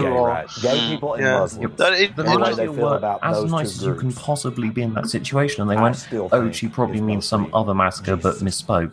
Oh, that's fine. Ignoramus that's in the chat said, have alt-righters ever gone anywhere in any debate? He said that a few minutes ago, and I meant to respond to that. That not really, because for essentially the ideas that are generally propagated as the alt-right ideas. I think we all kind of have a ballpark idea of what I'm referring to. Does anyone know who Sam Sholly is? No. I believe he's Sounds from the familiar. None of the Above network. Yeah. Yeah, apparently he goes, he's on the Rubin Report and says Jesus was around a lot of Muslims. He was in the Middle East. No, He could have been. What a thinker. I'm not going to start debating, oh yes, Jesus was never around Muslims, but... Oh dear. It's kind of... greatest thing ever. I saw that. Oh, no, sorry, his name is Trey Crowder. He's apparently the liberal redneck. Classic American education. An oxymoron. Yeah. Wait, guys, I saw that clip on Twitter, and it was actually Dave Rubin that said it. Oh my good God! Yes. Oh my Dave Rubin. Where is the? What was the exact phrase that was said? Jesus was around a lot of Muslims. So he was alive for 600 years. Pretty much. Would it have been 600 years? Yeah, yes, because Muhammad lived around 600 something like that. I can't remember. Yeah, because Muslims came after Zoroastrianism. Yeah, sorry, it was Sam Sholly who was actually retweeting that. Begging your pardon, guys. Right, okay. That's fine. Yeah, that's fine. I was sitting there kind of going, how the fuck does anyone come to that sort of conclusion? Yeah. Historically. Oh dear. Without if you imagine this is the thing. I mean, we're talking hello? How you talk about the British youth and how poorly educated we are at the moment? Well, it depends. Now think about the American youth. They are worse educated in every way. True. Basically, They need to be sent to a re-education. No.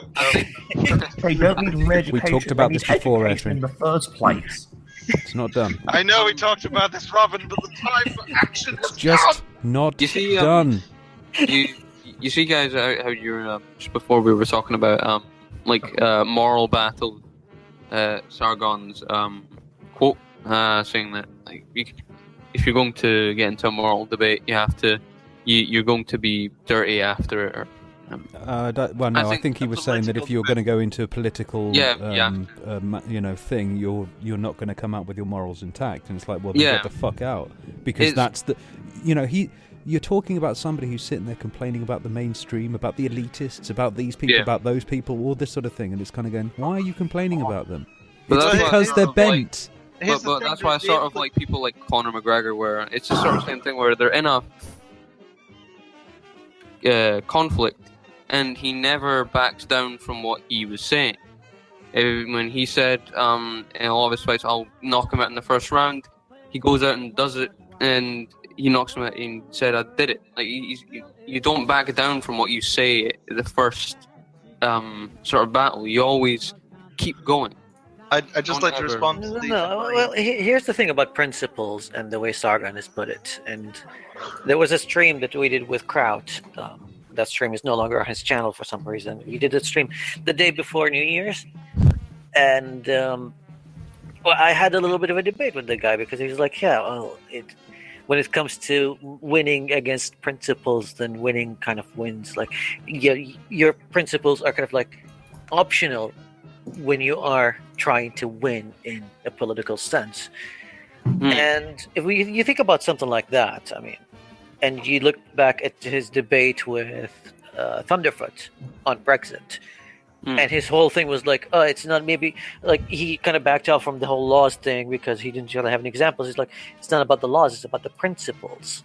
Yeah. Now, Sargon, if your principles are not so important, then why are you fighting for principles? Like I said, yeah, it's not about the principles. It's he's saying whatever will get the sale. Yeah. Exactly. And that's why I like. Which at this point means he is just like every other politician that's that the he's thing. complaining about. It talks about like, you know, having to compromise on your morals or your principles, and it's like, what principles or morals has Sargon advocated before? What does he mean? Like, what are the morals or principles that are at the forefront of his mind when he's saying that? And as far as I recall, it's essentially like intellectual honesty has been what he wanted to champion this whole time. And then now he's just like, well, yeah. No, that was, well, like I said, I think, you know, this is after seeing it a few times and sort of like listening to sort of like the whole Gamergate thing and things like that. Like I said, I don't think he was necessarily in it for ethical conduct thing. You've got three types of people really that were in the Gamergate thing. You've got people who were pretty much centrist and they just wanted basically the press to behave them fucking selves. And then you had the anti-SJW bunch, okay, and then you had the anti-SJW bunch that knew that they had to keep us on side. And don't forget the fourth group, people who just wanted to troll for the troll's sake, who just wanted to see the world burn, basically. I don't know. I don't think any of that really exists. And once again, we were talking about disruption as a political tool. If you've been to the goons were just like making fun of everyone. Yeah. They were the goons. Like, they were a group of people that just wanted this whole thing to burn itself alive. Yeah, there are people like and the anti-gamergators, they all wanted them to burn. All right, Batman fans. God's sake. I mean, that is what a lot of movements sort of have, and a lot of sort of social events will have. You'll have the group for it, the group against it, the group who's in the middle of that, and then the group that wants to just just look at it, burn it, and let everyone fight within it. Yeah, it's just a common. You could say just like a common feature of social issues. Well, if anything, it's the left and the right decide between themselves whether this is going to be of any use to them or not. Yeah, and then they either adopt it or they reject it. Flan says suspense is #free speech. What is my opinion on Mr. Metica? I think he's just an edgelord. Yes, that's about it. But I would give him the fact that he made DSP into just a laughing stock. I would actually like to to roll in many of our topics together and just sort of segue them together into a nice little thing so that we can pretend it's all been one topic. And that is that on the concept of like alt-right legitimate debate, like people who are on the alt-right and being accepted, and what it takes for them to do that, and also like free speech things, and how we principles in debate and like basic thinking, rationality. Here's the thing that a lot of people might not be aware of, given the conversational topics and where I stand on the ones that we do tend to talk about. I'm a nationalist. I'm very much would be in the alt-right, except that I'm not a crazy fucktarded conspiracy theorist. So yeah, you know, I do have an emotional tie with like my country and to some extent my race. But I'm not stupid Well, you're enough ginger, to so believe you know it's not really a what- race, is it? It's more of an abomination. It's just an accident of birth that we've never been able to. But yeah, cull. the point. Robin, are you oppressing a minority? I've tried to, but we Suppress a didn't minority? succeed. Gingers Ignoramus, are not people. Yeah, Ignoramus says They have no edgelord, souls. yes, but usually factual edgelord. When you're talking, What? when you're talking about Metica, the thing that I'd like to draw your attention to is the Ashley Madison business. Oh, yeah. Where a supposed person who was all about anonymity, all about protecting people's sort of privacy and stuff like that, was belly laughing over the fact that this site had been hacked, and giggling away and making sure that everybody was aware of the fact that it had been hacked, and pointed you in the direction of where all of these hacks were in order for you to be able to scour through it and find out whether your boss, girlfriend, mother, dad, whatever is in there. So as far as basically somebody who is an utter hypocrite, I think that really points it right there. Erthrin, could I ask you a question?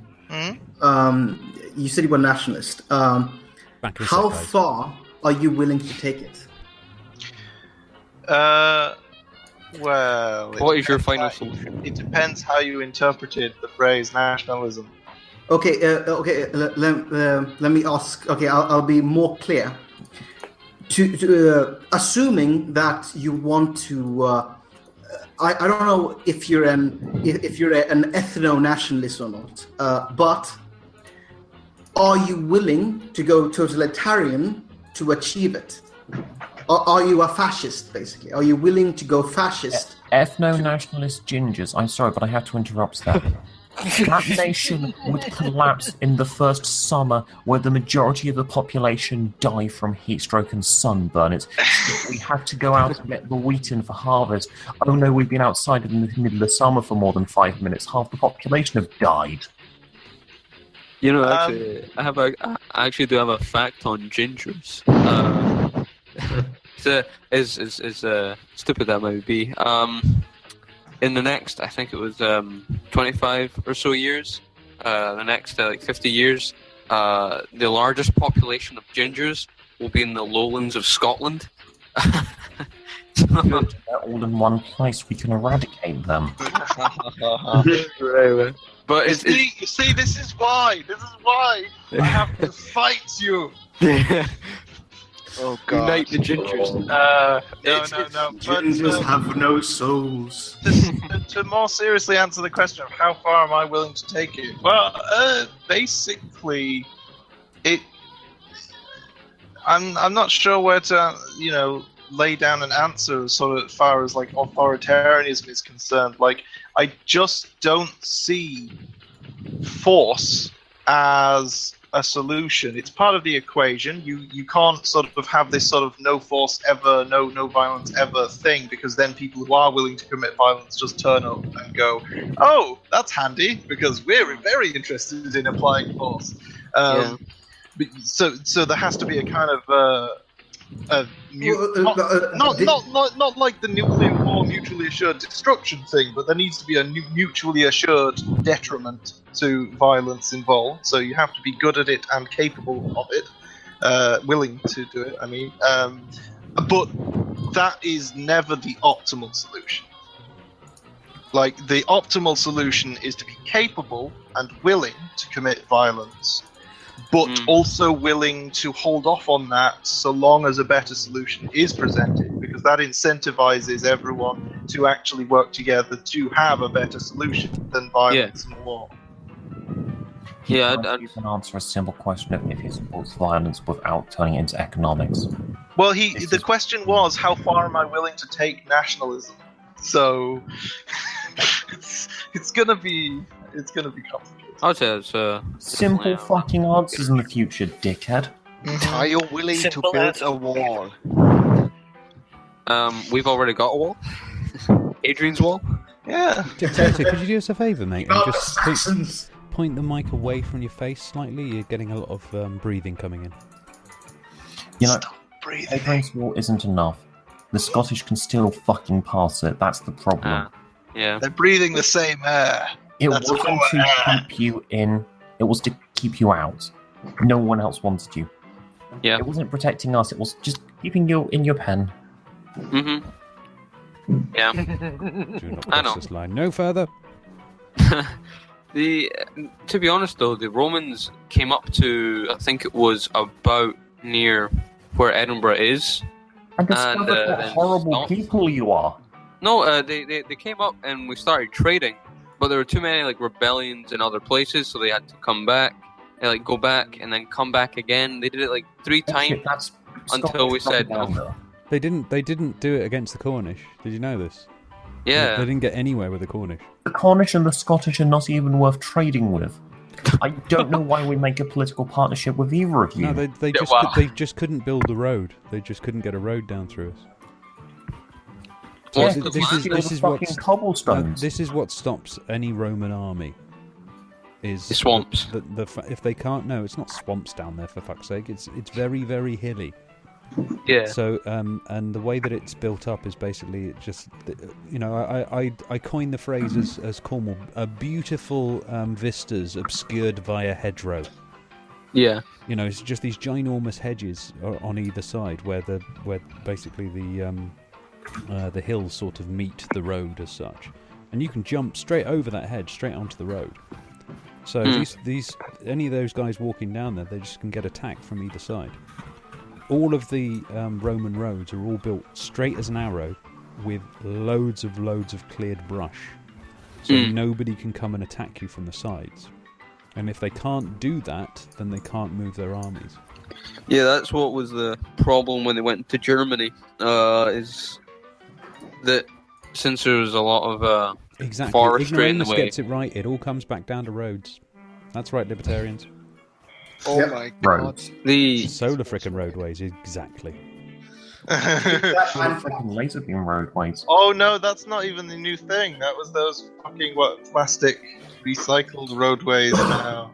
Did you see that?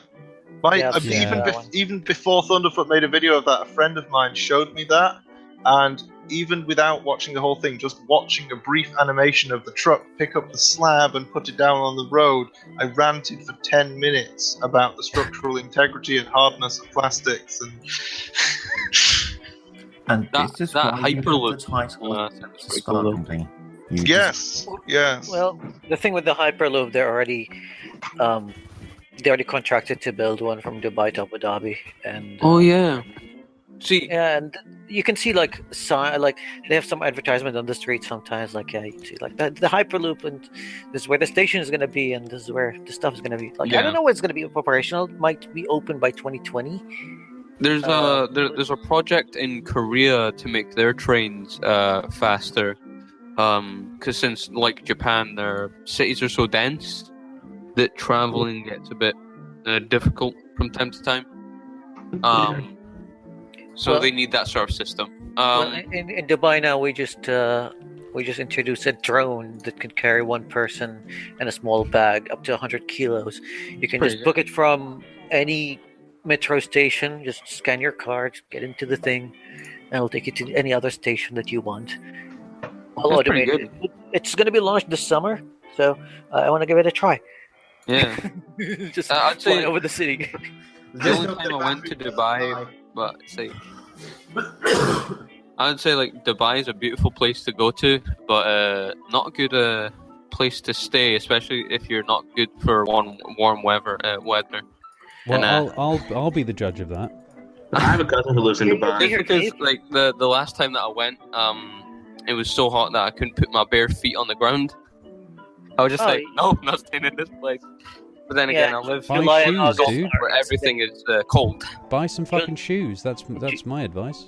No, but I was trying to go into like the beaches. July and August in Dubai, they're just torture. You can't live without an air conditioner. Yeah. But yeah, I get used to it. It seems like cool. How does one settle and populate an area that has a temperature that's average temp is above about 30? I mean, how do humans even survive in that kind of heat? I mean, fuck? He gets 35 degrees centigrade, maybe 40? Because you just die? above 30 is okay if you're not white and pasty. Which I'm hoping to not look too bad by the end of this. Well, the thing is, like, I only get bothered by temperature when it's like above 45. Like anything below, I'm like, yeah, it's fine. Yeah, he's just built for it. In South Africa, the Dutch settlers, what they did was they had really, really big hats. That's how they did it. They had really big hats.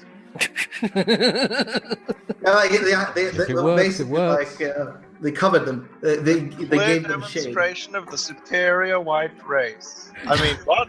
What? No, what? Don't know. Who said that? Superior white race. You just like, okay, you want to see how superior the white race is?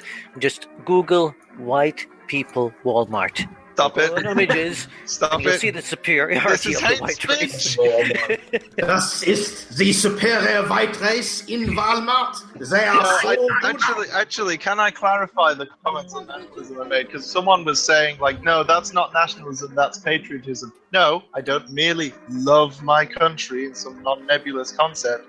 I am not moved in the slightest by any advocacy that immigrants should have equal citizenship, like when they access to equal citizenship than like native-born people, etc., etc. I'm not one of those people who just likes the idea of Britain and British values. I am a nationalist. I'm just not a crazy fucktard who thinks white people equals British. Yeah,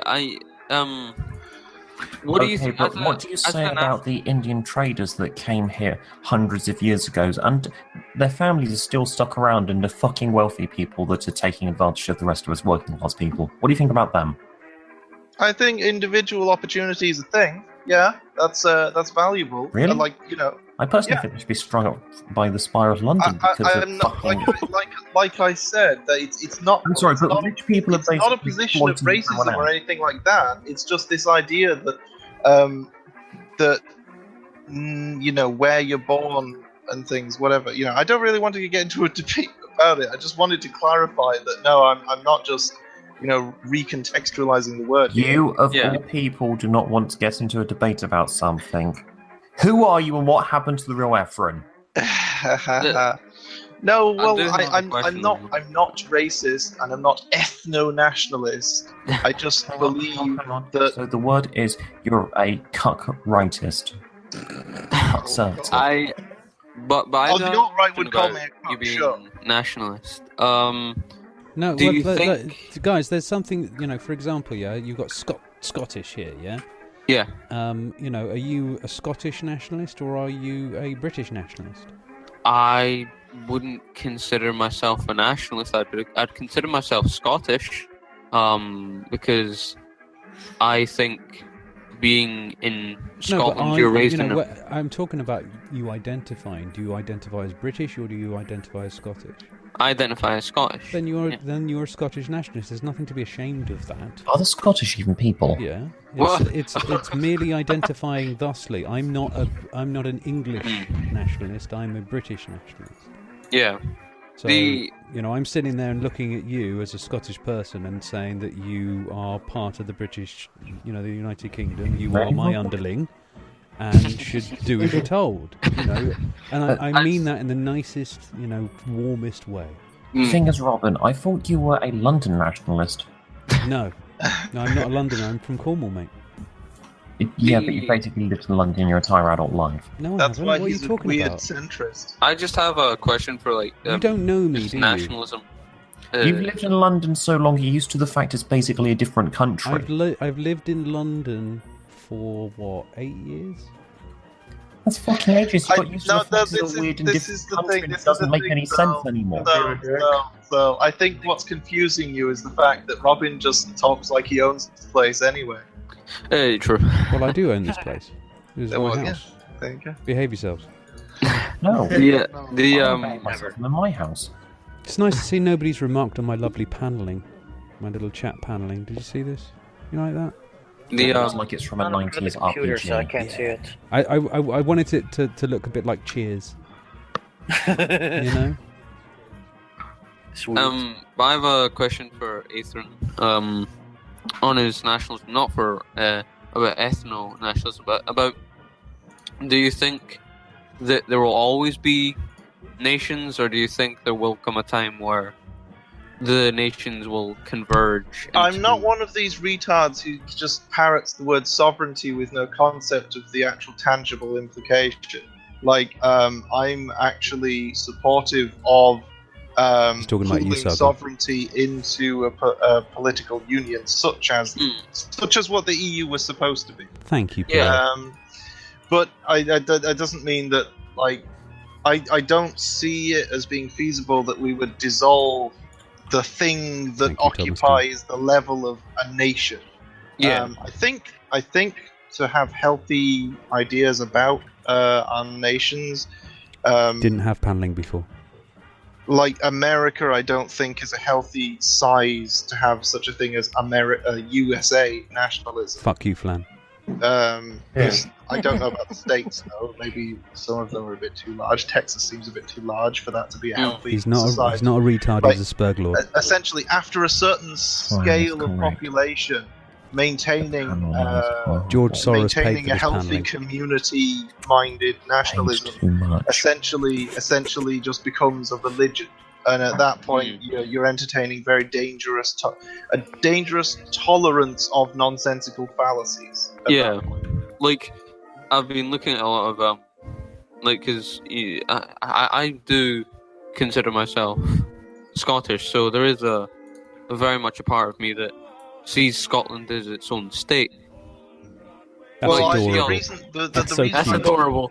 The reason I put myself into the box of nationalist here is because it's not about personal identity. In terms of identity, like and philosophy, yeah, sure, I'm an individualist in terms of like how I choose to live my life. I say I'm a nationalist because that patriotism identity thing does play a part in my political views. Yes, Thomas. Yeah. Do you like triggering people? Did you hear that Soros was funding the recent riots in Paris? I'd like to ask where you heard that. Of course, I'm sure it's all documented. Am I being mean? I mean, like the chat is just all about. I am. This chat paneling is sponsored by George Soros, so I may be biased. Yeah, actually, if people look on the background image of the open house, they can see in the background to the right, there's a guy, the pole. Yeah, that's actually George Soros. We didn't want to draw the face in, so they put it on his penis instead. Yeah. Yeah, good one. George Soros lives matter. It's been a while since we did anything together, and you paid too much for the paneling. I know, you only gave him a few bucks, but it was too much. Okay, Drunk Psyken says, I think it's more of a size of hierarchy issue. The populations have little to no say in what the EU decides. That is when it gets too big. Then, well, you would have to make the same statement when it comes to the national government at this point. You have absolutely no say. You'd have to reform the politics within a nation, because the way the EU works is that the EU is actually, it has no more sovereignty over a nation than a peace treaty does. It's an agreement that countries make between each other to fit their laws around. But that it doesn't change the way those laws occur in those countries. Yeah. Do you know what I'm going to do? I'm going to start putting sort of like little eyes and sort of like special sort of 666s lying around in the chat just to fucking freak out all the conspiracy theorists. Do you know the most asinine of conspiracy theories I've ever found? Electrons gonna have a good day. It's the secret symbol bullshit. Yeah, the people who've got like the numbers, the numbers thing, and they just kind of go, yeah, but if you add and subtract and then you multiply it by 7, then it spells 666. And I'm like, yeah, well done. You can do maths quizzes. Yes, but if you add all the numbers of the digits, if you add all the digits and number together, and then minus it by the number of letters in the word describing that number, you'll always end up on the word 4. Yeah, and somehow like conspiracy theorists try and conflate Egyptian mythology with Christian mythology. Okay, I'm gonna get a triangle around one of my eyes. Okay, let me get on. I know it's like because the eye that they face tattoo. Because the eye that they portray as being evil is just the eye of Horus. That's about knowledge and different aspects of intellectual thought. We're fundamental Christians here. Knowledge is evil to them. They literally think information came from the devil. Yeah, but it's like it came from the snake. It makes my brain hurt because The it's like snake they're is trying the to devil in this story, actually. Egyptian, like multi pantheon religion with a monotheistic religion. It makes no sense. Of course not. But it's enigmatic, and that's important. Yeah. The more enigmatic something it's is, fun to see. 'Cause there are certain rules that came around in the Middle East that make some sense. Cover your shit up, or you're going to get skin cancer. God will punish you with skin cancer. What you're going to eat some of that fish? You're going to eat some of that shellfish? I wouldn't if I were you, because it's been stored in an area where it's basically sun-baked the moment it comes out of the water. You're probably going to get some sort of punishment by God via food poisoning. Yeah. Now, you really shouldn't wear two dissimilar types of thread. Why? Fuck knows. Sometimes I think honestly that a lot of people want a god to be just a little bit sort of, well, that doesn't make any arbitrary. sense. Yeah, it doesn't make any sense. It's like, well, it's not supposed to make sense to you. Yeah, that's what it's all about. It's just fucking with people's heads. That's all it's about. You just fuck with people's heads that way. Yeah, you're lucky that you haven't really studied Islamic religion as well. Like some part of the Sharia law is just fucking ridiculous. Like there is a whole chapter some on parts. the dealings with jinn, and it's like, yeah, it's illegal to marry a jinn. What's a jinn? I don't know. A jinn is like this. It's like a spirit, like an evil spirit. Oh, okay. Yeah, don't do that. So you're not spirit, supposed to just marry leave them. that. Yeah. Just don't even go out with them. Just sort of like say thanks and everything like that. Take the drink, and then go. Don't take the drink. They fucking drug you. I got one question. Free drugs and all, but you don't want Hypnol designed for a different species, because that shit's gonna fuck you up. Mm-hmm. And especially all I got one question, Happy. Like it's because especially with all the Abrahamic religions, where it's just such a weird concept of. It just makes my brain hurt sometimes. Like, my brain. I know. I'm just like gets me annoyed. He's Scottish. He's trying to think. Give him a chance. Unfortunately, religious people have evolved to not have brains. It's because like when they try and like make something out to be something else when it's not even close to that, and you're like, what are you even doing?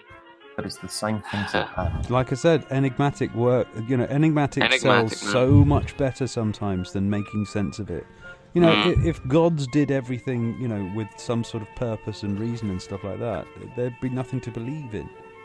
It's the whole point of faith is to basically say, regardless of the facts, that's the most important thing. You've got Have to you turn heard the about facts terror off. management theory and about how maybe the reason that people are so dependent on religious style beliefs is this sort of they're just they want to believe that the world has order.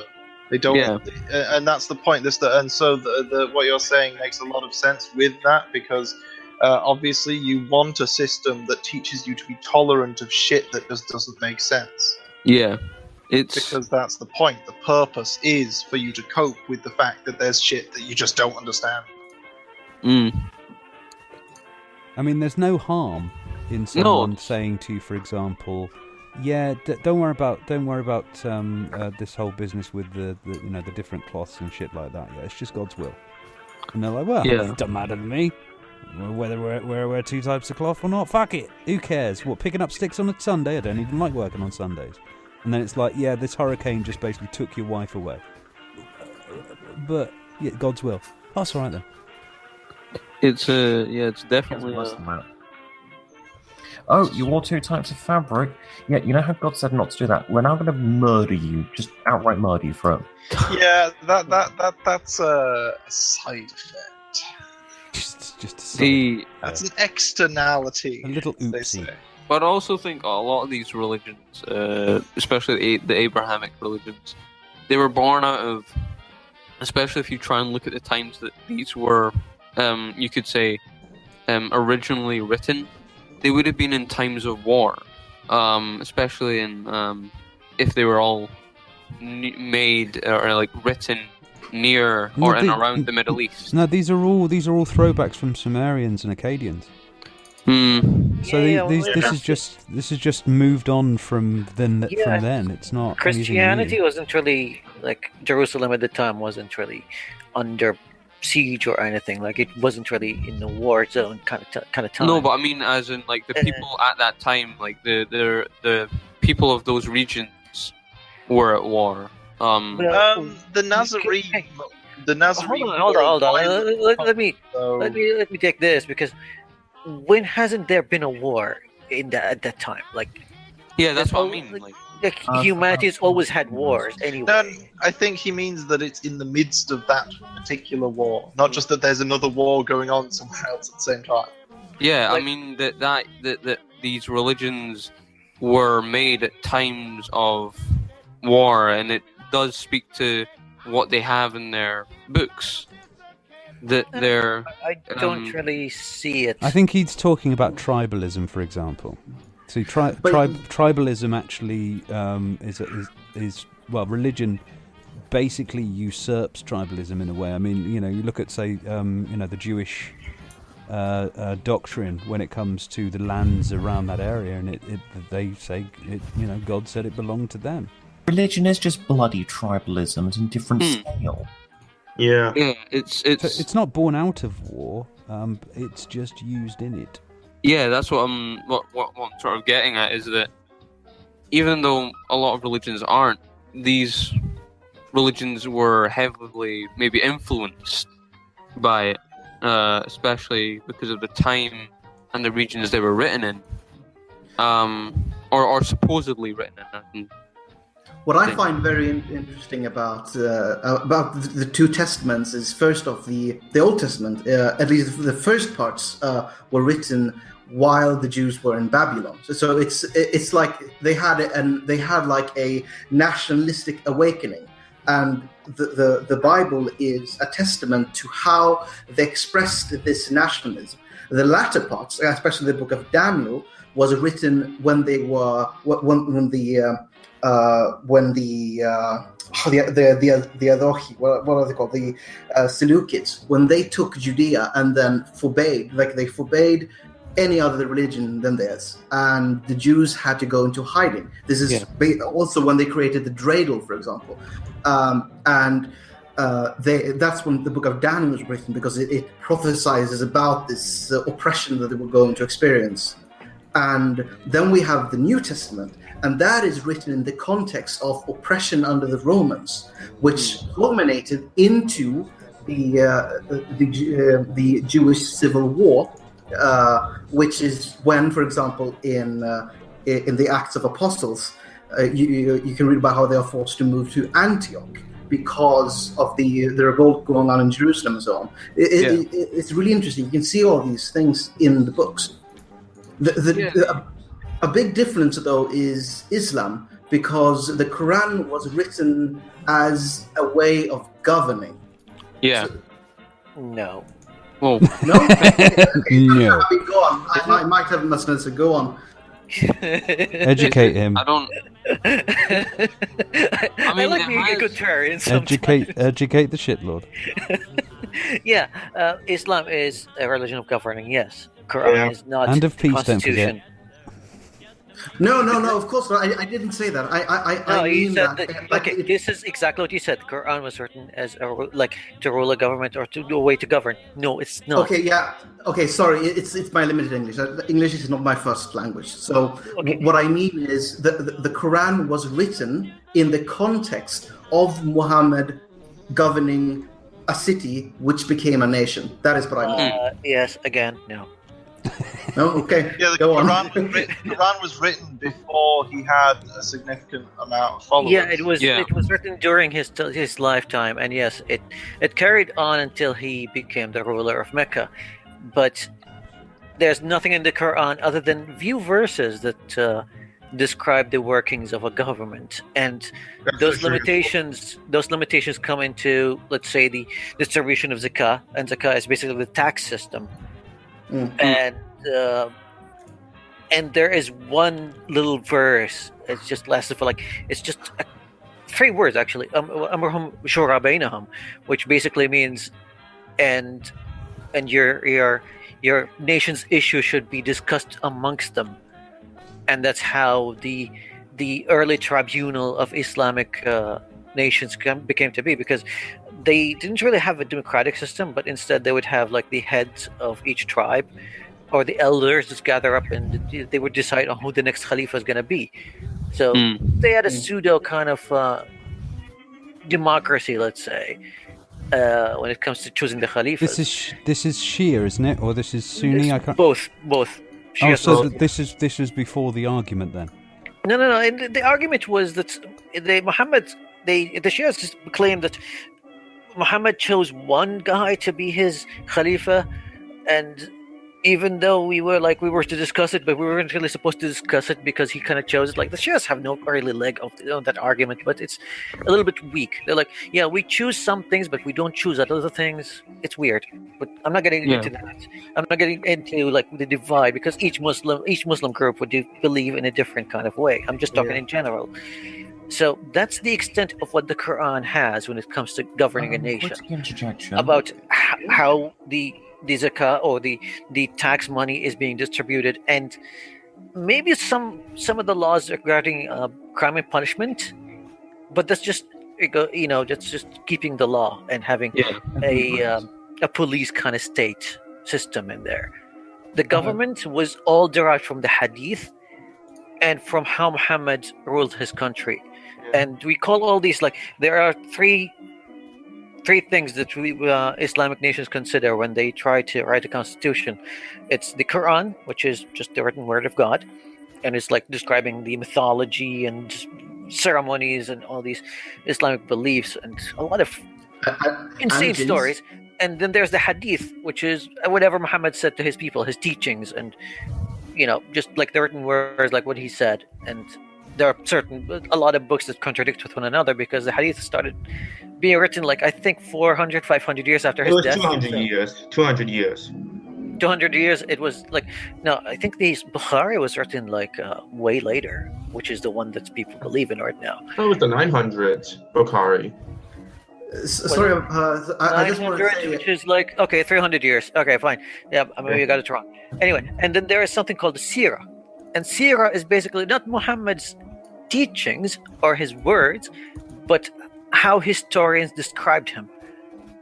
So you have all these 3 things, and then they derive the Sharia law from them. And Sharia law, the way it works, sometimes when it comes to new concepts, let's say weed, drugs. They didn't really have drugs in there back in ancient Arabia. And we had a lot of alcohol, but not a lot of drugs, other than hash that came from Yemen. But there was not in Mecca and Medina at the time, they didn't really have interaction with it. So doesn't they would use hashish have to do with assassins? That's in Persia, and that's way later. But no, there was no actual if you read the hadith in the Quran, there's nothing being mentioned about drugs. So they use something called qiyas, which is basically they look at an issue and be okay, let's derive a ruling with the closest thing to that issue that's happened in Muhammad's time. So they're okay, for drugs, the closest thing to them, they're addictive and they kind of loosen your mind a little bit. So they're the same as wine. So they have the same ruling as wine, and they just go with that kind of thing. Interesting. And then they have something else that al-Jima', which basically is like having a tribunal of scholars and be like, yeah, let's just vote on a thing. But that's kind of ended with the Abbasids. I think it was abolished with the Ottomans. The Ottomans were like, no, we don't do that anymore. The Ottomans changed quite a lot during their the Ottomans during their ruling. The Ottomans had a secular constitution. They're like, yeah, well, we're going to have a constitution with a rule of law and a court with lawyers and a jury and everything. And most of the Muslims at the time, like the Orthodox Muslims, were pissed. They're like, no, we want our old little ways. And they're like, nope, we're going to modernize.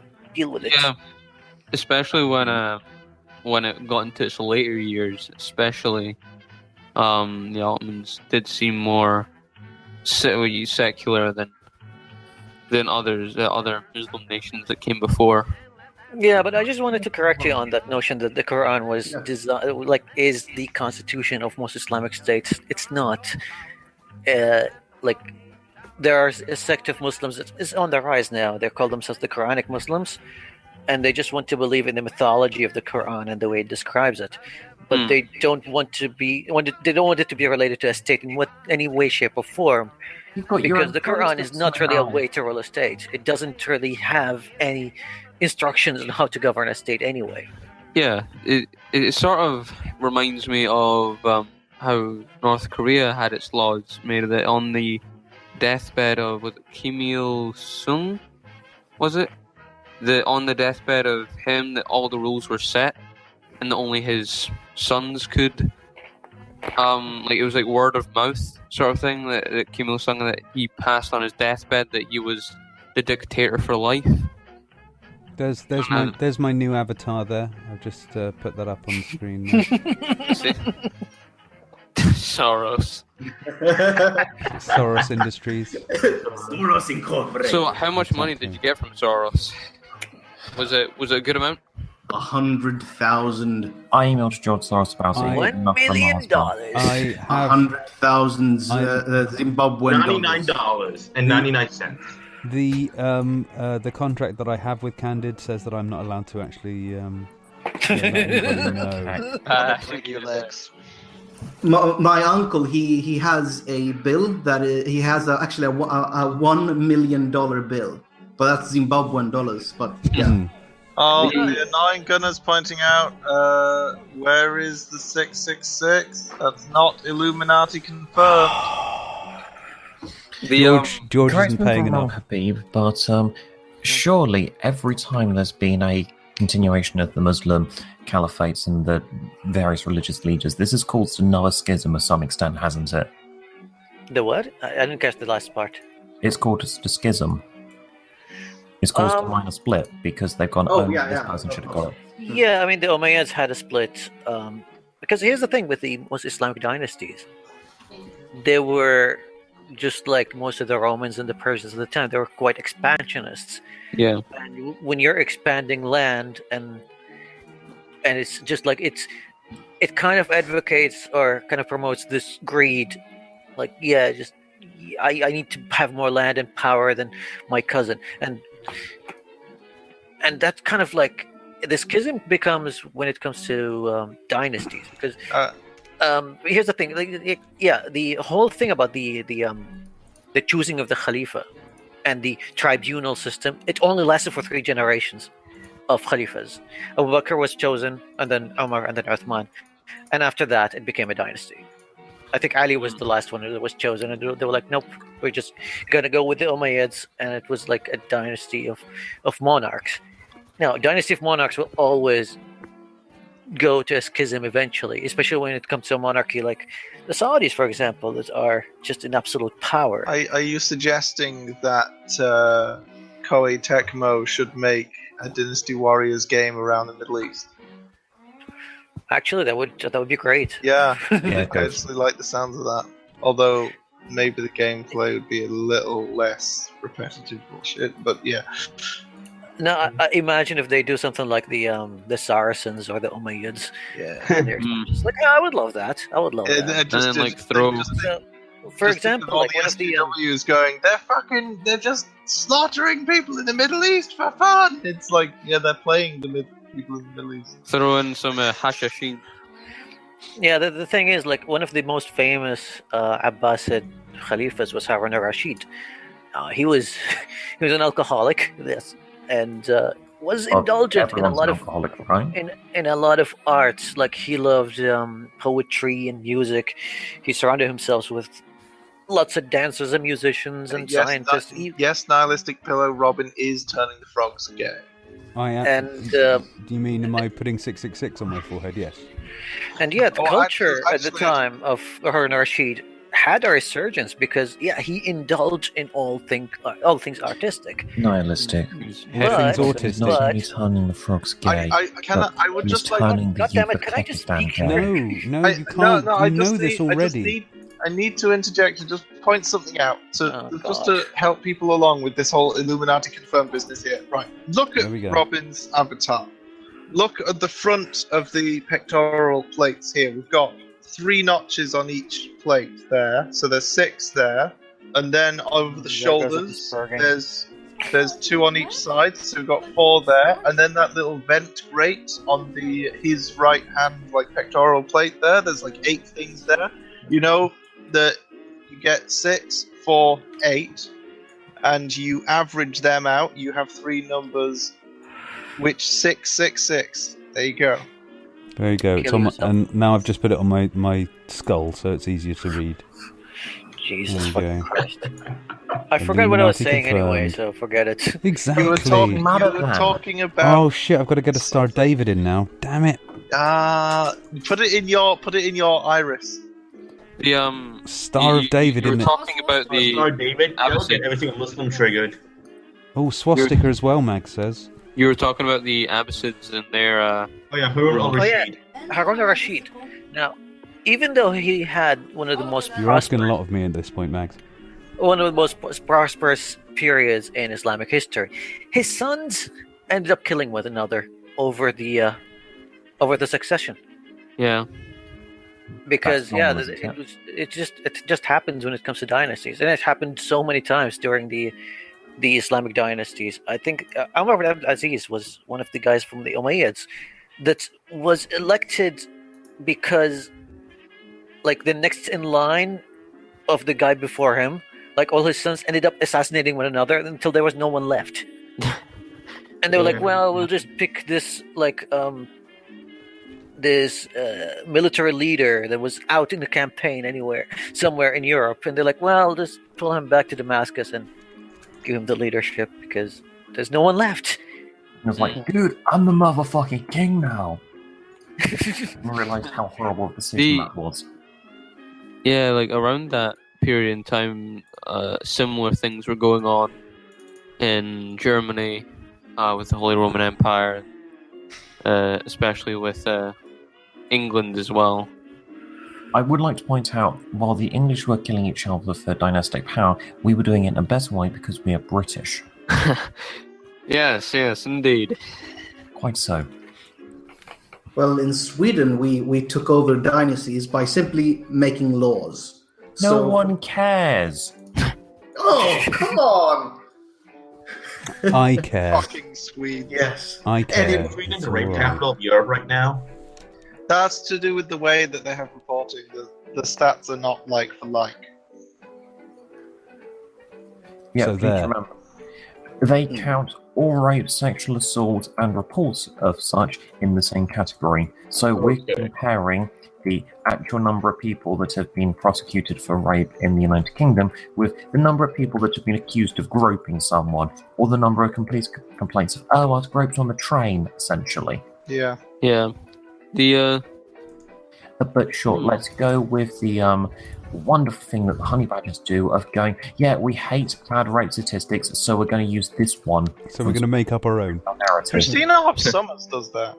But, oh no, she's the factual feminist. Blah, blah, blah, blah, blah. Are you saying that these people are fallible? Oh my god. They are not gods! Cut. I might be saying that somebody whose career is in academic philosophy might not be the best data scientist. Who would have thunk? Oh shit. Anyways, God Emperor, please help us. God Emperor. Sigma, save us! Exterminate us on this planet right now, please. Emperor, be with us. To be honest, the God Emperor would be such a bad idea right now. Like, having a super being come to this planet and just be like, look, I am now your Emperor of mankind. I'm like, okay. Better than any other person that's leaving this planet right now? Shit. Asteroid, the people of Skåne, they are not Swedes. They're Danes at worst. Okay? They're not Swedish, they are Danes at worst. At best, they're like their own strange race with their own strange dialect. When my father first came to Finnish? When my father first came to Sweden and was working at the hospital, he was in the lunchroom and he was talking to a friend. So he sat down and then he heard these two people speaking in a really strange language he never heard about. So we asked in English, what language are they speaking? And he said, "What? No, that's Swedish. They're from southern Sweden." And he was like, "Holy shit!" Yeah, that's basically what we think about the Americans. And the Scots. Thanks, man. And the Welsh. Oh no! Thank you for making a language that none of us can understand except you. And Guernsey. It's great, isn't it? Yeah, you've decided. I know. I'm going to do a dialect that will confound the English. Then again, I am whisperer. And the Northern. You're not making any friends that way. Well, the thing is, like, if you go further up north, like, the thing is, at least you can parse out what I say. If you go farther up north, like into maybe Fife, maybe even further up, you won't be able to know what they're saying. Yeah, even I have difficulty. Eventually, you go far enough north, and people just stop using sentences. Yeah, they say like what in our dialect, what foot do you kick with? And what reality they're saying is, are you a Catholic or a Protestant? Because Celtic and Rangers is basically just that. But they don't say they don't say like that. They go, "What foot you kick with?" What foot you kick with? No, they're showing you better listen to me. What foot you kick with? The old ween spitting my lad. To which the only sensible thing to do is to look at them bluntly and go, "I'm sorry, can you say that in English?" I would just go like, I mean, if someone asked me that, I would just look at them and I'd be like, yes. That's my answer. I'm sorry, I don't speak Department of Work and Pensions. I saw this joke by Ron Williams saying that he would say he's Jewish, and then it's like, oh, that's just some sort of Catholic. Catholic light. Judaism. Catholic light. Have you heard Dara Brin's stand-up, and he's talking about religion? It's like, he says, "Oh, I'm a Catholic. I don't believe in God, but apparently you don't get out that easily." Okay, that's it. I'm not doing any more. You've got your swastika, you've got your Star of David, you've got your 666, you've got your triangles, you've got your Soros Industries. Your upside down cross. Illuminati confirmed. By the way, where's the rainbow iconography? Shut up. Where's Pepe? Where's Pepe? Shut your filthy No, where's the moon in the storm, man? Where's the trash stove? Where are the 14 words? No. Pepe was 2016, man. We have to ensure the existence of our memes and their future. No, it's not Pepe anymore. It's the Kekistani youth. Oh god. No, it's the trash stove. I think that the whole Kekistan thing is getting out of control. Have you seen my video on Keck theory? No. Do you know why I haven't seen that? Because you have no taste. You have no soul. No, like some people have clickbait titles. That's the complete opposite of clickbait for me. I'm kind of going, Well, I've got two videos. One is called Keckonomics, and one is called Keck Theory. They're both direct economics principles. Of course, except I've just laced important keywords with Keck and me. The one with economics, I just showed it. I showed it to my girlfriend. I was like, I can only dream of being this Spurgy. I can never. It can only be judged as a nightmare. To which he said, "Good, because I'll dump you if you were that Spurgy." I think she enjoyed the video too. One thing that winds me up about this, you can't actually rotate anything in this. That's silly. What are you using? OBS. Oh, okay. Oh. Yeah. Bit weird that. Forced meme. Bad. No transform function. That's Not if even- you want to get rid of it, what you've got to do is just make really, if you want to go uber edge, you see, what you've got to do is you've got to get on those memes early and do really bad ones. I mean, really awful memes that just make everybody just kind of go, oh, he doesn't get With it. his musty. I don't know. He just doesn't get it. I mean, getting on a. I mean, some memes are just made to be just absolutely spectacular. But some memes are they just die too quickly to become. They're never given a lasting. chance to grow. Yeah, sadly. And that's why we must make Kekistan eternal. Well, Pepe is already eternal, I would say. I mean, This is Pepe, what we've got, guys. Pepe has grown out of a meme We had like a pop culture Walkmans. reference. We had Walkmans and And we have that which doing a may never tape up with die. a pencil and things like that, and you've got memes. We Memes have have that actually which been may around never for a long die. time. I feel for you guys, I really do. Memes have actually been around for a long time. Yeah. It's weird. They date back to the 70s at least. Yeah. It's Everything's a meme, guys. Okay. that can That's actually the be. fucking point. Risque postcards are a meme. No, do you Kill remember the the Jews? first? Just a meme. I think Robin here remembers it, maybe. Do you Kekistan remember is old, but Hold- Lolestinians have not been recognised. Hold on, Robin. Palestinians will be recognised when they stop bombing Kekistani orphanages. I I've stopped speaking. They're just speaking away. Well, They're it's all just nice. a bunch of people talking, and I was like, yeah. Do you remember that first sort of like gaming meme back in the early '90s by Apuji Games, the Dopefish? I don't think so. I mean, I think its my first records. appearance was in a Commander Keen game, oh, okay. and then it's kept appearing in. I mean, it still appears every now and then. Like the latest Deus Ex had some references. In Doom, you could see a print over like some of the like the noodle cups and whatever. Like you just zoom in and there's like a Dopefish icon there. Oh it's- yeah.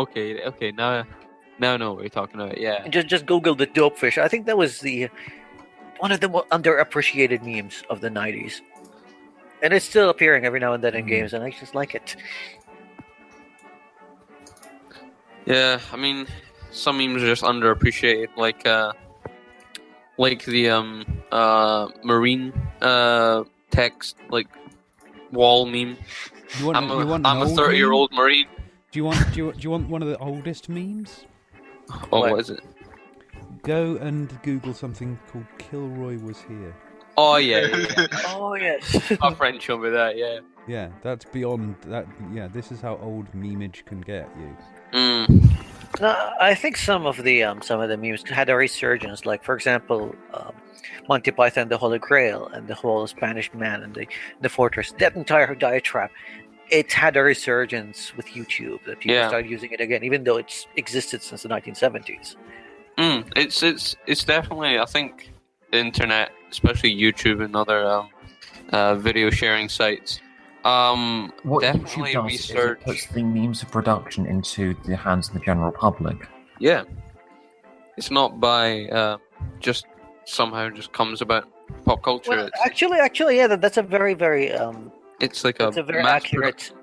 That's a very accurate statement because the Dopefish wasn't really something that was used by just normal everyday people. It was something that mostly used by gaming developers. Yeah. It was on Duke Nukem. It was on Apuji games and 3D Realms games and some games here and there. Like you could get it in. I think there is a reference of it in Doom 3, if I'm not mistaken. But yeah, it's just in games. Like you don't really get like normal everyday people using it and having fun with it. Yeah, we just discovered it. Yeah, like the internet gave people a platform to create just random shit. You could say just random shit on different types of mediums: video, text, image. Like, and then Photoshop came along, and other things like that, like GIMP. They came along, and people were like, "Oh my god, I can just there's so many things I can do with this." And then I think memes had a huge resurgence after Photoshop came about, and then that was like a big push. Are you guys familiar with the effect that Mills and Boon novels had on publishing of books? That essentially, prior to that, publishing books they were very, very, very cautious about whether they would actually publish a book. And it would be an author. They'd maybe take on like one new author a year or something. Each publishing company, they would just have, oh yeah, well now we've got this author. We have to be very, very, very careful about whether we'll sign up this author or whatever, and then they'll just be a professional author from then on, writing books for that company. But then Mills and Boon were just like, yeah, send us your manuscripts. If it's good, we'll publish it. And that's it. It's just the idea that people could just write a novel, and then the publisher didn't need to commit to like employing them or commissioning more books off them. It's just like, oh yeah, this one's all right. We'll have this one.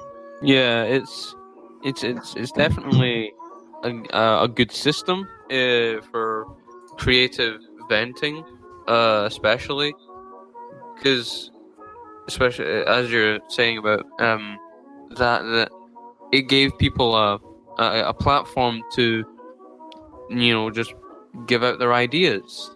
And it's a dual-edged sword. And to take this back to our original discussion about how media and news is being broadcasted, and that comment by the guy, the editor-in-chief of AGM, having limited space can be a very good advantage because you know that you're going to produce quality content because you have that limited space, and you have to, you have to make sure that you're just putting out the cream of the crop, best quality you could ever get. Yeah. That's why I think a lot of the games that have come out, like with Warhammer, all these like weird mobile games and stuff like that, they've come out because like THQ disbanded, so that the IP of Warhammer it was just afloat in the air. So many people have picked it up.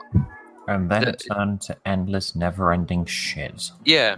I would say, though, there are a few games that are good that came out of this. That Total War Warhammer, that was I would say, a very good attempt at I've portraying... started playing Space Hulk Deathwing. Or I've only done the first mission. I like their design for the ships. They're very good. You'd like the designs for the ship in a setting where the ships are basically giant flying cathedrals, because if they make them into religious buildings, they're less likely to be sucked into hell and everyone to be consumed by demons when traveling between planets. Yes. Hey! Hey, who said it had to make sense? So, if it works... It works. Yeah, ask the orcs. They know how to do it. They just throw shit together. The orcs don't know how to it do works. anything. It just kind of happens. Don't forget that there is one huge button in the ships. If you have enough amount of orcs, something will happen. If you have enough orcs, they'll put a giant red button on the planet and then find out what it does. Yeah. That's basically how the WoW works. But it's sort of that thing where if you have IP protection or any sort of protection on your content, then you'll get a better quality, but you won't get as much quantity. it's the quality quantity issue. Hang on. Angry Birds has very strict IP control. Does it? I don't know. Actually, they have a bullshit amount of quantity. Yeah, but that's like mobile games. It's very with mobile games you can easily put out more games because you don't have to take up. There's not a lot of time creating. The thing is, like, okay, let's take Angry Birds as an example here. Let's take Angry Birds as an example because yes, you might just go look at it and be like, oh, this is all shit. Guess what? There's millions of people that disagree with you that play that game still until today. Quality is very subjective. This is the thing. Like, there's people who do crosswords and Sudoku and word searches, like as their primary. Like that's what they'll do with their time. They'll just pick up a Sudoku book or something. And you know, I've had Sudoku books, and now I actually do like full-on mathematics. Sudoku? No, that's just boring. Why would I do that? Numbers, get away. Would go, oh, a Sudoku, how boring. Theoretical pure mathematics that makes no sense unless I use a different language to talk about it. Yeah, this is much more interesting. Oh, yeah. Concepts that you can't use. Seriously, like, I'm definitely at that point where writing down what I mean, it's just easier to use symbols. Why would I use words? The whole thing with mathematics is that, you know, once you start delving into imaginary numbers, I just lose interest. Like, they're not even real.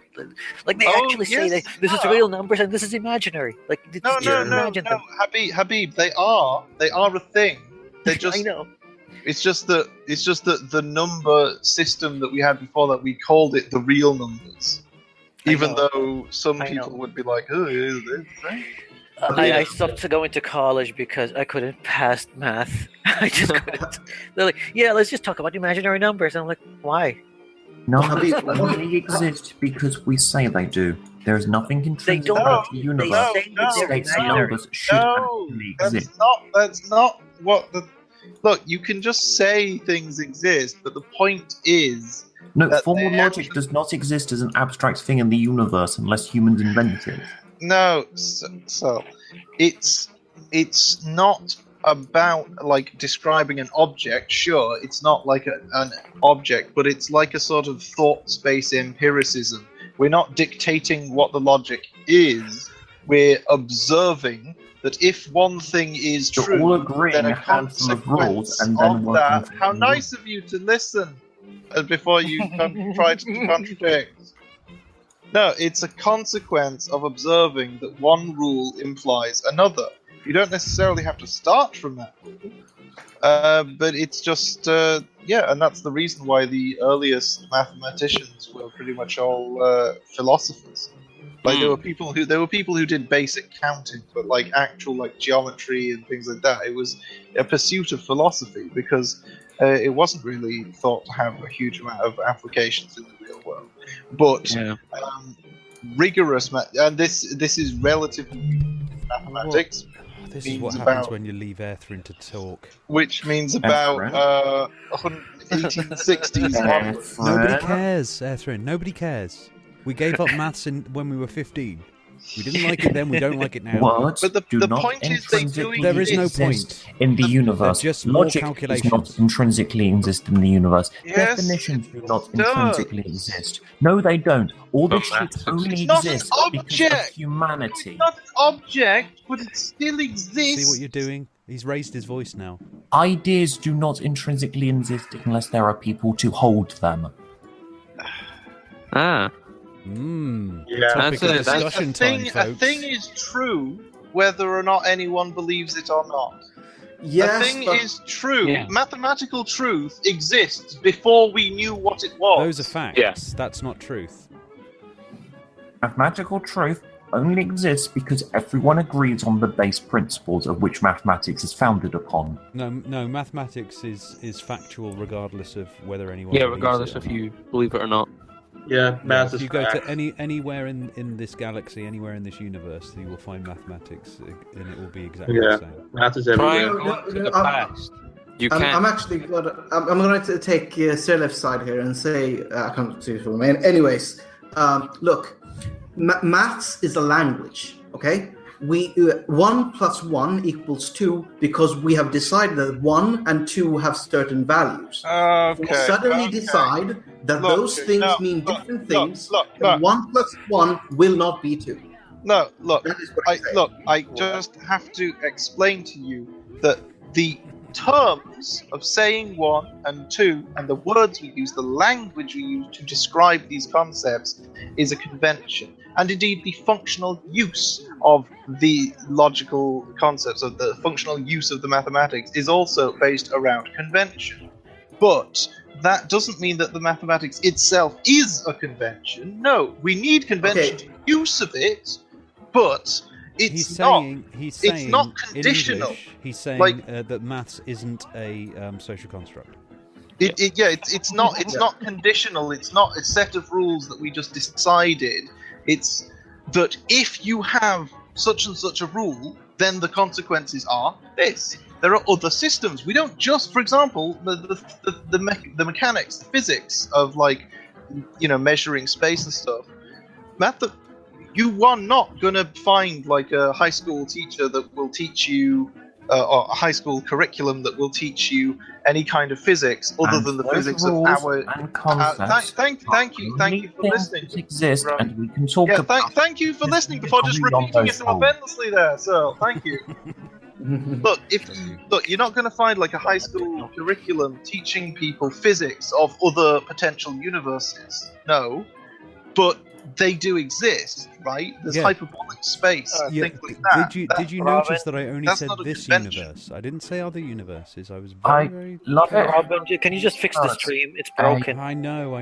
It's asserted that the multiple interpretation of quantum mechanics that is not actually agreed upon whether it is correct or not, and this is we're going to testantly treat it if it's true because we don't have a better explanation at the moment. And you've just asserted that Atoms did the test.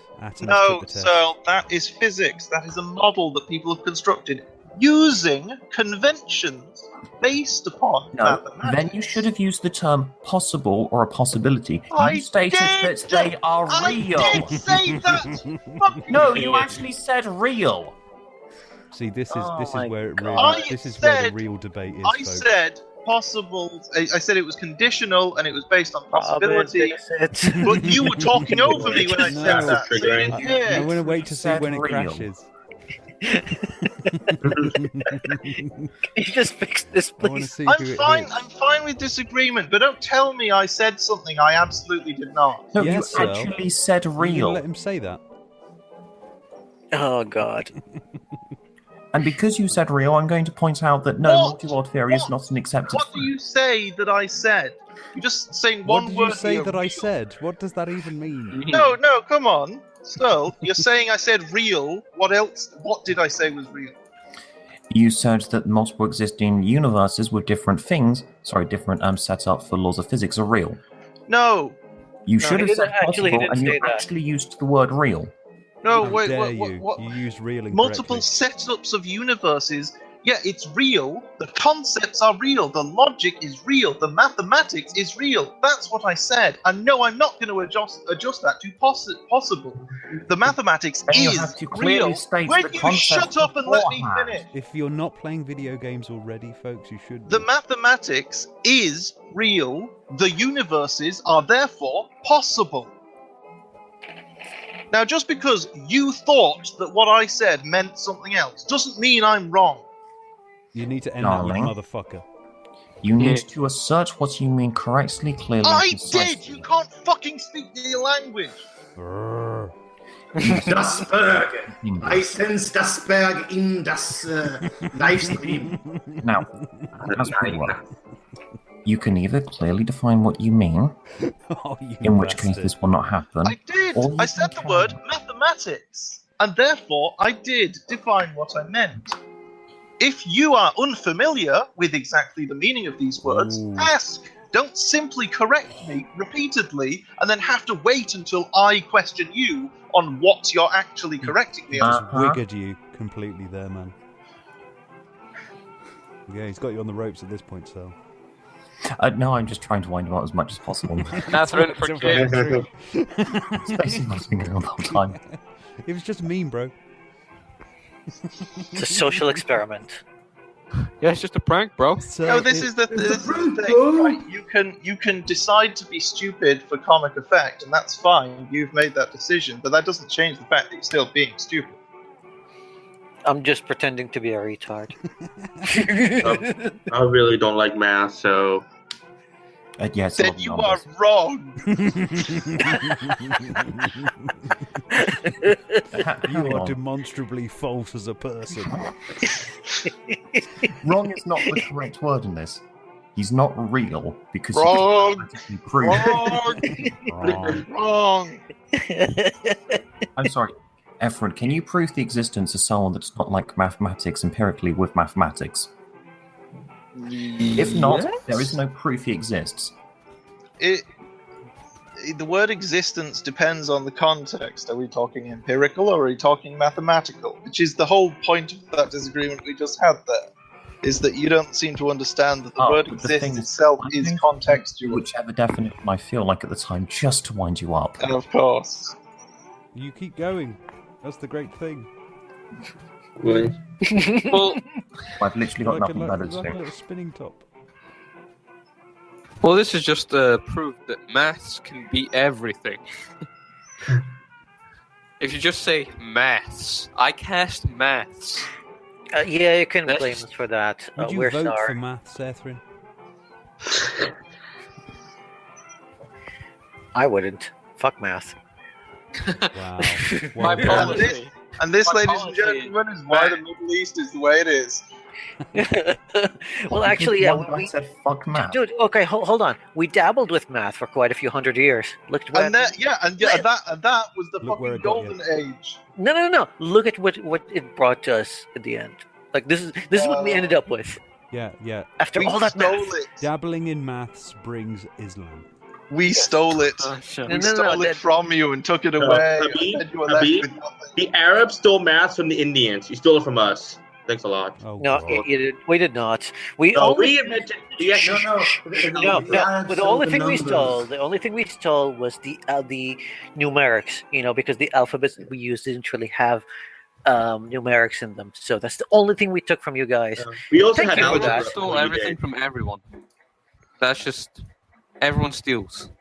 No, the thing is, like, we just adapted that part into our language, and thank you, Indians. You kind of had those for quite a while. You had no idea what to do with them, and we utilized them to make algebra and math and calculus, and you guys just stuck there worshipping cows and. I'm resurrecting Pakistani. the dead by Shiva and Pakistani. Krishna. Yeah, So I'd just like to speak up for the Chinese at this point. Yeah, I'm like, well, the And Chinese. just kind of go, why don't you all just shut the fuck up? I'd Yeah. just like to speak up for the British. State, we did not steal stinging nettles. How dare you accuse us of stealing everything? Okay. Yeah, I would say like Chinese and I'm yeah. not sure that's added to the debate, but Well, I thank you can't think of thank anything you for else we could joining in. actually steal. At least it made it look as if you were paying attention. Well, I'm trying to come up with things that the British did not actually steal from anyone else in the world. And stinging nettles is about it. That's going to be an issue. Potatoes, we stole them, didn't we? Yeah, but nettles Did are not we the one really? thing that we hear. The Irish aren't our people. They're just Scottish people that can't swim. No. We took the These are potatoes. Scottish We people. took potatoes from America and put them into Ireland because we didn't want, potato farms in England. Does that make potatoes GM? Yes. Geographically modified. Get out. You know Robin can't stand GM stuff. There's some sort of sin bin that needs to be arranged for puns. Oh, did I tell you that I actually went to a Vagina Monologues performance last week? And there was Did you have a good time? I'd never. This that actually is the question, isn't it? Really? Yeah, I'd never been to one. It was there. I was like, oh, okay, I'll do this. Also, maybe because I've been speaking to one of the girls that was in it. Was it at Hooters? Because I believe that particular version of No, the but Vagina on the way in, by the door, there was a girl, a woman, by a table with a tablecloth on the table, encouraging people to write their favorite words for vagina on the tablecloth with a variety of marker pens. And I thought about this for a while, and then I wrote down a mathematical expression that was a pun. So you. Written down blue waffle. Essentially, Airthrin, you are a delight at parties, aren't you? The variance of a given random variable is the expectation of that random variable squared minus the expectation of the random variable all right squared. now. He'd be saying that shit in a room where someone's stripping And off, I wrote pouring down beer all over themselves, and he'd be still talking about this shit. I wrote down that expression, and I denoted the random variable with a J, so that what it meant was var J. And the only person that appreciated that was you, wasn't it? Actually, no. I've been showed it to some other people, and so you brought your mathematician friends along with you. Oh wow! But this is the thing. I'm one of the top of the class of like 200 people. Because you're the biggest spug in the room. Do you get do you get like picked on by train spotters? Do they sort of like look at this guy? God's sakes! No, I'm actually a rather well-built martial artist. Sorry, martial artist. You studied the martial artist. Look, while we were out having fun, getting laid, he was at home studying the blade and mathematics. I love he won't cut you into pieces. He will cut you into precise fractions. Don't make me prove Cauchy sequences to you. You're that guy. You're that guy who made videos with your katana slicing a water bottle, aren't you? I'm really good at math. I don't own a katana. Don't mess with math. Watch me chop this melon into 2 half melons. And then Fibonacci sequence it with a flourish. Obviously, not enough people played GTA the 3D version. The hell, man! Didn't I ask you to fix this stream? Just fix the stream. Something's happened to it. I'm not sure if it's fixed, but you know, it's still ticking along. So what are you going to do? No, just fix it. I don't care. Just fix it. What do you want me to turn it off and switch it back on again? What do you want?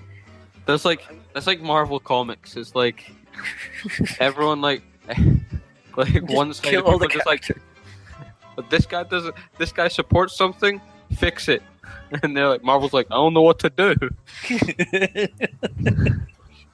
So now they've just gone, fuck it, we'll just make Thor back to actual Thor, Captain America back to actual Captain America, because it was just the comics were so bad.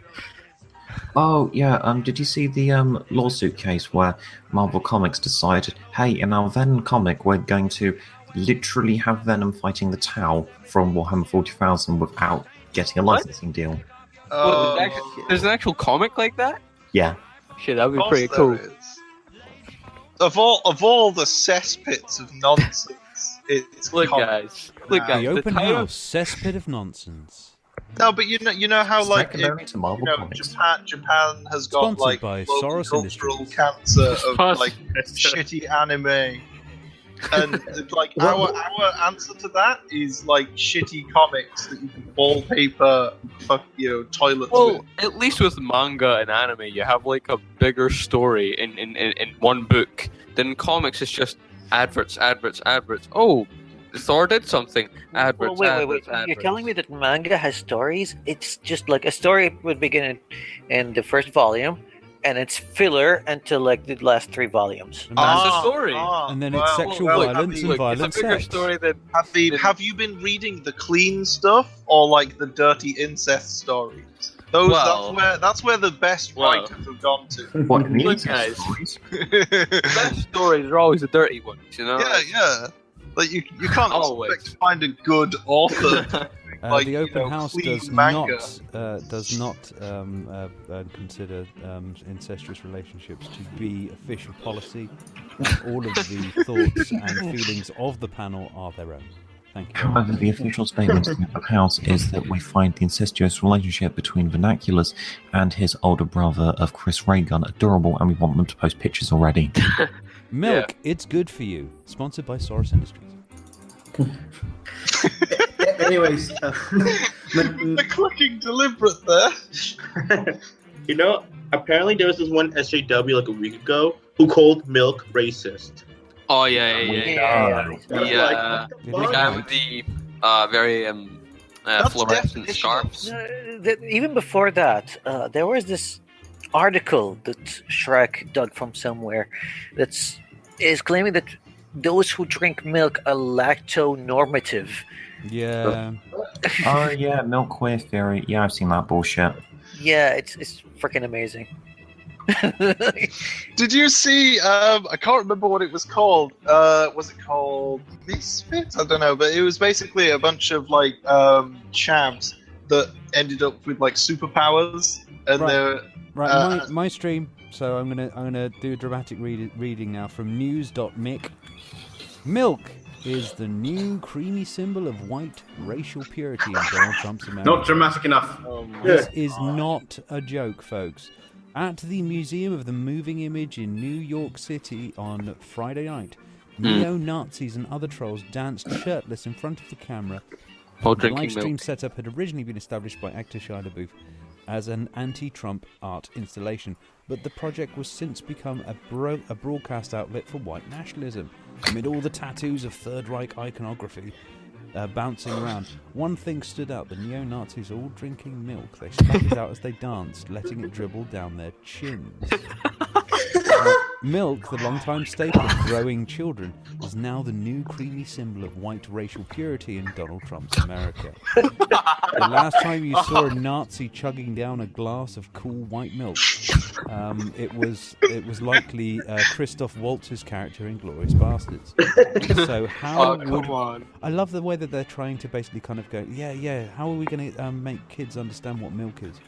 But that actual you saw it on a stream, movie. that actual, you remember milk? moment. You saw it on a movie once, didn't you? So how did milk become a symbol of white pride? No. Some white supremacists think white ethnic identity has a geographic historical correlation with the body's tolerance for milk, specifically the production of the lactose enzyme that Robin, allows the chat humans is to break requesting down you do a lactose. whiter voice for this.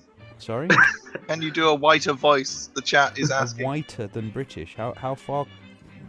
I'm not quite sure. What do you want it in Dutch? just sound whiter. Like, can you? I can figure out. I don't do Nordic. Sorry. Well, you could do the thing. You could do the thing Millennial Rose does with the very hard H. On 4chan, the internet's hate speech hit factory, one anonymous poster laid out this thesis, out using following graphic from a study in Nature, showing hotspots on where certain populations have higher milk tolerances. The discussion thread also contained references to seemingly benign academic studies of lactose tolerance in the Slavic population. Hang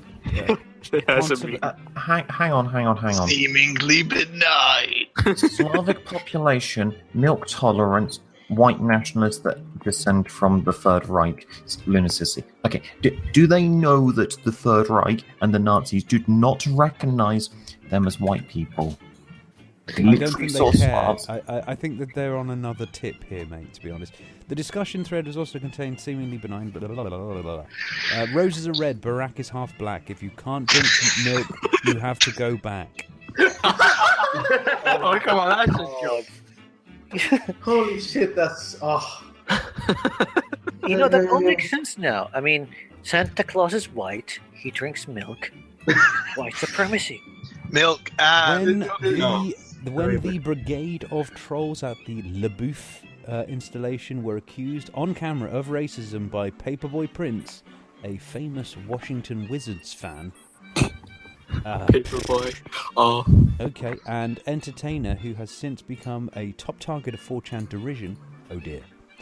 They claimed it was actually a stance against the vegan agenda. Oh, come on. It's like even just the media reporting on this is just fucking dumb. I know, it makes my heart bleed. But the moment of that stream, I was watching it. Oh, it was just glorious. Yeah, they were drinking milk and doing push-ups This last 2 years will mean my eventual pointless death will be a lot better for me. Really, I wasn't looking forward to it, but you know what? It's starting to warm me up. Judging it's why from progress is so important in society, Robin. I know it is, and that's why I'm quite willing to go at this point. Judging from the eugenicist rhetoric across online hate speech communities like 8chan and 4chan, it appears that the vegan agenda is a potential proxy term for conspiracy theories about the global Jewish agenda. Ja, das Judenagenda auf das Globe. But given the sheer mass of alt-right accounts spewing out calls for down with the vegan agenda, it could refer to any number of right-wing targets. The whole milk-chugging anti-vegan narrative is complicated by the number of factors, really. Not least of which being that Adolf Hitler was possibly vegetarian for a short time, or that there are many places in Africa where milk is a dietary staple. Then again, white racial purity is a fragile pseudoscience, so trying to find a sound explanation is a tall order anyway. Well done, Jack. Yeah. He should have put it. By the way, I'm completely uninterested in this, and my editor made me do it. No. This article should be posted up on Look at Jack Smith the Fourth. He looks like a fucking idiot. No, this dead eyes. Holy shit. Yeah, but you look at the videos of the guys drinking milk, and guess what? You've got some cold, dead shark-like eyes out there, mate. What did that tell anyone? That piece, couldn't you just show the footage of 30 seconds of people? You could actually. People have edited it and put it on different YouTube videos. And the thing is that moment in the stream was it was just so funny. Oh my god! It just shows you just why we don't let white men dance. It was the thing is look at these guys. You can see that every single one of them has failed at every date. But it's so funny. They were shouting, "This is the pinnacle of man. Deal with it." Oh, it's so great. It was such a great moment in the stream. To be honest, you know what? Yeah, you need to get out. You need to get out. You need to get off the internet. You need to go outside. You need to go fight. Get yourself a pair of binoculars and go bird watching or something. This that I am seeing right now is certainly not the pinnacle of man. It's not the pinnacle of the internet, YouTube, anything really. This is a waste of everybody's emotion and thought power. Oh boy. Which is the action. Which is their purpose. Look at this dweeb in glasses drinking milk. I am so in with this crowd, aren't I? No, mate. It's the pinnacle of their life, and that's the problem. God, you see, this is, I really hope Trump actually gets some jobs in, because fuck me, they need him.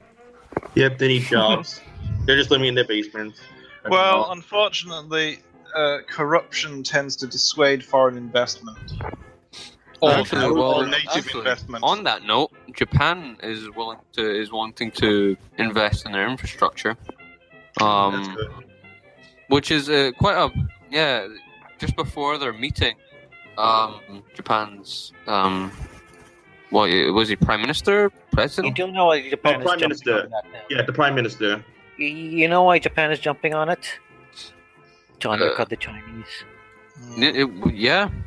Yeah, the Chinese are so into it because right now the Chinese are contracted to do infrastructure deals with Saudi Arabia, Dubai, and parts of Eastern Europe as well. They're all over the place. They're doing stuff in Africa. Building a highway in Pakistan right now.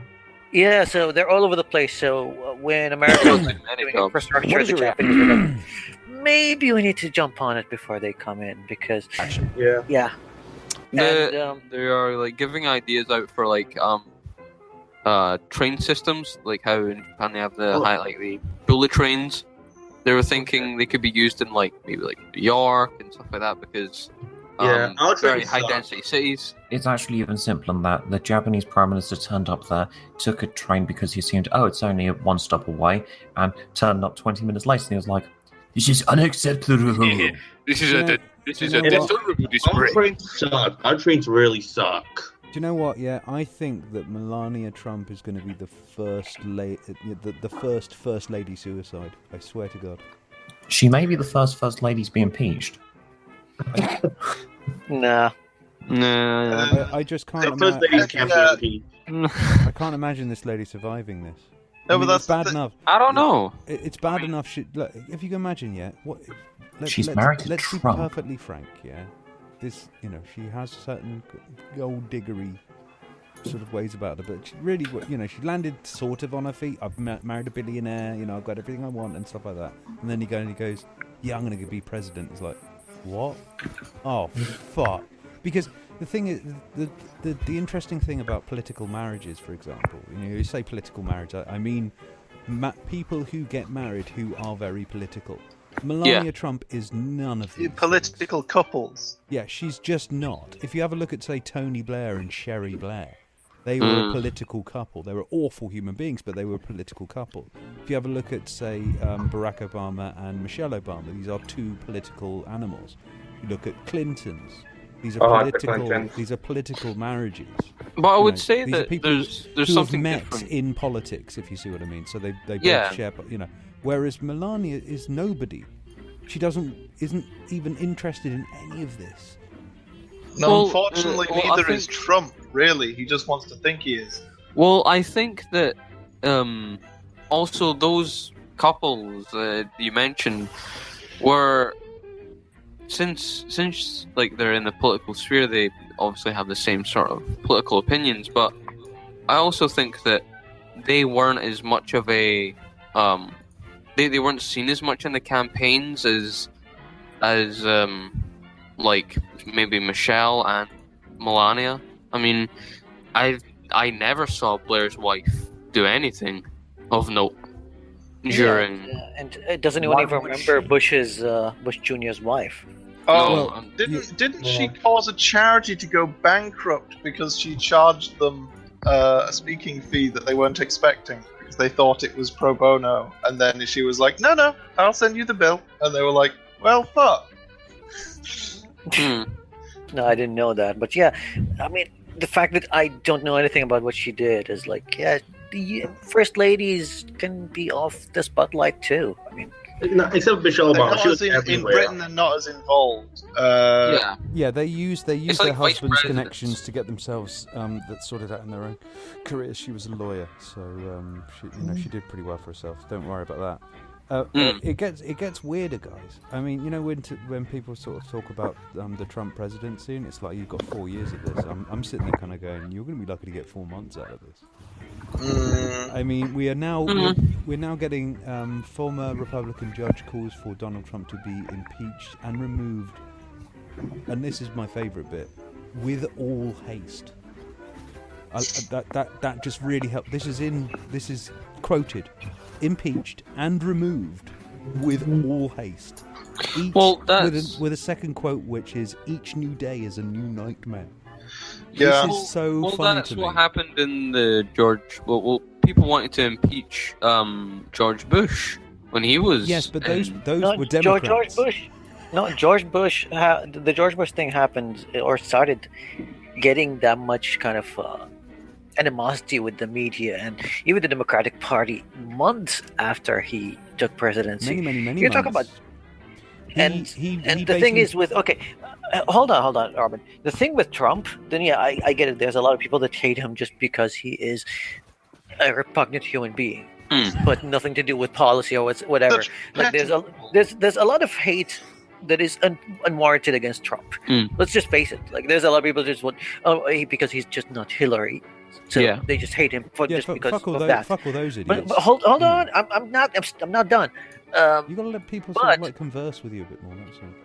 You're done. But the thing is, there is unprecedented kind of animosity towards Trump from his own party. Now, this is weird because we're not talking about the Democrats in America. The Democrats were never lockstep one with another. They always had some sort of rivalry between them. And yeah, Obama wasn't really agreeable with a lot of them at the time. Hillary wasn't agreeable with all of them. And you see what they did with Sanders as well. That's kind of the status quo with the Democratic Party. The Democrats, the Republicans, on the other hand, it's a whole different story. And when you have someone who is a career politician like McCain that's really towed the party line no matter what, and now he's against Trump in his every single speech. No, but that's from Reagan onwards. Well, it's sort of like what's happening with Jeremy Corbyn. Someone comes in with different ideas, and the inner workings of the party are different to what he wants. So the party will shift and collide with itself. No, Jeremy Corbyn is the single most electable man in England, it turns out. No, but I mean, as in the Blairites in the Labour Party. I wouldn't necessarily say that, to be perfectly frank. Robin, in a party election, he's the most electable person we have ever had. I think he's the most electable leader Labour has available at the moment. That's for sure. That's not my point. I'm not really arguing that. I'm arguing that Corbyn go, he's unelectable, he's unelectable, he's unelectable. They have a Labour re-election, and he swells the party ranks by. Yeah, but that's the party ranks, mate. That's a few 100,000 people. We're talking, they outnumber the Tories 10-1 at the moment. That doesn't matter. They don't need to have a club for the Conservative Party. They've got far too many Conservatives voting for them already. They don't need a club. Having a large base of people that are on side with Corbyn melts into insignificance by comparison to the electorate. If he can't actually get those people on his side, he is doomed. That's what I'm sort of saying, is that, like Donald Trump, Jeremy Corbyn is in sort of the same situation, where he has different ideas to what the MPs in his party think. No. What the some MPs. What the issue with the Labour Party is one that is historical. You're basically talking about the Blair sort of thing going on there. And now there's two camps within the Labour Party that I understand of, which is basically those who are Blairites and those who are old Labour. Yeah. Old Labour never got itself really elected since the 1970s or something like that. They were in the 60s the last time they were in power. Fair enough. And essentially, when Blair turned up, which is it's sort of a misnomer, really, because to be honest with you, looking at the Conservative Party at the time, everybody, without a doubt, was sick of the sight of them. So they could have just put a fucking a rubber doll with a dildo sticking out of its mouth and people would have voted for it. So the fact that Blair got in wasn't really too much of a thing. It's the fact that he came out of pretty much he was coming out from the back benches and just took over leadership and all this sort of thing. So this was this third way idea, which is basically we're going to pretend to be Labour but not actually be Labour. And of course, a lot of people in the old Labour place were fucking pissed off with this because he was basically a Thatcherite. So the people that were sick and tired of Thatcher and Thatcherite politics ended up voting for somebody who was just basically Thatcher with a red tie on. Yeah. So a lot of people in the Labour Party were very pissed off with that. Now, you've got basically the Blairites and the old Labour lot who are arguing the toss of this coin. Basically, one is saying, you're unelectable, and the other one is saying, you're unelectable. The Blairites are unelectable because they're Blairites, and this is the legacy of Tony Blair. Nobody wants to fucking hear the guy in the UK anymore. Yeah. They weren't talking about what he actually said when he spoke the other day. They're actually speaking about the fact that, what the fuck have you got to say? Go. Yeah. Get out of our face. So, as far as electability is concerned, if you have Blairites in the Labour Party, then a lot of people in old Labour just think that they're completely unelectable, they'll never get in that way. Whereas the Blairites, who use briefings, really, so they exploit their news connections to paint old Labour as completely unelectable. Now, the problem with this is, of course, is that everybody in the Labour Party is saying that the Labour Party is unelectable. From either side. And so they're just basically just eating each other up while this is going on. And then, like I said, the only thing that Theresa May has to worry about is making sure that the Daily Mail doesn't get pissed off. Yeah. And I think that's a situation. Go crazy and She's a vote for like green. reluctant, she's a reluctant Remainer who has just turned into even more fervent. If anything, I have this bizarre theory that she's actually playing a much longer game here, of basically throwing us full tilt into Brexit, in order to, in the very same way of causing the problems that have to be fixed later. Yeah. So you throw everything at it. You basically just let the whole thing tumble on its own thing, and then everyone's like so exasperated by the whole thing. You kind of go, should we go back in? And be like, yeah, fuck it. I think that's what could happen with Trump, though. That's a long what I'm ball trying game. to get at. Oh god, Trump's administration, the people that are underneath him beside, they're taking advantage of the Brexit thing. They're scooping people out from the UK because of this. No, I mean they're not interested in helping us out. Yeah. No. I'm saying that what I'm trying to say is that in the same way that the Labour Party is eating themselves and basically being cannibals in almost sense. That's what could happen to Trump and the Republican Party. Yeah, I'm happy for them to eat themselves out, because the thing is, well, this is an uneasy peace that they've had over the last 10 years or so. Yeah, where they're basically got this sort of 50-50 ground between those who are basically old Labour and the Blairites. And this has never been settled ever since Tony Blair basically got into power and did this whole New Labour thing. Things can only get better. And to be honest with you, I'd like the Labour Party to be a socialist party. I'd like the Conservative Party to stop going to the middle ground as well. And I'd prefer to have the middle ground taken up by people who think that they are middle ground, rather than these scoops into the mainstream that they like to do. Yeah, I want them marginalised. I want them both marginalised. Incentive for thought leaders to just manipulate language and break people's logical thinking abilities, just persuade people to just suspend all incredulity. I also don't see enough. So here's a tweet from Trump. Many people would like to see Nigel Farage represent Great Britain as their ambassador to the United States. He would do a great job. How many? I don't think you really speak to many people now, do you, Donald? Let's be frank. I really do not think he has the experience. But he's a businessman. Well, we've got one from Hillary Clinton here. Hillary Clinton twists the knife into the Michael Flynn over fake news. A former presidential candidate retweeted the message from one of her former aides. Hillary Clinton has celebrated the resignation of Donald Trump's national security advisor by reminding him about the real consequences of fake news. Michael Flynn quit following reports that he had misled Vice President Mike Pence and other officials, which I completely doubt. I think he's just basically the sacrificial lamb here. He had been embroiled in controversy since it was revealed that he had a conversation with a Russian diplomat about sanctions. No, what's happened is that Michael here, on Trump and Pence's dime, went and talked to the Russian ambassador, and then it got found out, and somebody had to take the fall, and that was going to be Mike.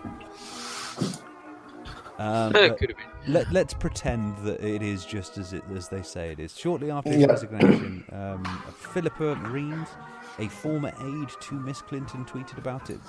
Dear Mike Flynn and Mike Flynn Jr., what goes around comments around. And given your pizza obsession, with a link to Domino's pizza job link, signed off, love, Philippa. Anyways, who even orders Domino's? You always go for Papa John's. Well, it is interesting. This whole, there's a lot of things that I'm sort of a bit sort of like, I'm failing to sort of square off with a lot of the Trump supporters. And this is my problem with them, is that they are no better than the Hillary supporters, I'm afraid. Yeah. They have, as far as like kind of, oh, what, you calling people a Nazi? Shall I just get up the pictures named Hitlery? Let's have a look here. Hitlery. Okay. So we've got, we've got a lovely one. There we go. Nazi. She's a commie Nazi, whatever it takes. We've got all the SS stuff. There's loads of pictures of her with a Nazi, with like a Hitler mustache on. Fucking shitload. So as far as like kind of going, well, you're never going to win people over by calling them a Nazi. Seemed to work for you.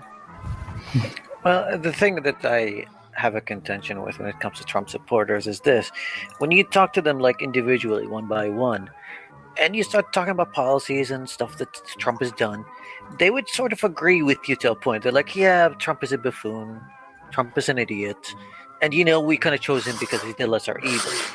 And I'm like, okay, fine, so we choose him as the lesser evil, and I kind of respect them to that point. Like, okay, you chose him, he's the lesser evil, you didn't want a big war with Russia, that's fine. So now you have the lesser evil, and he's gonna. Hey, no, you hang out. Jesus fucking Christ. There we go. Look, this is what I'm talking about with the Hitler thing. There we go. So Lesser fucking evil. Now here's the thing. Okay, you have someone who they pretend is the lesser evil to whatever they would like to describe it. So now we have someone that he's incompetent, but less so than Hillary. So you have to be on top of everything that he does, and make sure that he kind of sticks to his positive promises and backs down from his negative promises. Now, this is where they fail. They're like, okay, our team won, so we might as well just accept just everybody shut up, don't criticize him no matter what. And these are the same people that were bitching about Barack Obama and how the left basically just said we've had the election, democracy's over now. Mm-hmm. I agree, snap those fingers, snap those fingers. I agree, snap You those only get democracy once every 4 years, folks. This is one of my favourites, and this has been around for quite some time. In between time. Trump's allowed to start campaigning now. Have you seen Trump's beginning to campaign now already for re-election? Yeah, he's doing a rally in Florida. But bullshit aside, did you see Trump's his safe zone for the Middle East, where he says, so we're going to solve the Syrian problem, and because it's a complicated problem, we can't let Russia fly military planes over the area while we're doing it. Obama, Hitler. There you go. Look. Let's have a look at. Look, National Socialism. Obama and Hitler. This is the thing that sort of like winds me up, is the abject hypocrisy of all of those. You calling us Nazis? God, who would do that? And it's like you would. You were literally calling Hillary Hitler by the last few fucking days as you desperately tried to scratch a fucking win out of this. Stop kidding yourselves. It's beneath you. And due to psychedelic mushrooms, I can see through you. I have to be leaving now, but before I do, I want to say two things. First off, about the Hitler thing. The only time that I think that a Hitler analogy is relevant is actually to the people who call Trump Hitler. And the reason is Hitler... But only them. Well, not only them, but in this context, what they are doing is what Hitler did. He didn't just rise to power through bigotry. He rose to power by fear-mongering that the Jewish Bolsheviks would take over Germany in a dictatorship. Therefore, we have to become fascist to stop them. So you have all these people who are talking about how they have to stop Trump. That is exactly what Hitler did. That's beautiful. We have to become a dictatorship to stop. Here's another thing that Hitler did as well. He talked about the lying press. Yeah. But then again, he did hire if you can imagine, people were voting for Trump because they thought that Hillary was going to start World War III. Who was a paedophile, a socialist who was going to take over the country in some sort of communist fucking FEMA death camps. I think Yeah, so- Hillary would have put in the status quo, but I don't think. Yeah, this is the thing. You know, I'm afraid that those sort of, you know, if we're going to go with the who does the Hitler thing most, sorry, bud. You know, at least in some cases, these kids are actually calling some of these people fascists and, you know, Hitlerites and stuff like that because they're actually got tattoos of Nazi symbology. Hang on. They're not actually Nazis because that's a dated term from the last century. They're identarians. Yeah. I fucking people defend Richard Spencer with that bullshit game. He's not a Nazi, he's an identarian. This is the thing. Morons. I'm not in either person's side, but I'm not going to kill. I'm not going to completely lie to myself about this. Hillary is basically Kissinger in a dress. So this was going to be real. Kind of, yeah. This was going to be really dry, boring, realpolitik, all that sort of crap. And just now and again, you'd have a little bit of fireworks. And now, Robin, is it really fair to comment on her appearance? Yes. Yes, it is. And I'm sorry, I should have said Kissinger in a pantsuit. In a white pantsuit. Yeah. Blue. Smile. It looks awful. But anyway, that is the reality of it. The idea of say a no-fly zone over Syria was never going to cause World War III, as the no-fly zone that Trump is putting in will not cause World War III. No, but I think the exact same thing. It was part of the executive order that was shut down by the Court of Appeals. Now we'll see with the new executive order. He says that he has something that written down. It's only in draft. We'll see what he's gonna try and sign. He wrote it down. Yeah, that's a joke. I know that he didn't write it. I would be surprised if he even reads it. Can Trump write? Can Trump write? Holy I would be shit! surprised if he reads The it. guy can speak. He can write. He doesn't seem to understand the modifications on a sentence from a comma.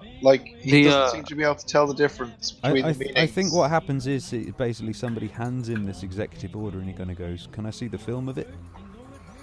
No, the thing is, the administration says there is a draft. Well, we'll just have to wait to see what he's going to sign eventually. So far, there is no safe zone suggested because that executive order is shut down. But I think what has been, I guess, pressing Russia a lot, not the no-fly zone, but when they started, especially just before Trump came in, they put troops, more troops near the Polish-Russian border and the Romanian-Russian border, which I thought was, I remember it was something because of NATO. Was it? No. Order? He put that there. He put his troops there, about 300,000 troops along that line, to provoke NATO into doing the same, and then complain about the fact that NATO is on his borders without telling his populace that he put his troops there first. There's he also does this all the time. There's a possibility that he's trying to sort of posture to spook May into giving up too much in assurance of security arrangements. He could be doing it to try and fuck with our deal. Yeah, there's a lot more going on than Benghazi and Hillary lied. Oh, Pizzagate. Yeah. There's a lot more involved. Pizzagate. There's a lot more involved in this. 26 will commence again. And America doesn't seem to quite understand, or at least a lot of Americans don't quite seem to understand that there are other countries out there apart from them and Russia. Yeah, we do struggle to realize that. Yeah. And I think especially with if somehow that America doesn't fuck up this relationship they want to have with Russia, that it could with obviously Russia being very friendly with China, that might help in some way, that they will now start to focus on not being total assholes. But the only way that Putin is ever not going to be an asshole is that if his economy is doing great and he doesn't feel as if he's under any sort of political attack. Which isn't going to happen until he cleans up the corruption in his policy-making decisions, which isn't going to happen while he exists. Yeah. This is what happens when you put strong men in charge. These are people who basically just make the decisions without really thinking about the consequences, and then dealing with the consequences afterwards by making ever more stupid and idiotic and self-serving decisions. Then again, I don't think Putin is like Trump, where he doesn't know the consequence. Oh, he does. Oh, he yeah, is. He is very much. He is actually very much like Trump. He. Well, then again, he's a cleverer version. He's a cleverer version of Trump, but. Yeah, that's what I'm saying. Like he's been in the KGB. He's not just some it's billionaire. Not just him. Yeah, but you've also got to remember it's not just him. Oh yeah, it's going to be his friend. And he's a like pussy. that. The thing is, he's an absolute pussy. He plays the strong man a lot more than he really is. Yeah. He's been in a situation where he's like essentially posturing and going, "Oh yeah, well, don't mess with us." And Obama demonstrated beautifully how full of shit he is. Actually, you remember before ISIS declared themselves that the China and Russia both started having battleships in the it's too late, stretch of water, blah thing. Adriatic, was it? I don't know exactly where, but things were hotting up around Syria, and people were starting to, like, it was making it into the mainstream press that people were starting to vocalize concerns over World War III, and basically Obama did the equivalent of hanging up the phone on him, like as in not literally, but yeah, he did the equivalent of just sort of dropping mic / hanging up the phone, and Putin basically flew halfway round the world in a blind panic immediately. Brown trousering all the way. Yeah, and this is only one example. Like he basically, every time there's any sort of hint that he might actually have to back up his threat, he's just like, no, I didn't mean it that way. And you'll note that when Obama kicked out the Russian diplomats, they took a couple days to respond, and I wish so that I could do a whole "I told you so" thing and actually fully explain it without it being a post hoc justification, rationalization thing. But I predicted privately that Putin wasn't going to do anything, but he was going to pretend that he nearly did something, and that's exactly what happened. Like, there was a guy who it is completely unusual for him to do it, but he did it anyway. Just made a very public song and dance about demanding that Putin do all sorts of irrational, crazy shit in response to America kicking out the diplomats, and then therefore the benign, benevolent, wise leader Putin then decides not to do anything. Yes, this is good diplomacy. Mm. I mean, this is just geopolitics right there. I mean, these are the twats that end up getting themselves into this position, and they're always playing off against each other. Everyone's always talking about like the world powers, the domination, and they're taking over the world and stuff like that. They're never going to do it. There's all these tiny little fucking globalists. Yeah. Well, do you know how many different versions of globalism there are? I only know the Alex Jones version. That's right. And Yes. Fully crazy. There's all kinds of globalism. Globalism means that you have, say, tax havens. That's globalism. Globalism is global trade. Have you heard of the Silk Road? That's globalism. Yes. Yeah. I actually. Those darn globalists, the Chinese, the Mongols. The internet is Silk globalism. Road was international great trade. companies are globalism. I mean, the globalism has been around for quite some time, to be frank. I mean, the British almost had it cracked. But we missed the last quarter. Sorry. The Silk Road was such a boon for Europe, the Middle East, and others. That when it was set up, when it was not set up, but when it was primarily under one dominant control, such as the Mongol horde, since it was under one roof, it was used pretty well. It was the trade between Central Asia to Europe was it was something unseen before. Oh well, may I point you towards the East India Tea Trading Company? This is basically as if you want to talk about large corporation like ruling over countries and stuff like that. They took chunks of China. Yeah. India by force, and actually made them addicted to heroin. How fucked up is that for a corporation? Yeah. Yeah, but they made a lot of money. They made a lot of money. This is why the pound was so strong. How did the Chinese get them back? I can't. I'm sorry, I don't know much about. We handed it back over. Oh, we just handed it back with a small apology. Yeah, we kind of felt guilty eventually. Wait, we just how could we just hand back things when the corporation took it itself? Is that? Well, because it was essentially, this is how big and powerful the East India Trading Company was, that they essentially gained endorsement. They became a branch. Their power was, they were a branch of the establishment. They were independent. They were an independent private company, basically. Oh, okay. No, they're like the boogeyman that people think Monsanto is. But don't forget that the British government also, like in India, it just went in and just took India and said no. Like the company wasn't allowed to do it anymore because they just fucked it up, and thousands of people died. But they were just Indians, so. Yeah, they weren't British people, and they made a lot of money doing so. Yeah, that's the most important thing, you know. Yeah. Don't think the British Empire was like a legit, like, globalized version of Britain. It wasn't. Oh no! There were the colonies were like culturally homogenous or whatever initially. At our absolute best, with some colonies such as New Zealand and chunks of Canada, they were essentially a colony of Britain.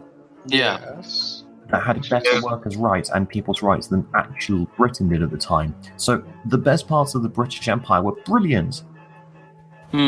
But it's kind of an exception, though. Anyway, so yes, there was the colonies, as I said before you interrupted that. But apart from that, like the actual conquered places, there was no integration. This wasn't like the Roman Empire, where once they had conquered a place, that it was part of the Roman Empire. Once the British Empire conquered you, you existed to serve the whims of the British Empire. But that's it. Yeah, there was no the Opium War was over trade rights as such. Yeah, a bit like you know the cocaine, the drug war right now is over trade rights, if you will. You know, it was illegal for people to sell opium, and we thought that was a bad idea. I mean, you could say ending slavery was about trade rights. Especially the Opium Wars, in Singapore and Shanghai. Do you know the reason that they were basically forcing opium into China wasn't that we were sitting there kind of going, we really want to get the Chinese addicted to heroin. That's some Moorish stuff. No, the reason that they were doing it was that the East India Tea Trading Company were at a loss when it came to trade with China.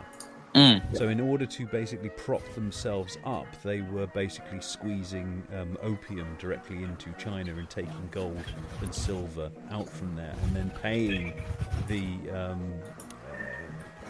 difference in their trade back to the Chinese. Yeah, and the thing is, so their deficit was offset by basically them selling them heroin. And then the individual traders who sort of hopped on this train became rich. They became really rich. Like, there are people who went to trade and buy and sell opium on their own from Britain. They made a lot of huge amounts of money, because they were basically helping the East Indian Tea Company, but they were getting all the profits for themselves rather than. Ignoramus, they were giving it a cut, but ignoramus, the Chinese were willing to pay it. That's correct, and the government stepped in. Yes, by going, no, that's illegal. It's not, I'm when I say the Chinese, I'm saying they're selling it to the Chinese people, but they're taking their gold and their silver away from them for all that opium, and the government are sitting there kind of going, "What are you doing selling fucking drugs to my fucking people?" And then when it became illegal, it got more even and more lucrative. And it's definitely interesting the way that sort of escalated. No, I don't think you understand. Flooding a market deliberately with an overabundance, that there's no sort of risk pay inherent there. It's only like the grey market of a free market of like an illicit substance. There's going to be like value added from risk taking because of the incentives. Like if it's riskier, then you're going to need a higher pay to actually try doing something. So that works there. But no, in this circumstance, the motivation for supplying opium into the country was to fuck with them. So but the people who hopped on the train of buying and selling opium to gain money from drug dealers. Yeah, it was just Victorian drug dealers, really. Just classic trading drug company dealers. managed to make so much money that they actually possessed more mineral wealth than the crown. Yeah, they had to basically be decommissioned by the crown because of it. Yeah, they had more wealth than the entirety of the empire minus them combined several times over. They had a massive monopoly over almost all trade in basically everywhere. Luckily, however, the English also used privateers that were not loyal to the West Indies, they were just loyal to money. Meaning we could bribe their sailors to turn against them. Yeah.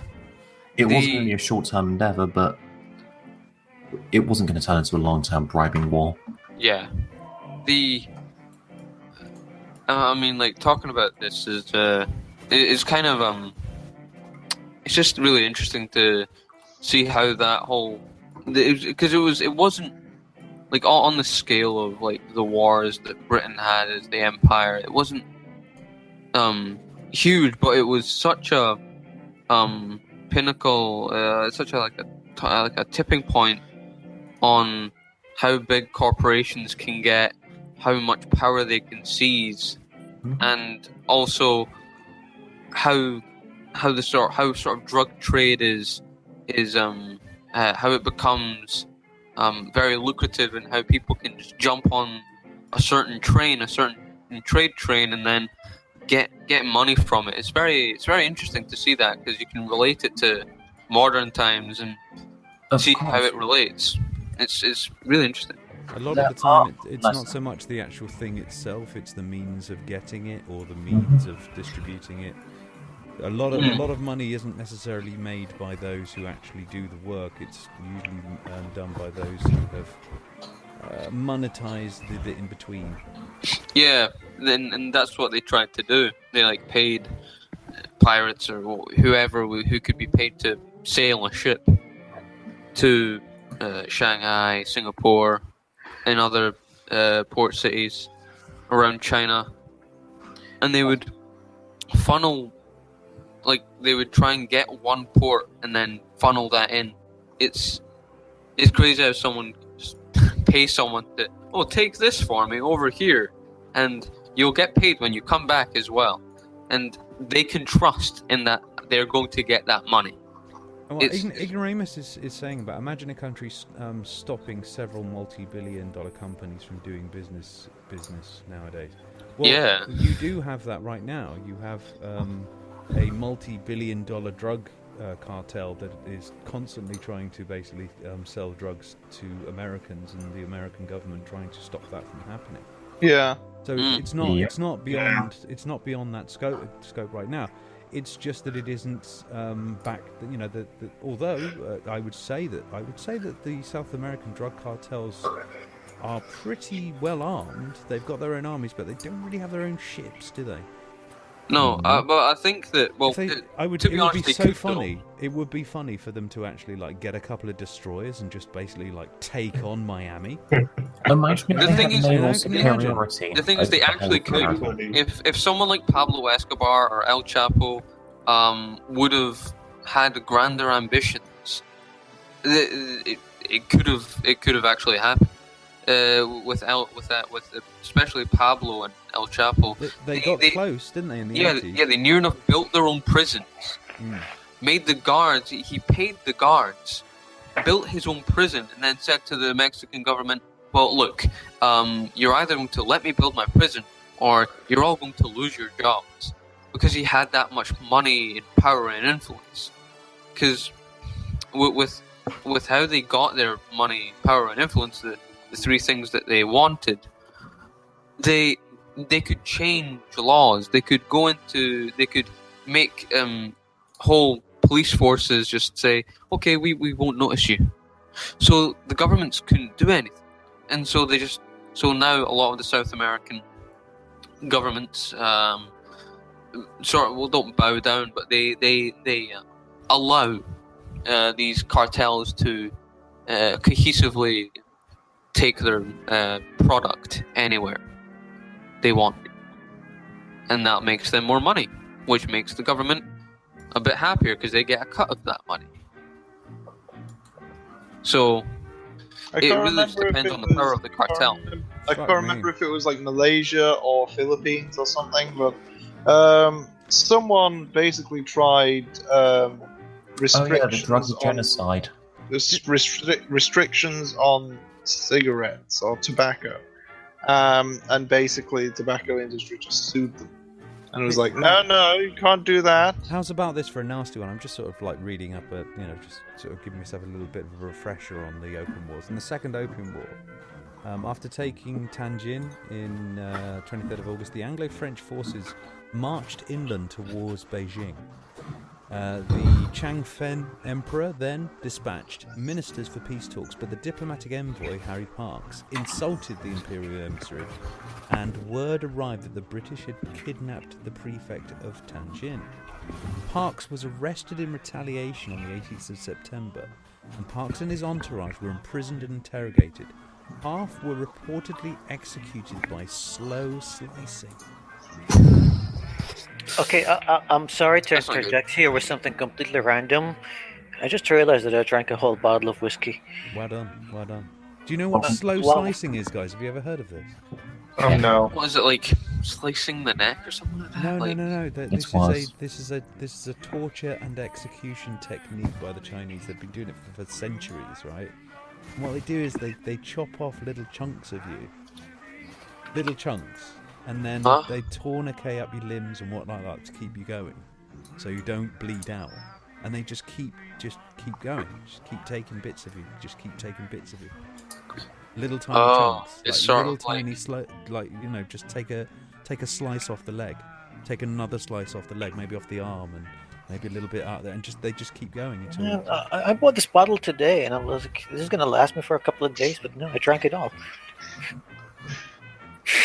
Sorry. Of course, we spent all this time talking about the power of the West Indies, but we're forgetting one of the main power structures of the British Empire for, getting workforce and money, and that's the workhouse. But you got to remember as well, folks, is that when people look at the price of the pound, it has taken a good couple of centuries really for it to actually come down to the point where it's on par with new currencies like the dollar. Yeah. And I mean, we're talking about the dollar's had the petrodollar's been around for since 70s, isn't it, Habib? Yeah, 70s. Yeah, about 70s. So they've had about 30 years to do that. I would say the 60s. No, it is the 70s. Check that. Yeah. No, the 70s. It's I watched a documentary on it just a couple of weeks ago. And and if you imagine all of that wealth has been saved up within the currency. So it's just been lamped in there in that currency for that amount of time, and it slowly bled out and bled out and bled out and bled out. And that's why the British pound has been so strong for all that time.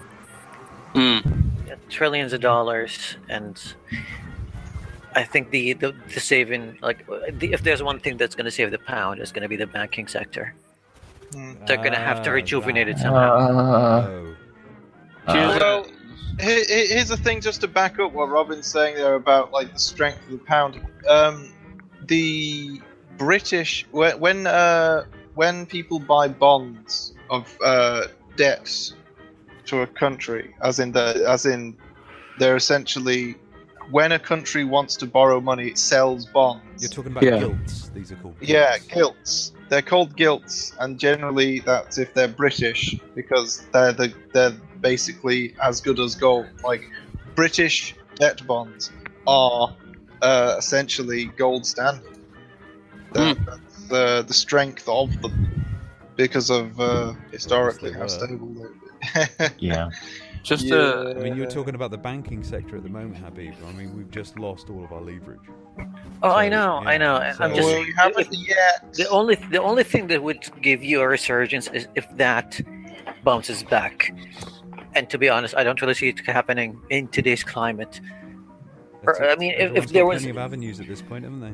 If there isn't any major change in the economy in Europe in general, not just the UK, nothing's going to happen. It's only going to get worse. Habib, have you seen the building that's going on in Frankfurt at the moment? I don't live there, so why would I see it? They're currently building a new economic centre. Basically, they're going to be putting banks there. A majority of British banks are putting buildings there, and they're going, right, that's a nice place. We'll Nice set and up quiet, that. though. They're keeping it very quiet there. I didn't know about this, but I was already anticipating a massive financial system move to Frankfurt. Well, okay, even if they build buildings all over the place, I'm not worried about buildings. I'm worried about moving their headquarters. If they move their headquarters somewhere else, the main headquarters, then yeah, you're in big trouble. No, they're building backup headquarters in Frankfurt. Well, backup headquarters are there in every single major bank. Like HSBC has a headquarter here in Dubai. It's No, not stuff like Lloyd's of London that has one building has built another building. But like I said, Citibank has a headquarters here as well. It's the headquarters of the Middle East, but that still answers the Citibank in the US. Now, I don't think you get what I mean. Hold on. If this idea flips, if the Citibank in the US starts answering to the Citibank here, then I'm saying that, yeah, the bank has moved to Dubai. Right now, most of the major banks that we're talking about, the UK-based banks, yeah, you have a huge banking industry. All of them are still based in London. These are banks that have traditionally had a single, a single main building. Well, a single building, in fact. No. A building is just way to staff more, to have more of your staffers. I'm talking like where the money goes and where it's centralized. And then, yeah, you have different branches so you can have more clients and more clientele. And it all pours money into the main business, which is still in the UK. Now, when that headquarters changes, like the main headquarter changes to somewhere else, that's when you will have the shift. Yeah. I'm worried about. What he's talking about is that if they are headquartered there, that means that they are dealing in pounds. So they're buying and selling in pounds. You go over to Europe, they'll be buying and selling in euros, and then the demand for the pound will be evaporated. I mean, it's already not really doing that well. I mean, if I was an investor now, why would I buy pounds? Other than the reason I might want to import some MGs. Who buys MGs anyway? Well, I mean, because you're a lunatic. Yeah, just for Sargon, if you're baked and still listening, and I'm sure you are. This whole Brexit business has done wonders for the super rich, who can get luxury yachts just a little bit cheaper than they were before. Swiss watchmakers in London are selling just a little bit extra than they normally would. They're having a whale of a time. We sold 20% more hovercrafts that year. Yeah, I'm very sure that you are incredibly happy that the uber wealthy elites are having a great time at everyone's expense. You have one advantage though, and with a cheaper pound, because when it comes to selling fighter jets, BAE is the main adversary for American jets, like the F-17s and F-18s. Yeah, they're not really doing that hot in the market these days because BAE is all over the place and they operate with the highest level of corruption ever seen. You don't fucking mind anything here. Now, when you have the Saudis, let's say, buying armaments from America, they might look at the UK and be like, maybe we need to buy more planes from these guys because they're a little bit cheaper. However, when you talk about purchases in that kind of level, price is not really a matter. When you talk about royal families and big dictators buying weapons, they're not going to go for the easiest bid or the most interesting bid. Well, they're going to go with the bid. They don't just buy a plane, though. You see, when you're buying armaments for a country, for example, you don't just buy a plane and then you've got to get pilot training equipment. You've also got to have the engineering staff trained up. Oh yeah. BAE has a huge operation in Saudi. There's electronics infrastructure that has to be built into your own systems in order for you to even. Okay, I mean, I've heard about some of the stuff that happens in the maintenance hangars and the BAE bunkers in Saudi. They can't even buy a bolt from a third party, even though it's a standard bolt. They would have to import it from BAE, and it's like £5,000 for a bolt, like a 3-inch normal iron cast bolt. Sounds like contractual fuckery. Yes, and that's the kind of lucrative deals that you're dealing with. However, like when you talk about stuff like this, it's not about if you can persuade the people like, okay, you have the new line of Typhoons and they're the best ever. They're like, okay, if you buy from us, you see that little bank account that you have in the Cayman Islands? We're going to add a few millions there. Would you like that? That kind of corruption. Bribery is rampant. This is exactly why we should annex the Caymans. Just nuke it and be done with it. Hang on. Way to be sure. Annexing and nuking them is both wrong. What we should do is exile the Caymans. We should build a wall around the Caymans and make the Caymans pay for it. Yeah, exile them to space. They can pay for it themselves with all that tax money they have. Yeah, not even the people of the Cayman Islands, the actual Cayman Islands. Make the Caymans pay for it. Now, my point is, if you're talking about like normal exports, then the UK doesn't really have much. But the thing that would save the pound in the short run would be weaponry. Sell weaponry to people. Well, yeah, we have a huge. That's what I was saying. We have a huge trade deficit in like physical goods, but then when it comes to like provision of service, that's essentially where we make up the difference, which doesn't, doesn't quite appear on the balance sheet in the same way. And the thing is, we used to be very one of the top people to go to for planes, for weaponry, and for other arms and other vehicles of the army type. So I think if you wanted to reinvigorate the pound, that would be a good way to start. It'd be a good way to. It'd be a good way to. Situation in the Middle East, it's a very lucrative market now. Like everybody wants to arm themselves because, the Iranians are getting a little bit agitated now, and they're just testing missiles left and right. They're like, we just want to do stuff. So maybe that's a market that the UK could jump into. Even though I'm not for wars, but if you just want to fix the economy and just focus on just the economy, I would rather not have any war and have the economy recover somewhere. They've got other ideas for this, mate, and I think we've just been discussing it. Tax haven.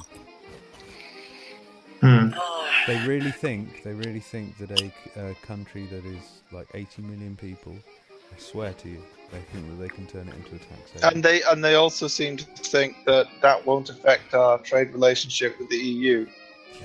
Oh, that would piss off a lot of people, but god damn, that would make the pound very lucrative. I gotta admit, it would make the pound a very, very lucrative kind of currency. Well, for a while. Sure, it would for a while, but it would also fuck up trade with even the Commonwealth when shit is we're contractually obliged to trade with the Commonwealth. It's like they just all turn around and go, no, fuck this shit, we're not doing that. Well, there's a lot of variables though. Not to mention that you have 80 million people living in a tax haven. tax havens don't really work when there's a population to worry about. The thing is, government worries. We're not going. A lot of British people are living in favelas right now. I don't think many more can take. Like if Britain became a tax haven, it'd be a weird move to take, definitely. It would be strange to try to revisit what Switzerland used to do in the 90s in today's environment. Now, I'm not saying that it's impossible. It could be done. Oh, obviously. It could be pretty damn good. It's already being done, right? Okay, we already have Jersey, Isle of Man, Bermuda, Virgin Islands. But the Isle of Man. No, I'm talking about like a nation, a whole nation. Like Switzerland survived for quite a long time, and they were a tax haven. But they're a very small nation. But there's something that you need to understand here, that it's not just about like what is actually sound reasoning and policy.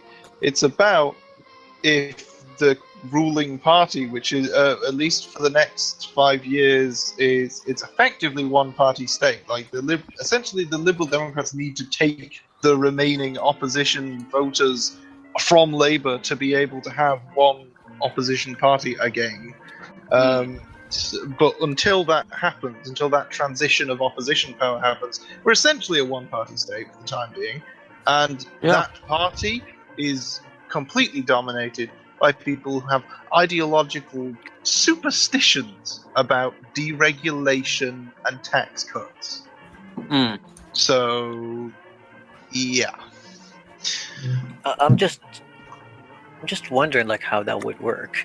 I mean, it would work if the central bank was kind of in on it, where it would open accounts for individuals from, like, offshore individuals, so they could use the return of those accounts in place of taxes, which is what Switzerland used to do, by the way.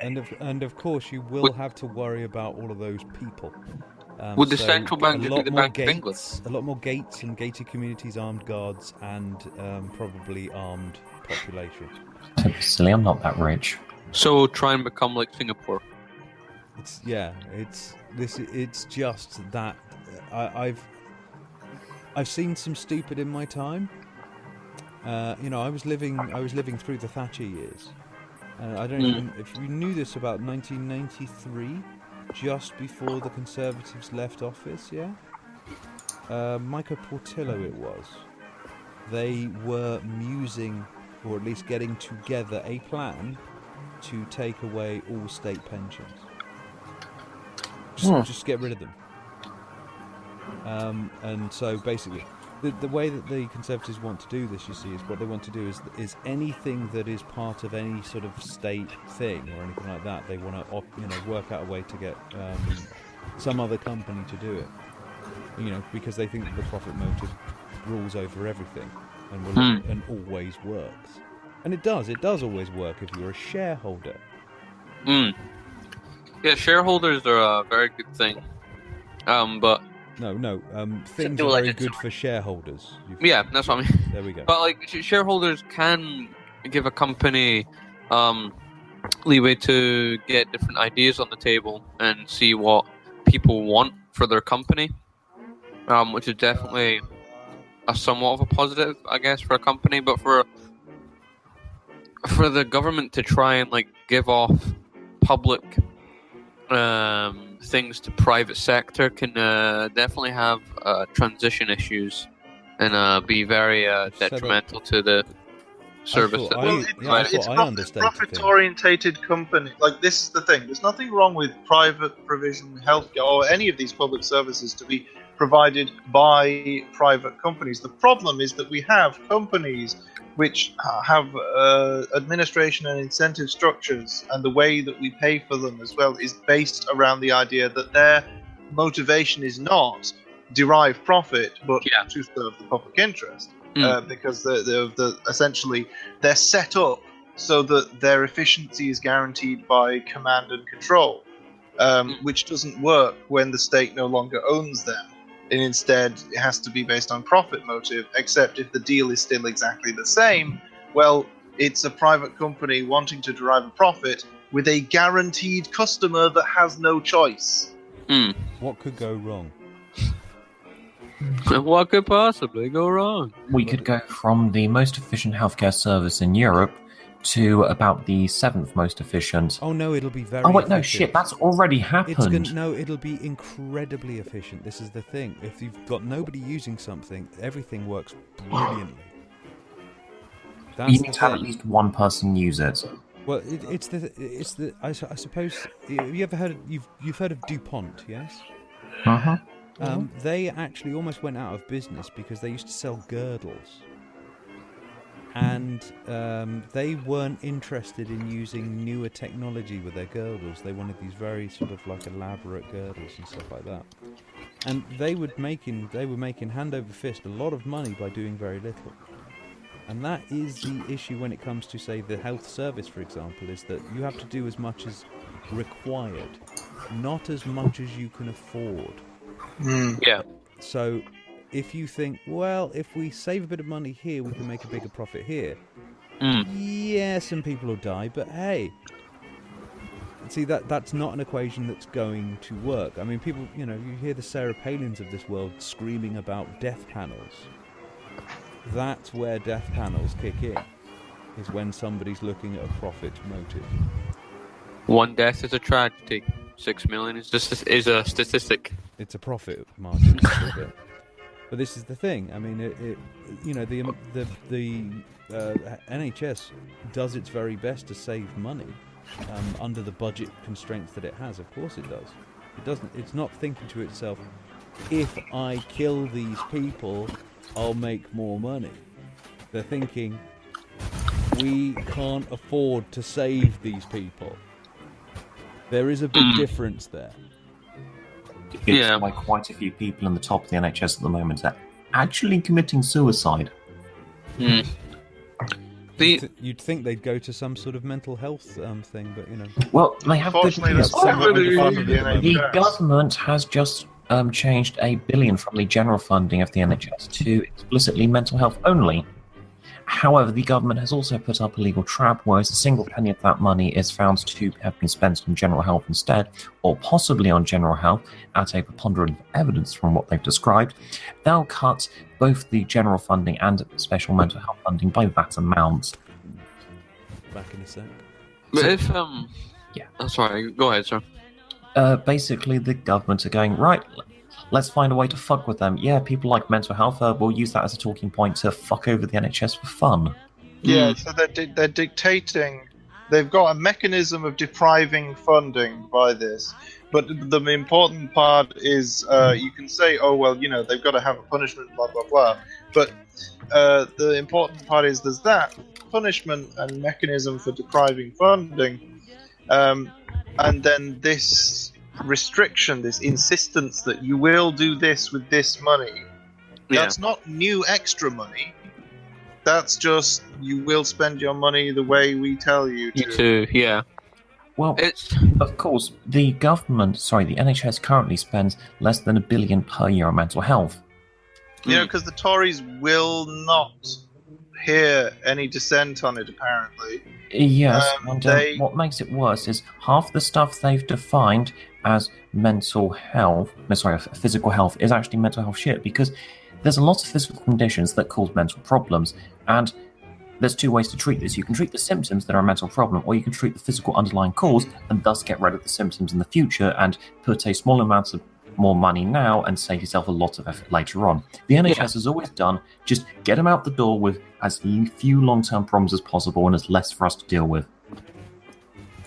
Which has its consequences, but has its upsides as well. Well, the reason that our NHS services are strained at the moment essentially is because the social care, which is private, even if it may be publicly funded in most cases, especially if people didn't have their savings, that is private. That's not part of the NHS. There's no regulation saying what standards it needs, but so they're essentially just cutting costs. They're avoiding expenditure. So instead of having like the staff on hand to actually look after people and prevent them from falling ill, they're just not doing that. and because they're letting them go to hospital when they get ill. So because they're not being looked after properly outside of hospitals, then they just end up keep going in and out of hospital. I know this sounds kind of like, you know, with being a nurse or being a doctor, having any kind of bedside manner is good, but would you be able to not replace, but put in, say, more put in robots that could do certain things better than No, medical robots are fundamentally more expensive than people at the moment because of the sheer risk involved. At the moment, they're not easily hang on. repairable. At the moment, robots are actually cheaper than unskilled factory labour for the same amount of productivity. However, they work at a slower rate, but it's the same productivity per cost. So a swarm of robots are better than humans, but only at really, really rudimentary factory jobs. Just to alleviate the independent workman's concerns, I'm perfectly aware that the profit motive is actually a very good thing. However, it's not good at everything. This is the bit where staunch right-wingers end up coming a cropper with me, is that you're stupid. The reason that you're stupid is that you think that as long as there's a profit in front of somebody's nose, they can do no wrong. I just basically went through the East India Trading Company that basically started a war with China over drugs.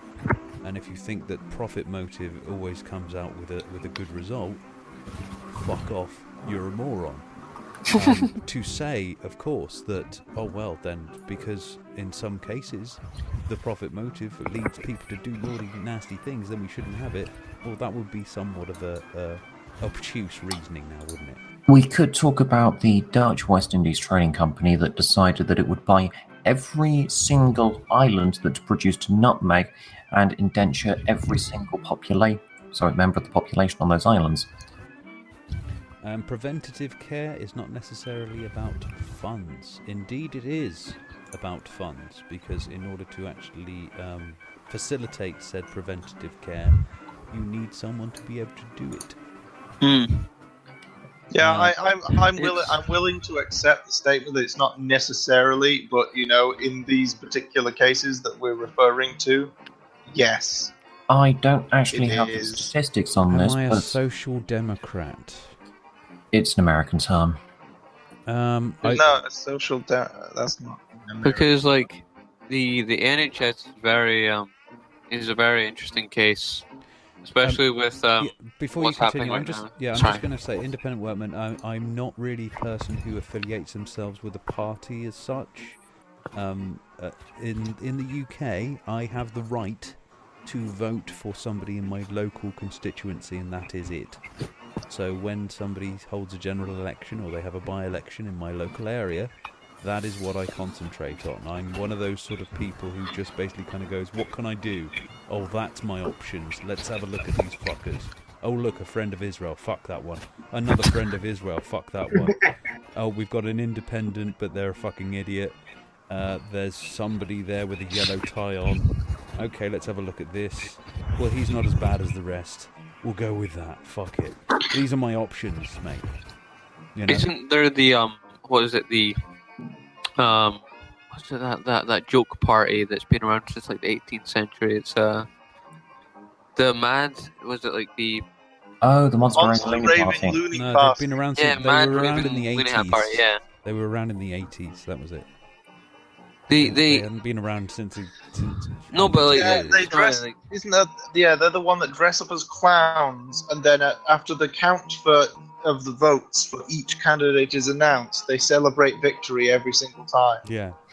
They had some interesting plans. They were looking to carpet the motorways, which I would love. But and if they actually did that, it would do wonders for British textile because they said they only tend to use British wool. Yeah, and this is the thing. They did think about these. They didn't just say it. You know, they'd actually sort of like, you know, brought in a proper plan and everything. This is quality posting right there. Whereas they have better plans than Brexit. Yeah, well, yeah, this is the That, thing. yeah, there was a plan. Yeah, They Exactly. thought at least a couple of stages ahead. There was a plan, and it had an actual possibility of working, although being stupid. That is the thing. That's Would the there have thing. been enough wool for there to be carpet on every road? There's always enough wool. I know, man. That We would have could been buy it from New Zealand. Yeah, we have the colonies. Don't worry. buy it. Sure. But yeah, it's definitely there's a more I would say more range of people you can get in, say, a system like the UK, while in a system like America, those sorts of not parties, but people, gatherings of people especially, are quite rare, because a lot of people like to stick to the status quo. The home of McCarthy. Actually, guys, there is actually the 2016 Welsh Assembly Looney Party manifesto. Which is we will feed the Welsh dragon as it's looking a bit thin due to government cuts. We will try to find a breeding pair of dragons, as the Welsh dragon is an endangered species. Yo, there's a lot of Welsh dragon stuff here. Yeah, we will report the Welsh dragon to the Monopolies Commission, as there is only one. In the interest of national security, we will ban all leaks from the Welsh Assembly canteen. To save money, we will reduce the Welsh Assembly from 60 seats to 5 and create the Welsh Ensemble. Man versus horse and bog snorkeling will be an Olympic sport. Hell yeah, boy. We will create massive factories in South Wales manufacturing bird's nest and noodles and then flood China with them. Well, they did it with our steel. They will. Now, some contentious ones. They will legalise broccoli. And they will give the letter K a sound. We will have different coloured dragons on the Welsh flag. Well, okay, very inclusive. Anyone under 5 years who can hold a crayon will be eligible to vote. We will introduce mermaids to Tiger Bay to increase tourism. We will make Swansea Airport the hub of the Welsh space programme. And they also promise that should they be elected, they will not initiate any of their policies. Well, I love this party already. Well, hang on. Wait, they have a space program. Their policies. Yep, this is the problem. But if they have a space program, wouldn't that just be a giant dragon? Like just flying up. That's a good point. I believe there would be several because they're looking to breed them out. You see, their last policy says that they're not gonna like do any of their policies. So if they're not gonna do any of them. So they're not gonna do the last one. So that means that they're gonna do them. No, you know what? This is the thing, right? Because they know that no one's gonna vote. Like they're not gonna get enough votes to get, obviously. But like it. I doubt that is like a genuine straight-faced, like, just to be clear here, we're joking, I think that is probably in itself another joke, like the paradoxical element of it. Yeah. And the thing is, in one universe, this will have actually happened. They will have actually gotten to power. No, they wouldn't. No, you don't understand multiverse theory. I'm sorry, but every choice. No, it doesn't. No, it doesn't. It's got nothing to do with every choice. You're talking about film. In multiverse theory, it's about every possible reality, and I'm sorry, but there's no possible reality where they've won. No. Multiverse theory does not actually account for every possible reality. Sorry. Well, you never know. Yeah, you never know. There's no limit on human stupidity, so... Well, talking of stupidity, yes, the Monster Raving Looney Party's official leader right now is Alan Howling Lord Hope. Their founder was obviously Screaming Lord Such. They were founded in 1983. Their headquarters is 59 New Barn Close, Fleet, Hampshire. postcode GU515HU. They have a membership of 1,434 members. Their ideology is satire, and their political position is sitting facing forward.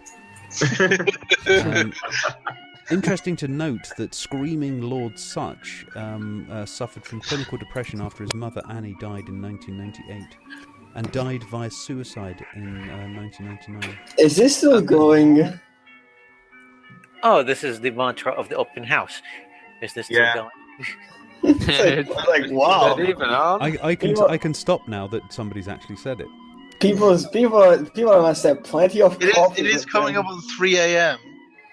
Well, it's already sunrise here. Oh man, I found something incredibly funny. People think that just by leaving the EU, you wanted to trade with a single market. It says, there were those people who thought that the UK was just going to leave the EU, but not the single market, and it's like, oh bullshit. Leaving means leaving. No, the official Leave campaign explicitly said no, that they would not be leaving the single market. This is the thing. People act like when people voted Leave that they were basically, choosing a box with a load of question marks on it, glitter. There was an official campaign that made actual promises.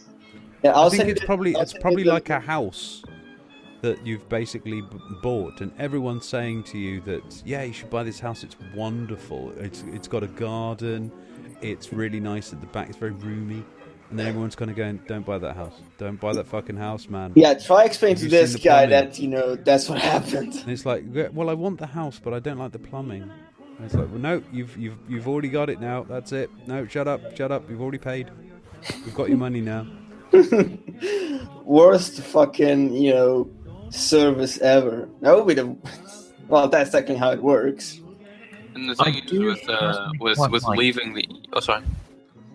No, you're gone.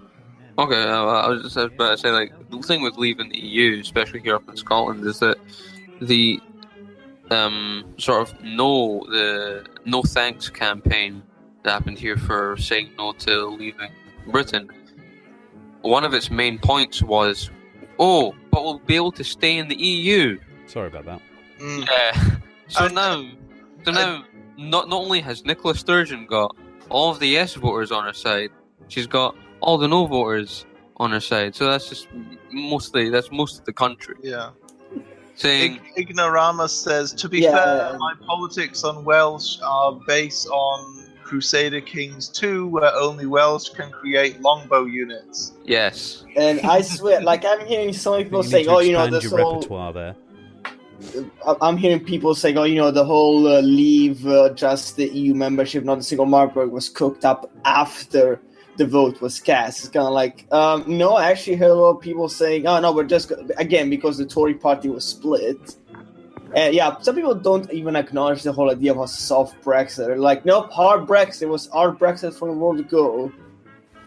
Well, they're sitting, this is the thing, you're sitting there and you kind of sitting there, and it is now got to the point of just bloody-mindedness. Yeah, it's basically, they're insisting that after basically promising the world, and saying, look, we promised this, this. Everything your heart's desire, we promise it. And now that the vote has happened, they're going, well, it's a blank check. Yeah, and I'm talking to this guy, and I keep saying, if Trump keeps behaving like Berlusconi, it's going to end up like in Italy. It's like, oh, come on, now you're exaggerating. Really? One day after the vote in the United Kingdom, we had every single key member of the Leave Party come out and basically retract on every promise the Leave Party made. Yeah. Yeah, those... what's wrong with Berlusconi? Well, Sargon, if you're listening, you probably are, because you're probably too stoned to go to sleep. The reason that some of us didn't listen to these fringe groups was because they were fucking bonkers.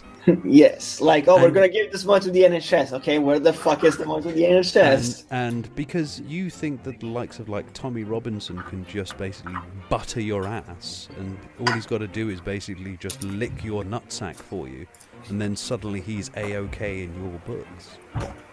This sort of you are a midget mentally when it comes to the political world, and you are very easily swung. Okay, this is and what it is a basically- shame. It is a shame to watch somebody who could have actually put in a bit of actual work, and you sort of just went feels before reels, I'm afraid. He's doing the same with videos as he did with his game. It got hard and he's giving up effort. Yeah. This is basically what I responded to him after he said, "Oh, you know, we don't really need to fucking deal with the EU single market." It's kind of like, it's like thinking, "Oh, how do we get out of the UN Human Rights Charter?" I don't know. We'll leave the UN. Okay, how are you gonna have foreign relations with other countries? You realize they're gonna badger you to follow the same guidelines they follow.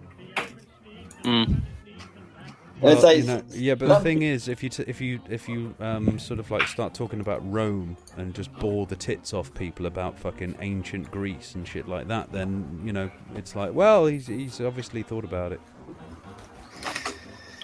Yeah. That's the thing. That's the thing with my economics and tech theory videos. I'm taking the piss out of that. I'm actually going, here is a sound concept. Allow me to throw the word kek into it and pretend it makes sense. And that's what Sargon legitimately did with, like, Roman history. Just, like, threw the people together in a video and went, yeah, it all makes sense. Yeah, the thing about Caesar was he had a guy in Swindon telling everybody to do shit. Yeah, and it's fun. Ooh, someone got me a game. But yeah, Caesar was basically the kind of populist, which you kind of see.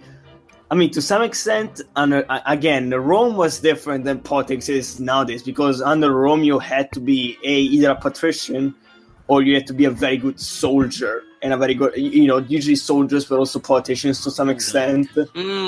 Well, that really depends.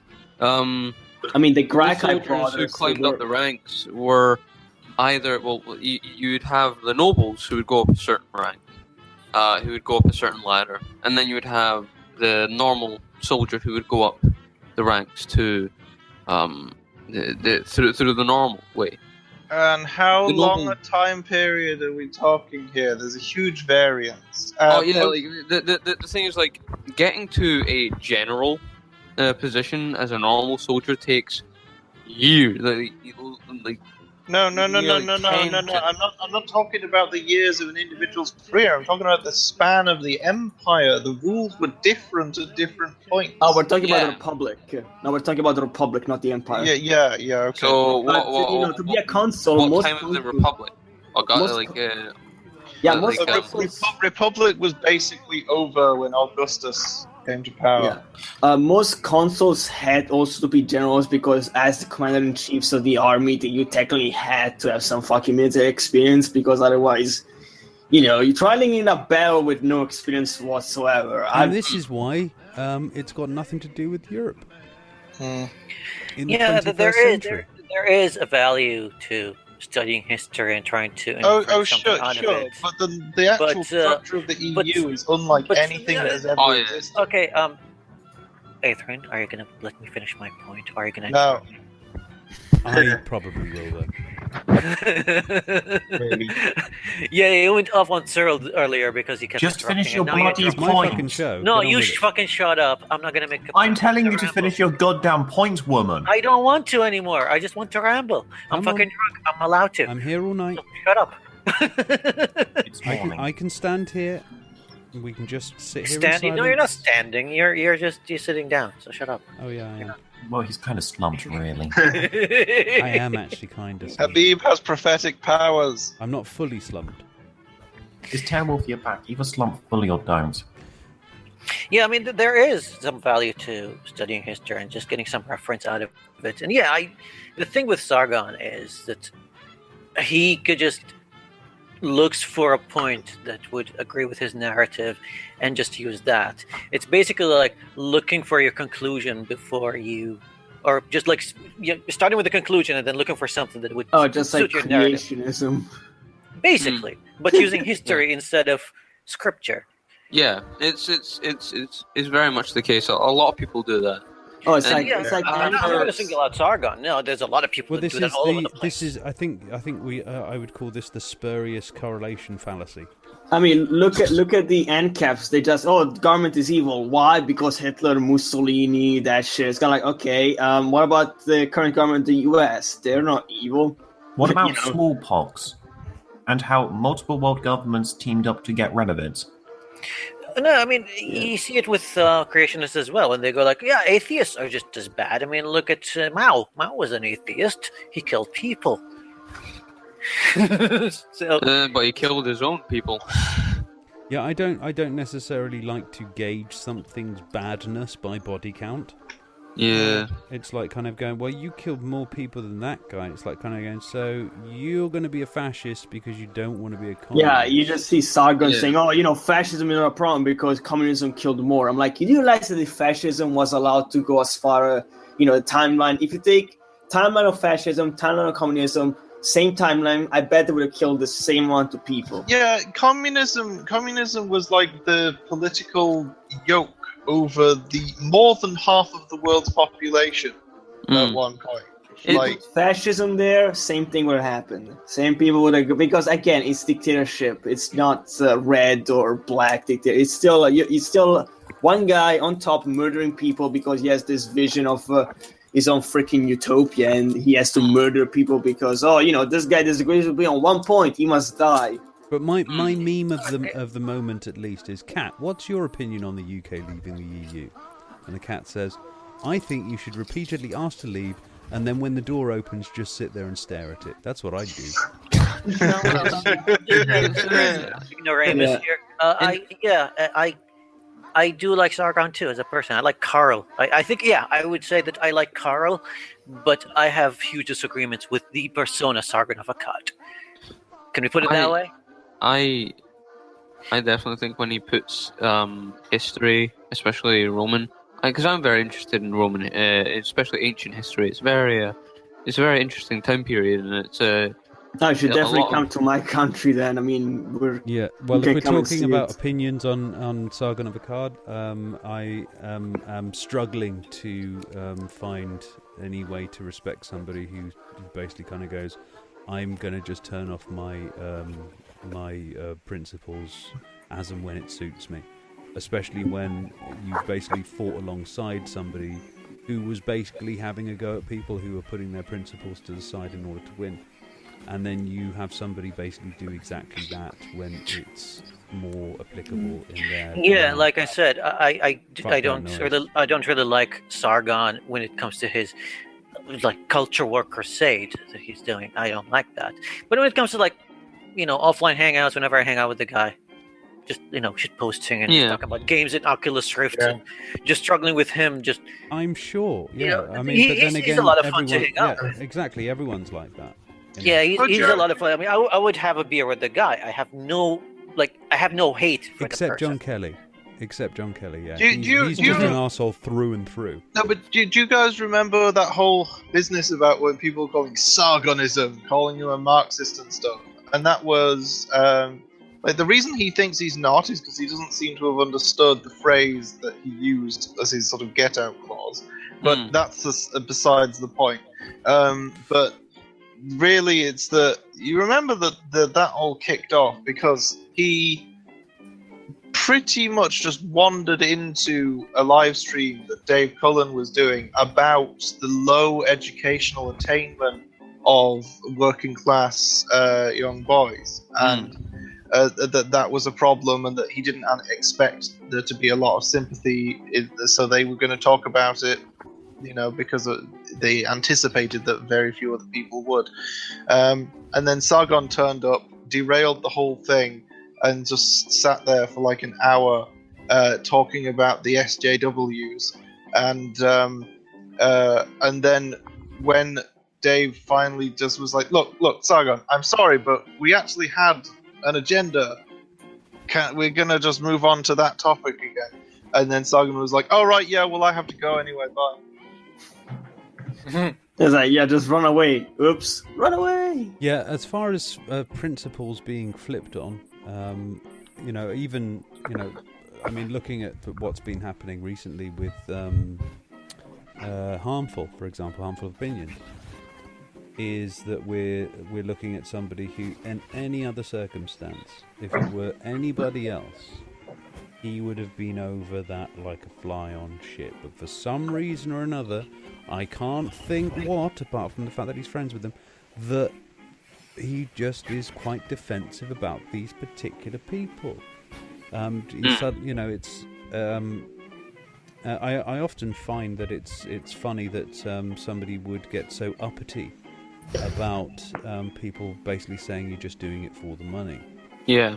I mean... Yeah, after making a video, nobody likes a sellout. And to be honest with you, there's reasons why nobody likes a sellout. Well, it's different in every case. I mean, like, if I've seen a lot of people who said, I'm doing it for the money, and they're being very honest about it, and people sort of like that honesty. Well, like trying with, to build a career is not quite the same thing. No, but I mean, like with like Conor McGregor, like he always said, yeah, I don't give a fuck for anybody. It's I'm doing it for the money. I'm doing it for myself because that's this fair is what I enough. want to do. That's fair enough, and he is providing people with a source of entertainment and doing exactly what he said he was going to do. Yeah. The problem is, of course, is that when we're talking about certain skeptics out there, they're not actually practicing what they're preaching. Yeah. Napoleon, whip everyone up, get support on an agenda that everyone can get behind. When you actually get to where you're going, instead of doing what you promised you were going to do, just go, actually, I think it would just be in everyone's best interest if I was the emperor now. Napoleon, Well, it's invade also, Russia, you know, don't bring jackets. Yeah, I mean, I can actually specify specific examples here. Omittance of the truth. This is apparently a cardinal sin as far as Sargon is concerned, unless he's doing it himself. Yeah, he did it with the EU sin with as far as the Trump. Bible is concerned. Yeah, I mean, he's omitted the truth on, say, Brexit the movie, which was something that he basically stayed completely silent on throughout the entire Brexit business until the very last day. In fact, the day after the vote. And then suddenly was saying, yeah, you don't want to believe that, that's bollocks. That is easily seen as omittance. He knew all about it. There was no way that he wouldn't have seen it, wouldn't have known about it. It was shared everywhere. And he said, fuck all about it until it was too late. That is somebody who is lying through omission. Yeah, it's like the Tana Mongol situation where she was like, "Oh my god, why am I getting all this hate?" But she earlier said, "Oh, but this is a great idea. Go hate on this person." It's just like the people just lie through their teeth all the fucking time. Well, but I only said this word because I didn't know what it meant. I mean, the N word, I didn't know. I mean, it's not like every person in America is taught about slavery. Well, yeah. I mean, the thing is, guys, I mean, I've been in a few circles out there of these popular YouTubers, and I've not got on with them because I find a lot of them to be basically just click hungry. And they, you know, if you imagine, there's been plenty of times where, say, the skeptic community, as it were, think we've said to ourselves, you know, that we, you know, some of us have basically kind of gone. So, you know, we keep on asking for, the lefties out there or the social justice warriors out there to have some self-reflections and, you know, a little bit of soul searching. Have they made some mistakes? Well, can we do the same? Can we show them that we can do it, so that they can then be encouraged to do it themselves? Be the example, exactly. Personally, I think I saw from hundreds of people who are big on that, and the moment it says questions for feminists or, you know, you need to get your shit together type videos, they're all about that. But the moment it was, well, I need to maybe, you know, let's see if I can actually do that sort of job myself. Nothing. They weren't interested, and I knew plenty of them were aware of it, and they avoided it like the plague because not their sales technique. It's not their thing. And personally, I think the audience aren't looking for reasonable questions. That's right. It's a, you know, this is the, you know, the satirician sort of like is a really good example of that. of somebody who was just making bank on confirming biases and just basically kind of, just making 20-somethings kind of go, yeah, fuck them. Yeah, I think Sargon went downhill when he started the whole Patreon thing, because afterwards, kind of like, oh, so I can just pander to my fucking fans and get more money. Well, he kept insisting that he made a point of not knowing who they were, but it's like he was clearly sort of tapped into the zeitgeist of what people were saying to him anyway. Like, it's fairly obvious which of your we can't know. We can't know who his patrons are. Only he. And the thing is, like, Patreon's a good service. It's a good service, but like when you're pushing it out there, like it's I'm not really wanting money from you, but please give me money. Forget about that. I'm not actually that against Patreon. Without Patreon, I wouldn't have a second monitor and a decent microphone, so you can hear my lovely, sultry voice. But you sound dreadful. And if everybody looks down the bottom there, past or present Patreons get mentioned in there. I don't care if you're still paying me money or not. But that's not the issue. It's that if you can imagine, like 3-4 years ago, we were looking at other people's Patreons in, say, Gorka media outlets and stuff like that, and scowling over them, kind of going, "How dare they? How dare they be linked in this way?" I don't know who's paying who's Patreon in any of these skeptic communities. And again, it's meant to be anonymous. So it's all meant to be anonymous, yeah. Man, Gawker, I remember they used to be a thing. This is the thing. This is the utter hypocrisy. They're so cagey about all of this. It's basically, I think, because to be fair, Sargon did lose his job, so that's how he makes his money. But he could at least be honest, it's kind of like, I'm actually doing it for money. Like, at least be fucking honest. Don't lie to me and say I'm not doing this for the money. Finished your fucking game, like, man. I can obviously see people like Sargon or any other people saying those sort of things is dumb. But I was watching. Do you guys ever watch Critical? He's sort of like a JonTron, but like except what? He's just called Critical. Yeah, Critical. Right. Yeah, Critical with a 1, in place of the I. Okay. He's just like makes like just funny videos and stuff like that. He just like comedy about games and stuff like that. And the thing is, he wasn't monetizing his videos forever. Like, seriously, he was, at least as late as 2014, abouts, he wasn't monetizing his videos because he had a job. So he was just doing this as a hobby. For his own fun, yeah. But he got basically kicked out. He quit his job. He got fired from his job. He had no money. So he asked people to go on Patreon, and that's what he's been doing. And that's the only situation I can feel someone saying, "Look, guys, I'm not in it for the money, but I have no money right now. Yeah, I'm done. Can you help me?" Yeah, help me out. And that's a fine reason. But if people are just saying, "Well, I'm not really wanting the money, but you could just donate $50, I'm just saying, guys." It's more along the lines of, what's really important is to ensure that all of the outlets that you like are independent from any sort of platforms. And the best way to do this is by supporting them on Patreon. Here's my link. But, it's funny because... Speaking of which, my Patreon link is down the bottom there if anyone would like to look up that. Thank you very much. Cheap plug. Give us a couple of quid, fuck's sake. I do quite find it funny that I found out that... when his video game is putting it out, Patreon, and I also support this video game, he pulled the plug on the game, but he's still taking money. So Sargon, don't go on his Sarkeesian. Actually fucking do the game. Stop wasting your time defending Trump and actually fucking do the game. It's a very it's a good. These are your fans, Sargon. These are your fans. by the way.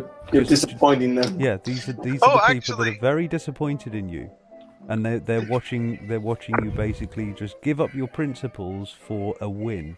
And Did you they're happen just to the tip of the spear, mate. They're just the early birds. They're the clever ones.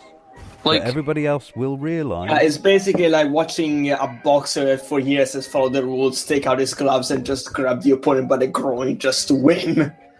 It's like that, okay? No, I'm sorry. Well, yeah, this is the thing. If you have to give up principle in order to win, you were meant to fucking lose. That's the thing. If you can't actually win in a fair fight by fighting fairly, then you probably were supposed to lose in the first place. I mean, he criticizes Hillary for fucking giving up her principles, but he's doing the same thing. It's like that bit in Game of Thrones where the Hound is talking with what's his name, Thoros of Myr. Oh my god! It's like Game of Thrones reference for politics. and Thoros of Myr is like, wow, yeah. The Lord of Light, and the Lord of Light gave you the strength of you to beat me. He said, "Well, I could just beat you any day, Thoros. You're fucking dumb." It's like it's sort of like that where you've got someone saying, "Oh, you only bet me because of this. Your principles, like you should be doing something with them," and then just being they can throw the same argument back. It's just an endless amount of but you do this, and they can just say, well, you've done this as well. What the fuck are you talking about? Okay, let's sum it up for everyone in a simpler way. Basically, philosophy and politics has boiled down into a bunch of distilled bullshit that's worse than the movie releases at the moment this year. True. Endless trash. Shaka, when the walls fell. At least nothing is the Avatar movie. Avatar: The Last Airbender movie. Shit, that was a disgrace. No, forward to the next Transformers movies. Some people have said they want their movie erased from their memory, and I thought, well, you could beat your head against the wall. The Avatar: The Last, but you know. Yeah, the Avatar: The Last Airbender movie. Like before that, I hadn't actually. Well, then again, there was Dragon Ball Evolution. So yeah, I hadn't. Until then, I hadn't actually seen a movie in the modern era where I would just be like, were the people who made this racist? No, because the thing is, like that's not an argument. The actual show, the actual animation in the actual show is incredible. It's a really good show. Yeah, Nickelodeon basically that particular branch basically invented a new art style. Western and anime. it's funny that it would be you can't find an oil rig in the middle of the Atlantic and just use that as a set for the prison. You have to put it in a canyon. It was such a great animation. Let's fucking ask ExxonMobil to fucking lend you one of their rigs. There you go. No, guys, look, I say, but there is a point where a movie becomes so bad that it's good, like the Mortal Kombat movies. You mean The Room? I can't Trolls 2. I'm not sure which Trolls 2, but one of them. Oh, and of course Trolls 3. There's like 5 of them, but they're all so bad. It's yeah. Yeah, but another thing I don't like about Sagan is that he changed his fucking profile picture to this smug face. I mean, I don't know where the fuck he got the picture from. Maybe it's from a I thought I had a hate boner. Art contest. Yeah, that's a bit petty, isn't it? It's kind of like, dude, you're making me want to go inside the fucking screen, take you out, and just punch. It's like, stop smiling at me. It's his only decent picture. Give him a break.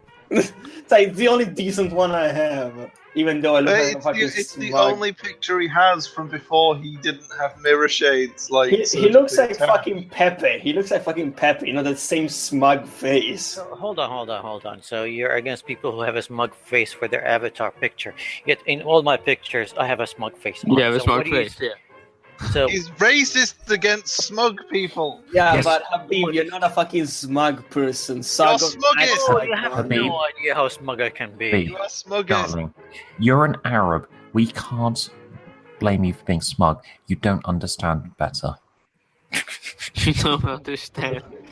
It's okay. Yeah, this is coming from you guys. The guys who rebel, like you guys revel in losing over and over and over again, and yet you try to be smug all over the place. Darling, like, yeah, we know better, yet we keep on losing again and again.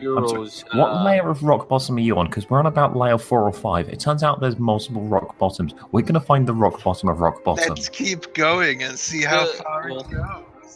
Just remember, guys, England against Iceland. Just a handful of some of the richest people in Dubai can fucking buy your own country, like the entire country. And Habib, you are going to introduce me to them. Why not?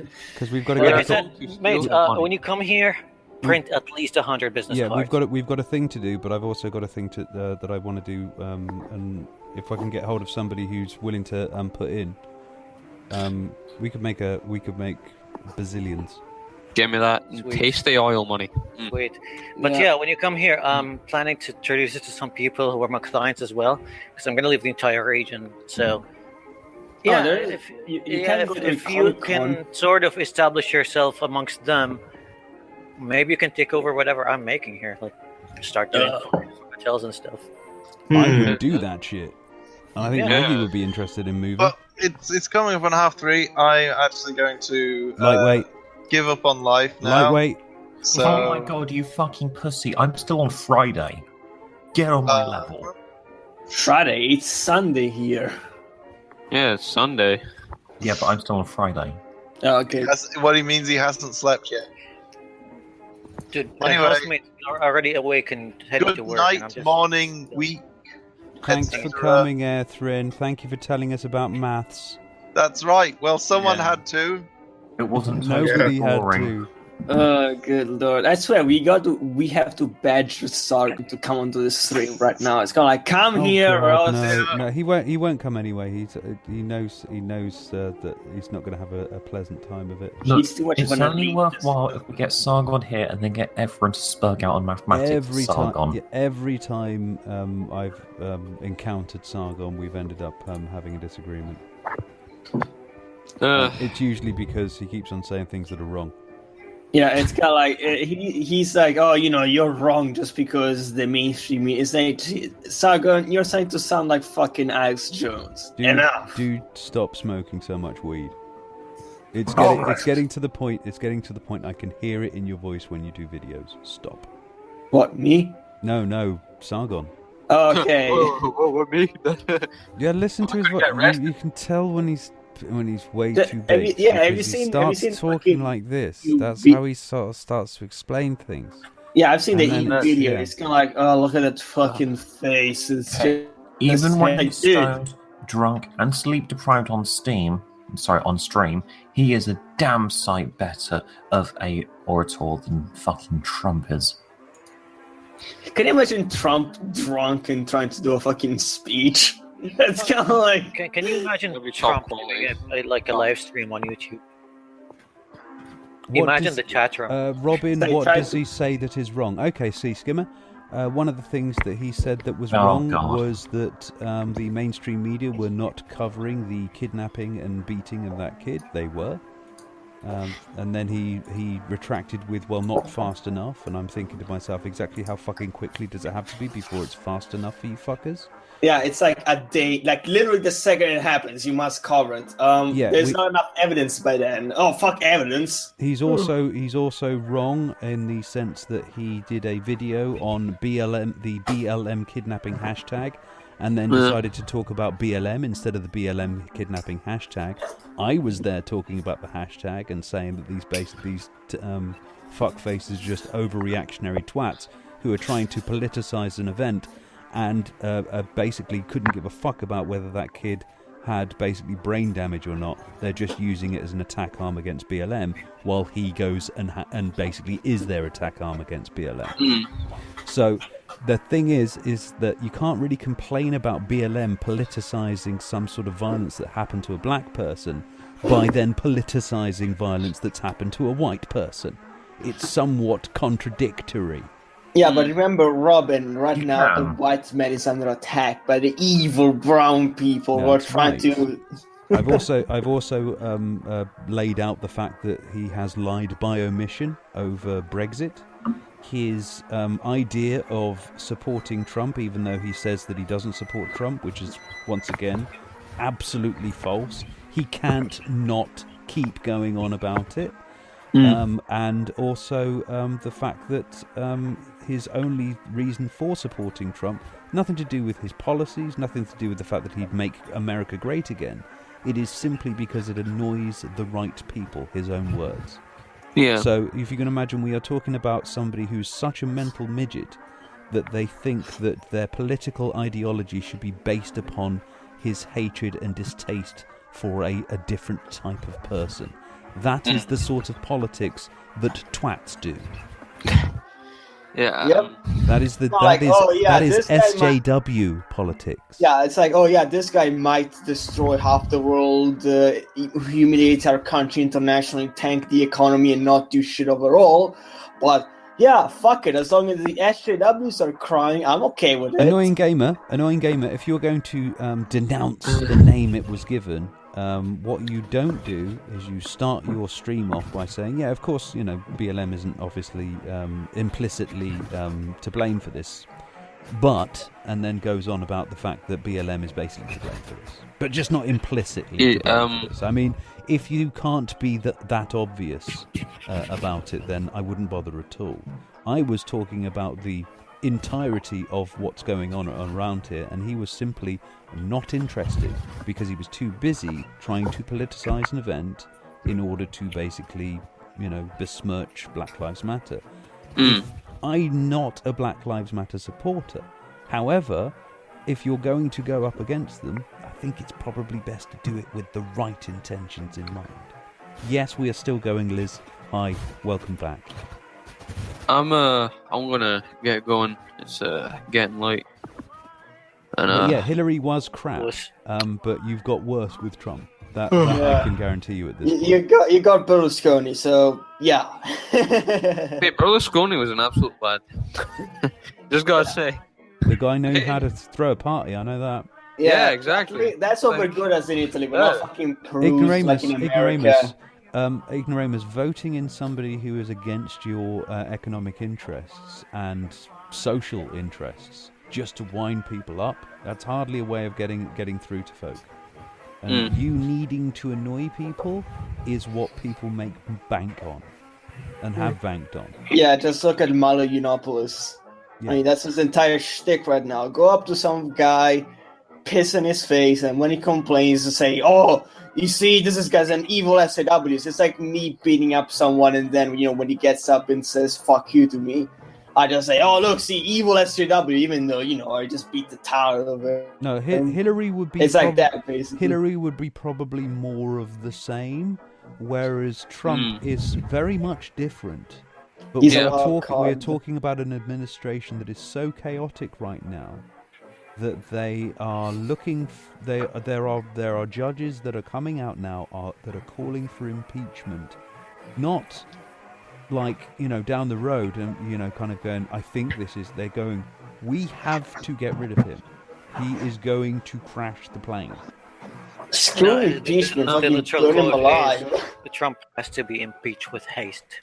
With haste, yes. But, that's the actual quote. No, I haven't really read the entire context of it, but like I said, I was having a conversation 2 days ago with someone that was like, the whole drama with Flynn, this is something that could lead to an impeachment. Yeah. That's why he got fired. That's why he had to resign, because if he didn't, he was going to have to, somebody had to take the fall. I mean, here's the thing that I found kind of hilarious. You remember when Hillary lied to the FBI and everybody was like, yeah, lock her up. And even Sargon was one of the people that used hashtag lock her up so many times. Yet I don't really see the same people saying that about Flynn, even though he committed a felony quite a few times. Proven so. I mean, lying to your administration and obscuring that. It's not so much the lying to the administration thing is concerned. That's just basically a personal slight to Lord Trump. No. Okay, even if we go with the official story, which I really highly doubt, even if we go with just that, the official story is that he lied to Pence, and that's a federal felony. Why aren't there people crying for locking him up? And I'll tell you why. It's because they don't want an investigation to be open. And this is the thing. No, this is Trump's all speculation. actually come out and said that he wouldn't have minded if he'd have done it anyway. It's the fact that he lied about it. That's what he's saying. And you're sitting there and kind of going, so what you've just said is that you would have okayed this person to do a felony. Yeah, well, this is the, at this that is point, the level if that he, we're at here. If he had okayed it, then that would be an act of treason. Yeah. Within the U.S. laws. I mean, it's all speculations. It might have happened, might have not. Like I said, there's no solid evidence yet, but all signs just point somewhere that most people are not really comfortable with when it comes to Trump. Like they think that Trump can do no wrong. Well, they've got to. They've got no other choice at this point. You see, you. This is the once you've. This is another one of the reasons why people kind of say that centrists such as ourselves are weak. And we don't sign up for anything, and you're not brave enough to do it. And I'm sitting there kind of going, yeah, there's a reason that I am willing to suffer the throws and arrows from partisan pricks when it comes to this sort of thing.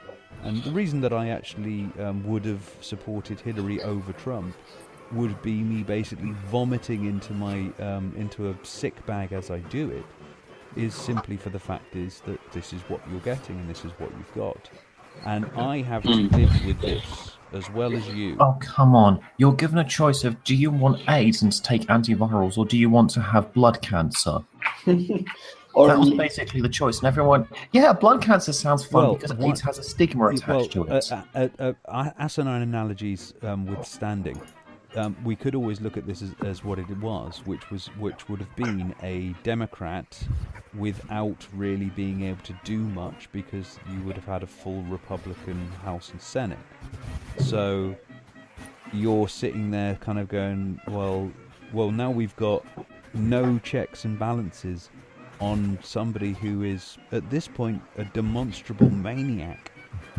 Who just fires people who just fires people willing it. It's not like, oh, you don't agree with me? Out. Well, we're talking about somebody who, change. He's not just a combative relationship with the press here, for example.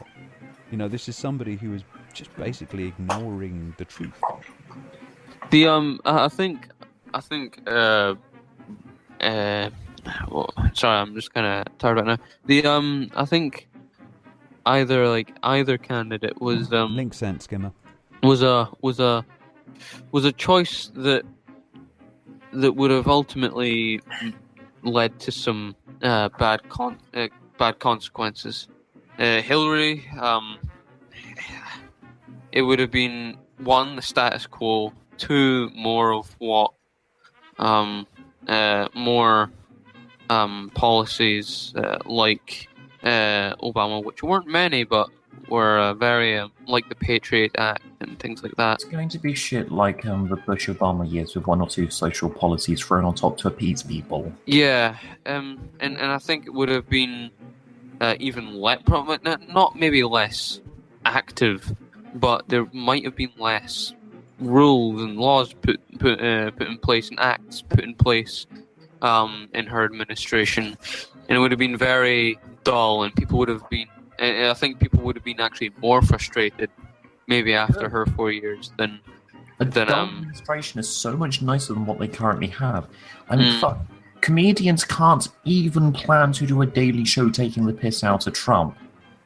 Yeah, because they write a script in the morning. Stephen Colbert is having a lot of fun with it. Then he does something in the late morning, so they write a new script in the afternoon, and then they're having to rewrite the scripts twice more because of shit he does. It's like, Trump, calm the fuck down. We can't keep rewriting the same script over and over again because you keep tweeting shit. Like, if you guys are not subscribed to Stephen Colbert's YouTube channel, like there's a video every single day on him just commenting on the latest Trump. Oh, it's glorious. And the fact that he fucking tweets every single bullshit that he does, it's kind of like, dude, I understand people need to be informed about what you do, but you can't tweet every time you go to the toilet. It's like, I just took a shit. It's like, Trump, you've sunk that low. Come on. I love this. Sargon's basically talking to Spino and kind of going, what makes him authoritarian? The use of executive orders. Well, yeah. That's basically pretty fucking authoritarian. Yeah. I mean, it's within his power, but it is very a direct way to use your power. Yeah, that's the thing. Like, they keep saying that. Obama used the same amount. And by the way, if you look at the numbers, he didn't use the same amount at the same period of time when he first took office. But you know what? I'm not a fan of the way Obama did it either. Yeah. I mean, you can't just throw that at me like, oh, I have a point against you because you're against Trump, so you're okay with Obama. I'm like, no, I wasn't. Who said that I was? Yeah, it's funny that you hear people who criticize Obama for doing it now criticizing Trump for doing the same. It's kind of like you criticized the guy before for, not flushing, and then your friend does it, he doesn't flush. And you're like, it's this bizarre underdog affiliation some people have, I suppose, that's got themselves into It's this sort of partisan tribalism, basically. It's like, yeah, you're not part of my team. You must be one of them, the other team. And I'm like, the Hillary supporters are just as misguided and deluded and fucking stupid. I fucking hate both parties, to be honest. Like, so there's no winning there. Well, like, you know what? If Hillary had won, but this is one of the reasons. This is one of the reasons why they weren't in as much power as they were over those 8 years with Obama. And they were literally going fucking mental, trying everything that they could. They tried to close down government. They tried to defund everything. And the Senate was basically have done a record amount of nothing. Yeah. That Senate it's amazing to me. Yeah, it's amazing to me, and nobody pays any attention to this because they're just like Obama.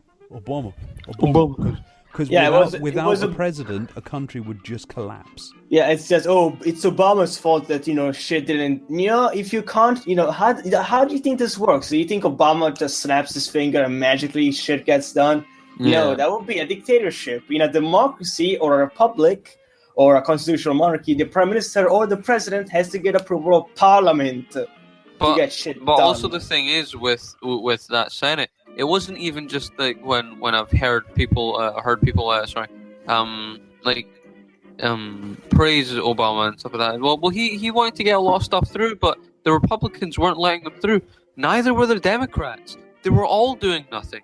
They were all sitting there on their ass, doing nothing. Yeah, because again, both parties are bought by, I mean, Obamacare. It was a Republican thing, and again, if they wanted to go full. And then it was a total disaster because they couldn't fucking run a website. Because they couldn't, they couldn't run a website properly, which they paid millions for, and didn't have the logistics set up that it would work. It's funny that the Republicans criticized Obamacare just on the website. Oh, the website is glitchy, therefore it must be evil. No, it's just that you fucking morons keep living in the Stone Age and keep thinking that universal healthcare somehow will lead to communism one day, which I still can't believe that the party that sucks the dick of China at this point is still afraid of communism.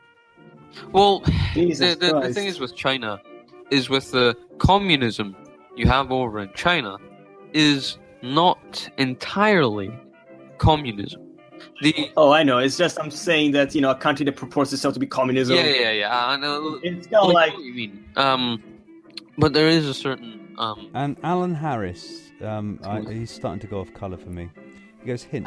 If you used to be critical of the press for being dishonest, but retweet their shit that's critical of Trump, you're a damned hypocrite. And I'm sitting there kind of going, why of Trump? Why have you been so specific to say Trump? Is it for this is the thing? A lot of these people like to do this is that they say the press, the media, and what does the media mean? To anybody who's left-leaning, it usually means the right-leaning papers. To anybody who's right-leaning, it usually means the left-leaning papers. They don't talk about their own. No. Our sources are good. Yeah, it's like when Sargon picks up the Sun or the Daily, the kind of ultra Brexit newspapers who fucking hate the EU. Kind of like the Daily Express, I believe, that printed that story about the evil judges who are trying to oppress the people. Yeah, that's fine for Sargon, but the Guardian mildly criticizing Brexit. See, I told you they're evil. They're trying to suppress the will of the people. It's just. And the thing is with I think what I see as media is, especially old media, is newspapers, news shows, different the different types of newspapers, the large ones and the little the small ones. Can't remember what the difference you'd call them. They're like spreadsheets. Yeah. And those are old media. I can myself research any topic that I want to research on the internet because I have information at my fingertips. It's not like in the olden days where you had to watch the television or you had to read the newspaper to get the latest news. I can go on the internet and I can freely watch what I want and then say, you know what? I would like to know about what's happening over in Norway in its politics, and I can look up certain sites, and I can go from site to site to site, right leaning, left leaning, centrist. It doesn't matter. I can go to those sites and then gain my own impression of what the politics in, say, Norway is. I know. I'm sitting here thinking to myself, Alan, Trump is the president of your country right now. Did you think that all of the news would be coming out and basically kind of going, "Hail Trump! Hail Trump"? Did you really honestly think that was going to happen? Did you think that? Did you think that in some cases some people may disagree or agree with a president and the population's choice of said president? Some of them may work at the New Yorker. I think though a lot of the media, the media as I see it, newspapers, CNN and Fox, MSNBC, all sides, but all just media, all that sort of media is sort of dying off. If you see, but if you see the viewership of a lot of these things, it's going down and down and down. Because more people are just going on the internet. Yes, but you say they're going on the internet. That doesn't mean that they're not watching CNN. No. But I'm saying that like they're not like dropping off. I mean, it's just gradually going down the viewership. You're not listening to what I'm saying different... here. You're not listening to what I'm saying here because they don't watch CNN on the television. It doesn't mean that they're not watching CNN. Yeah. That's I know. I know they might go on the internet and watch CNN there, but their total viewership as a whole is going down. That's not according to my understanding. It's just changing. What did I just miss? Because I was talking to my housemate. It's the same thing with the newspapers. Look at the Daily Mail, for example. They have been losing newspaper revenue for decades. Yeah. And they are the most popular website in the world. It's just moving mediums. That's all. Yeah, which can also change the type of what you present as your media. Is different people, different newspapers and things have different say opinions, and that's why they have opinion pieces. But a lot of more internet outlets are starting to go from site to site and then take those sources and then bring them back to their own outlet. That's every news source does that. Whoever gets there first is the one that has the exclusive.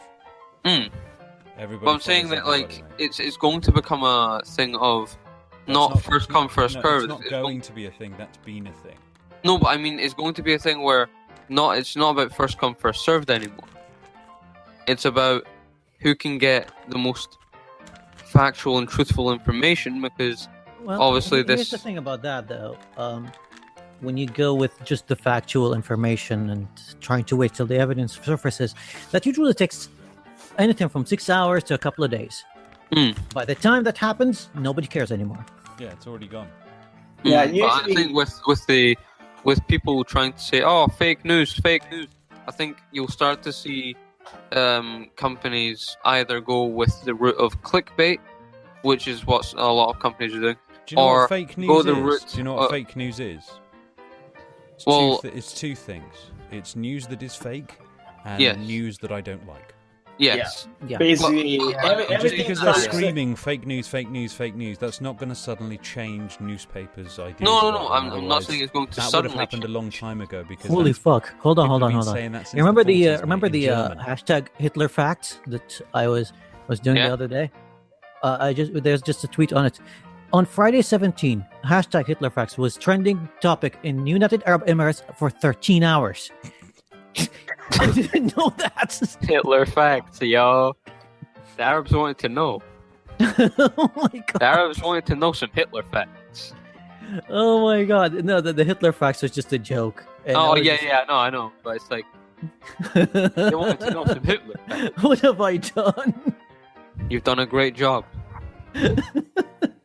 This is how, like, it's like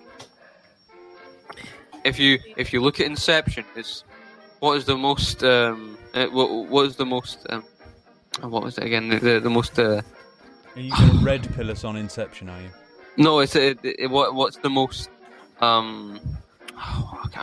there's a scene in it where he's talking to the woman and he's saying like what can be like what's most like a virus. It's not like the bacteria, it's an idea. You just put an idea out there, it'll be picked up and people will start just spewing out that idea. And that's totally true. You just put out, hey, what's Hitler facts? Inception all over again. Yo, Inception's a great movie though. 10 out of 10. Monkey see, monkey do. Is what you're trying to say. Well, not exactly, but sort of. Yeah, it was just a long, convoluted way of saying monkey see, monkey do. Because if you put an idea out there, some person will pick, Yeah, and then the monkey. and they'll pick it up. Yeah, and then And that's what happens with memes. Yeah, the monkey. So the monkey sees memes and Pepe becomes bananas. Yes. Precisely. Okay, guys, so how the human brain works and trying to determine new ideas and work shit out, you actually draw mainly on your past experience instead of inventing anything actually new, because humans are really shit at coming up with new stuff. Yeah, true. This results in, basically, the more shit you look at, the more likely you are to believe shit along the lines of what you look at.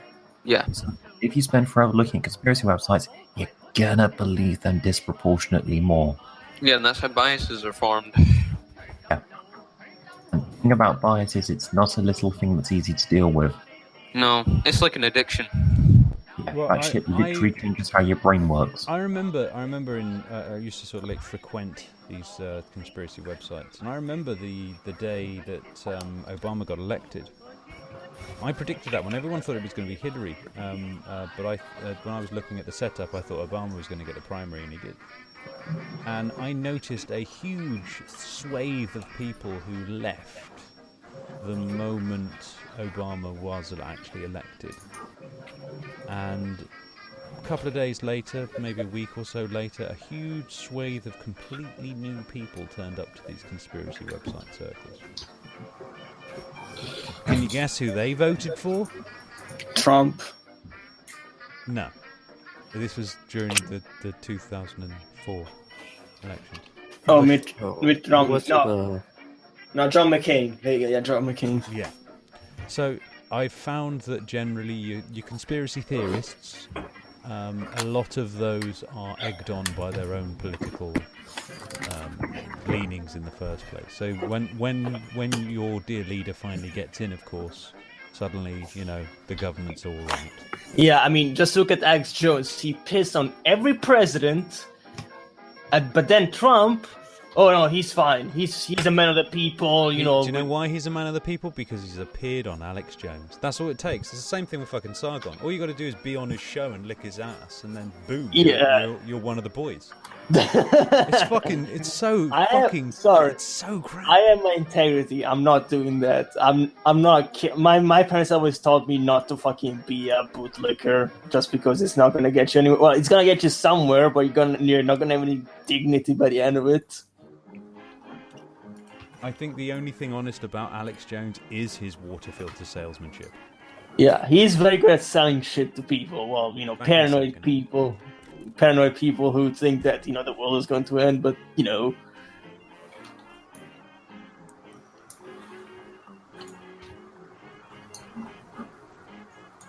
Dum dum dum. Alex Jones, the freaking guy who sounds like he smokes a fucking pack of cigars a day and he inhales. A pack of cigars? I didn't know they came in packs. Yeah, okay, well, not like a box of cigars a day, and he actually inhales the fucking smoke because his voice is just so gravelly. It would be funny if I don't sound like that. It would be funny if, one day during a press conference, you just see fucking Alex Jones do the same shit he did on one of his shows, where he tears open his fucking shirt and it's kind of like you just see all the foreign media going, "Mr. President, who is that? That is my current. Fuck. You see Trump. Fuck. This was a bad idea. Who the hell gave Alex coffee again? You know he can't stand coffee. He goes insane." I don't think he actually is insane. I think it's just an act. It's just a mean bro. But yeah, it would be funny if he did that. It just goes around naked. It's like, "Oh, come on, President! Like, Alex, please go put some pants on." The entire world media is here. For fuck's sake, you promised you weren't gonna do that. But you know how it gets. I see all these bootleggers of the establishment here. I just go insane. Okay. Then he just writes down on his phone, "Remember to keep Alex at home when we're doing these international press conferences." Oh, come on. Trump doesn't write shit down. He's not smart enough. Well, he writes down on the phone. That's what I'm saying. He doesn't actually have to write stuff down. He doesn't write shit down on his phone either. He tells his secretary of tweeting, and yes, according to interviews by Trump, he has someone to tweet for him. I want you to tweet for me about this thing. Yeah, I did. Oh god, yeah, that would probably be him. I mean, he's fucking lazy as shit. I mean, for a guy who signs contracts for a fucking living, you'd think he'd actually write shit down. Okay, I'm gonna have to stop you here. One thing that I can't really say about Trump is that he's lazy. I mean, look at the way he was campaigning. He was all over the place, 24/7. Oh yeah, but he does. He is a lot of things, but goddamn, he is not lazy. I will say though that he does delegate a lot of shit that he should be doing himself to other people, and it's kind of like, dude, if you can't write your own fucking notes down, then it's not good. I mean, who are you talking about? Oh, Trump. It's just that I thought you were talking about Milo. How do you know he can't write down his own notes? Because Milo performs fellatio on the pen instead. Not Milo, Trump. Because he has someone to do it for him. He said so in interviews himself. I thought that was just the tweeting. No, he has a different secretary for tweeting and writing shit down. Oh. Yeah, he dictates his tweet. Yeah, it's kind of like, just tweet this, secretary. We need to do this, sir, without no characters. Fuck. All right, how do we shorten that? These are the real heroes. Yeah, the people who have to put up with him. Yeah, everyone picks on Trump's spelling errors and stuff like that, and it's like, no, it's these people who've lost their fucking minds. It's kind of like, yeah, have you ever dealt with fucking Trump? I think the only way I would preserve my sanity is by fucking actually writing the wrong shit down. It's gonna just troll him. It's gonna like, well, it's the fucking Twitter system, sir. It just keeps writing the wrong shit down. Well, here's the thing that I kind of hate about the anti-Trump, either media or like mainstream media or alternative media, is when they go after, oh my god, he misspelled something on a tweet, and they make it into a big deal. Like, come on, man. I mean, they went on and on about his hair, and like, why does this matter? Look at the substance of the policies he's introducing. Hands, for God's sake. Yeah, and I'm just like, yeah, I know that we're just like verbally shitposting here, but I wouldn't be as angry about it if I wasn't seeing the same kind of thing on actual mainstream media articles being bombasted all over the place and broadcasted. And it's news because let's be anti-Trump. And this is their way of being against the powers that be. And it pisses me off because we should be better than this. And on the other side, you have the ass lickers they? who fucking will give him anything. It's kind of like, oh yeah, sure, Trump. I mean, this is what I always said. How far does Trump have to go before even his own fans criticize him? It's kind of, does he have to go naked on stage drunk? I think he has to actually murder someone. Or rape a child, like actually do pedophilia. Because I think murder is kind of okay in America. It's just pedophilia. I don't think they'll let him go that far. Well, here's the thing. I talk to a lot of Trump supporters. I mean, just look at my followers on Twitter. Most of them are Trump supporters, and I test it all the time. But would just make a joke about Trump, and I would get like 7 or 8 retweets, and then I would just post something that's against the liberals, and oh my god, it's 100 likes and 200 retweets. So that gives me a little bit of an indication, like where my followers lie. However, when I engage with them, I would say that at least 90% of them don't try to support Trump.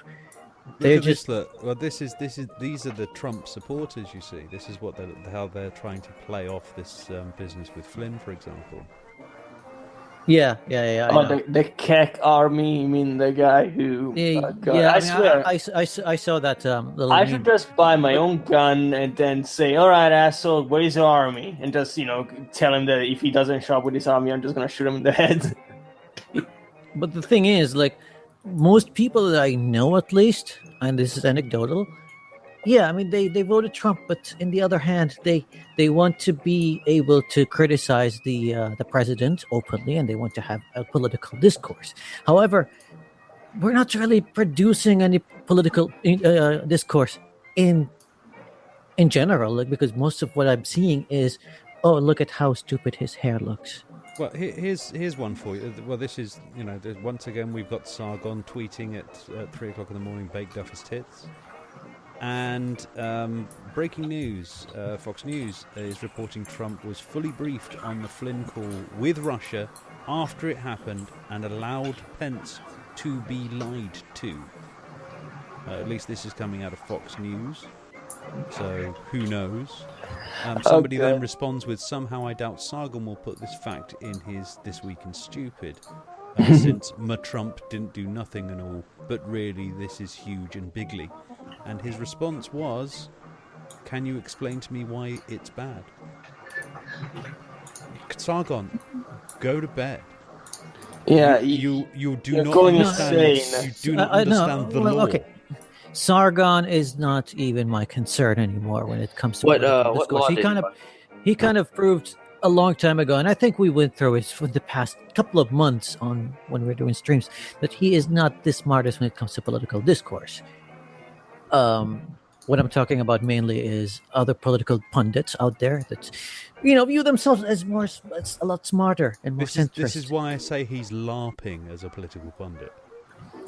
Yeah, I mean, okay, I'm going to give an example for, let's look at other pundits in the media.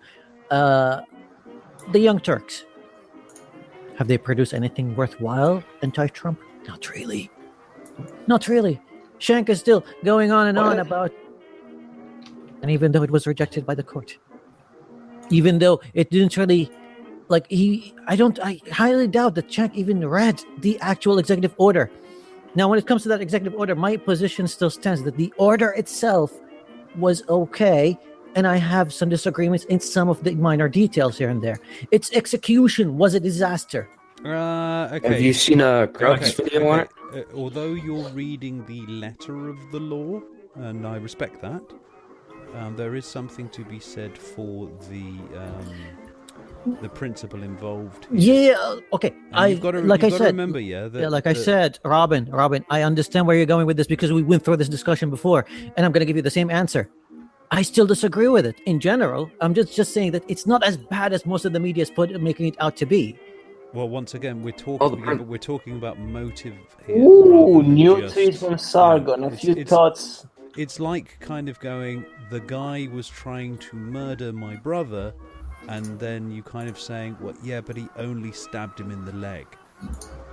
Do you see what I mean? The intention and the motive was exactly, and like I said, I'm against the stabbing altogether.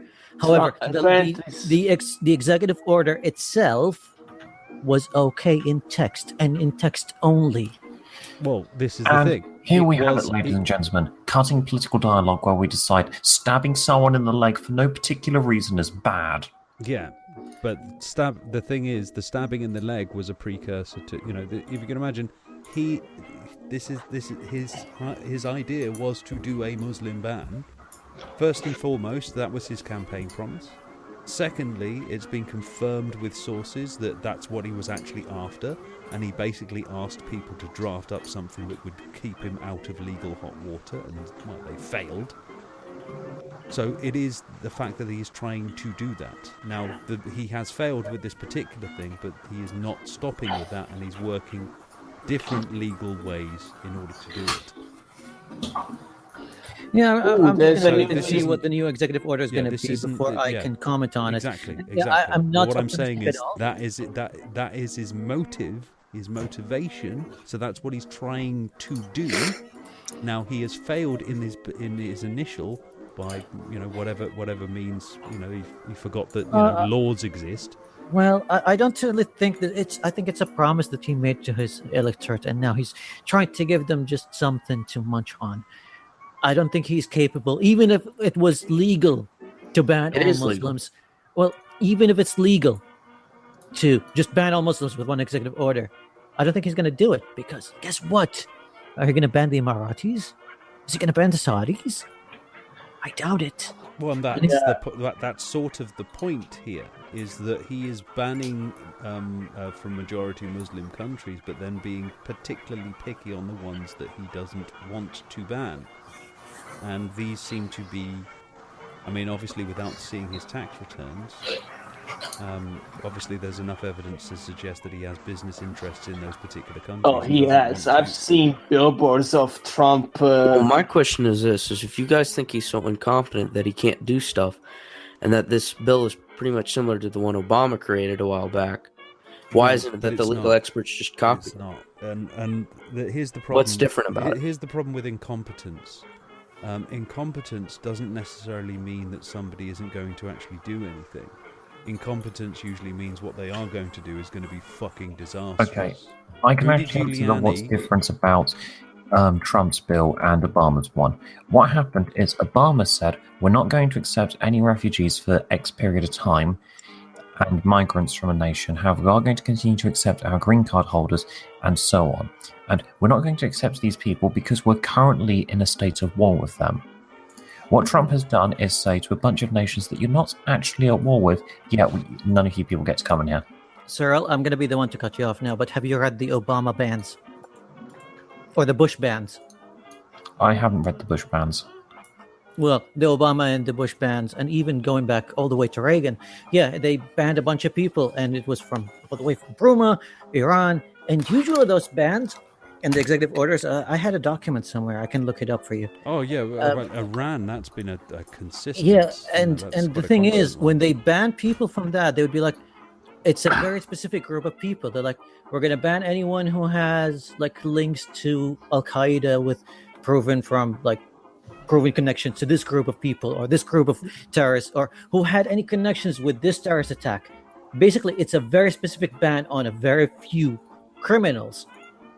So there was never, ever a refugee ban on Iraq that people trying to push Obama just banned refugees from Iraq. Look at the the refugees coming into the United States during the Obama years from 2008 all the way until 2016, and they're never slowing down. They're always at the same pace. There's never been a stop. Sorry about that, Habib. I'd read that there'd been a temporary ban on refugees by Obama for a few months, and that was it. No, there hasn't been. Okay. I don't want to be by the way, Sargon made a new video that says, this is why Trump and PewDiePie are so necessary. So, Oh, God. On which channel? On his own fucking channel. I'm just gonna stick it in the chat. He just tweeted it. It's necessary. Trump is necessary for PewDiePie. What? Yeah. But Giuliani, for example, confirmed that he was basically looking to ban Muslims. Yeah, I know. So, I know that. you know, but this if is- the executive order came out and it was like, let's ban all Muslims, then I would be more against it. Robin, I mean, I think you're missing out my point. Dude, Yeah. you're missing my point here. I'm sorry. I'm just going to have to correct you on this, yeah? The fact that that's what he was after, he has then asked his people to try to write up something that is pseudo-legal enough for him to get away with. That's what he's done. The fact that that's fucked up has not stopped it. You know, he didn't kind of go, oh, right, so that was a bad thing, I won't do that again. No. He's now working on a different legal framework in order to actually get this through. So he's still trying to push that. It's not, you know, the fact that, you know, you were saying, well, he doesn't ban all Muslim countries. Well, there's a reason for that. And it's not sort of like the fact that he's not anti-Muslim. It's just the case.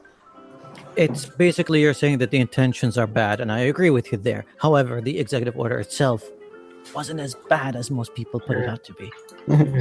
Well, it's still bad. It's still a load of shit.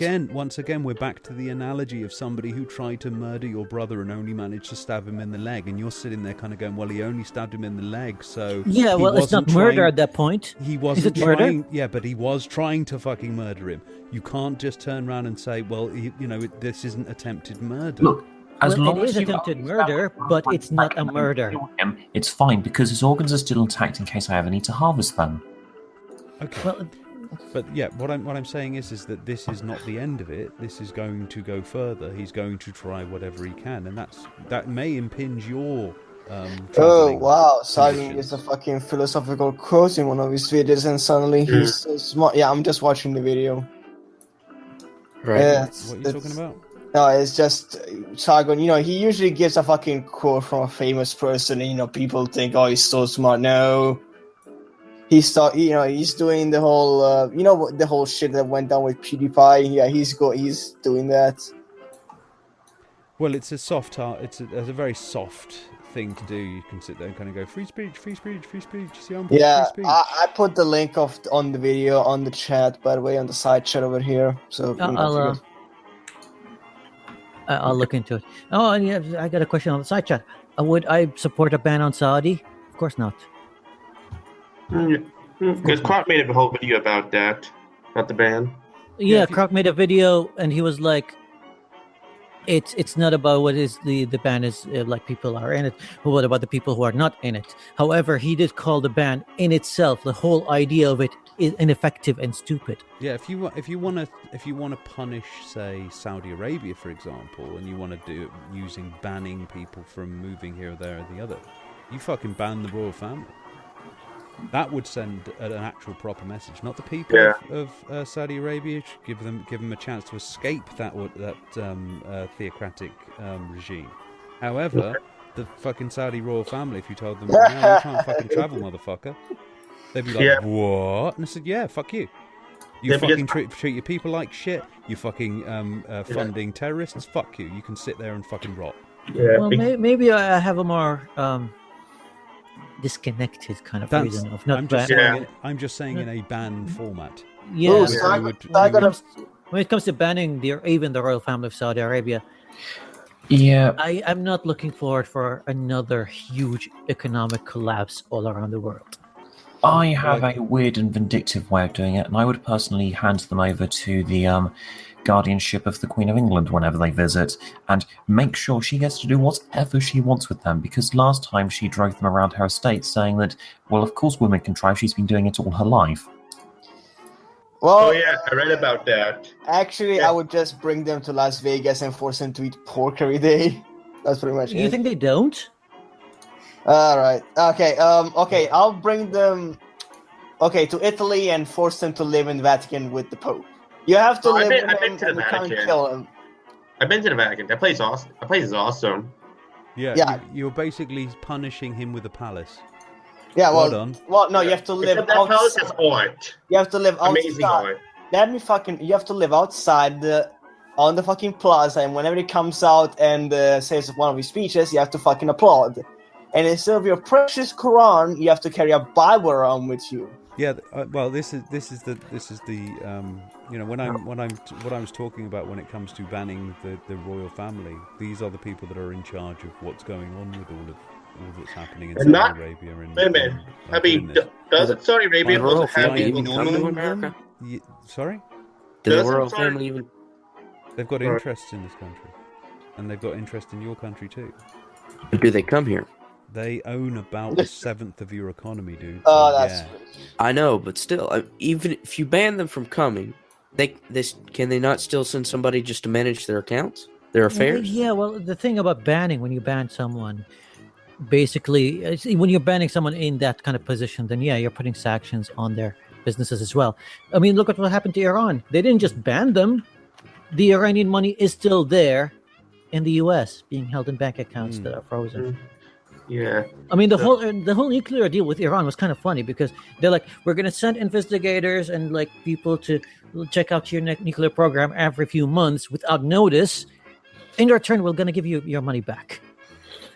But Deal? like I said, everybody, everybody's happy to do this to Iran, but they're not happy to do this to Saudi Arabia. Which is kind of sad, honestly.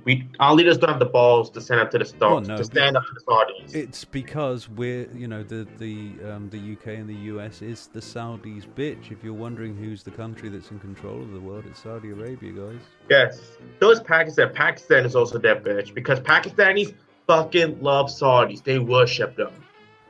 It's like, what the fuck? Yeah, when it comes to Saudis, I hate to break it out to you guys, but the whole world is our bitch. Mm-hmm. Yeah. But what North Korea? Not North Korea. North Korea is just a bitch. North Korea is literally the world's bitch. They're not worth the time or effort. Yeah. Oh god, I'm watching the fucking video and Sargon says, "Oh, I'm protecting my ego, but I still try to be objective." As possible. No. Yeah. Okay, Annoying Gunner says the question is, do the terrorists themselves also come from Saudi Arabia? In some cases, yes, but in many cases, no.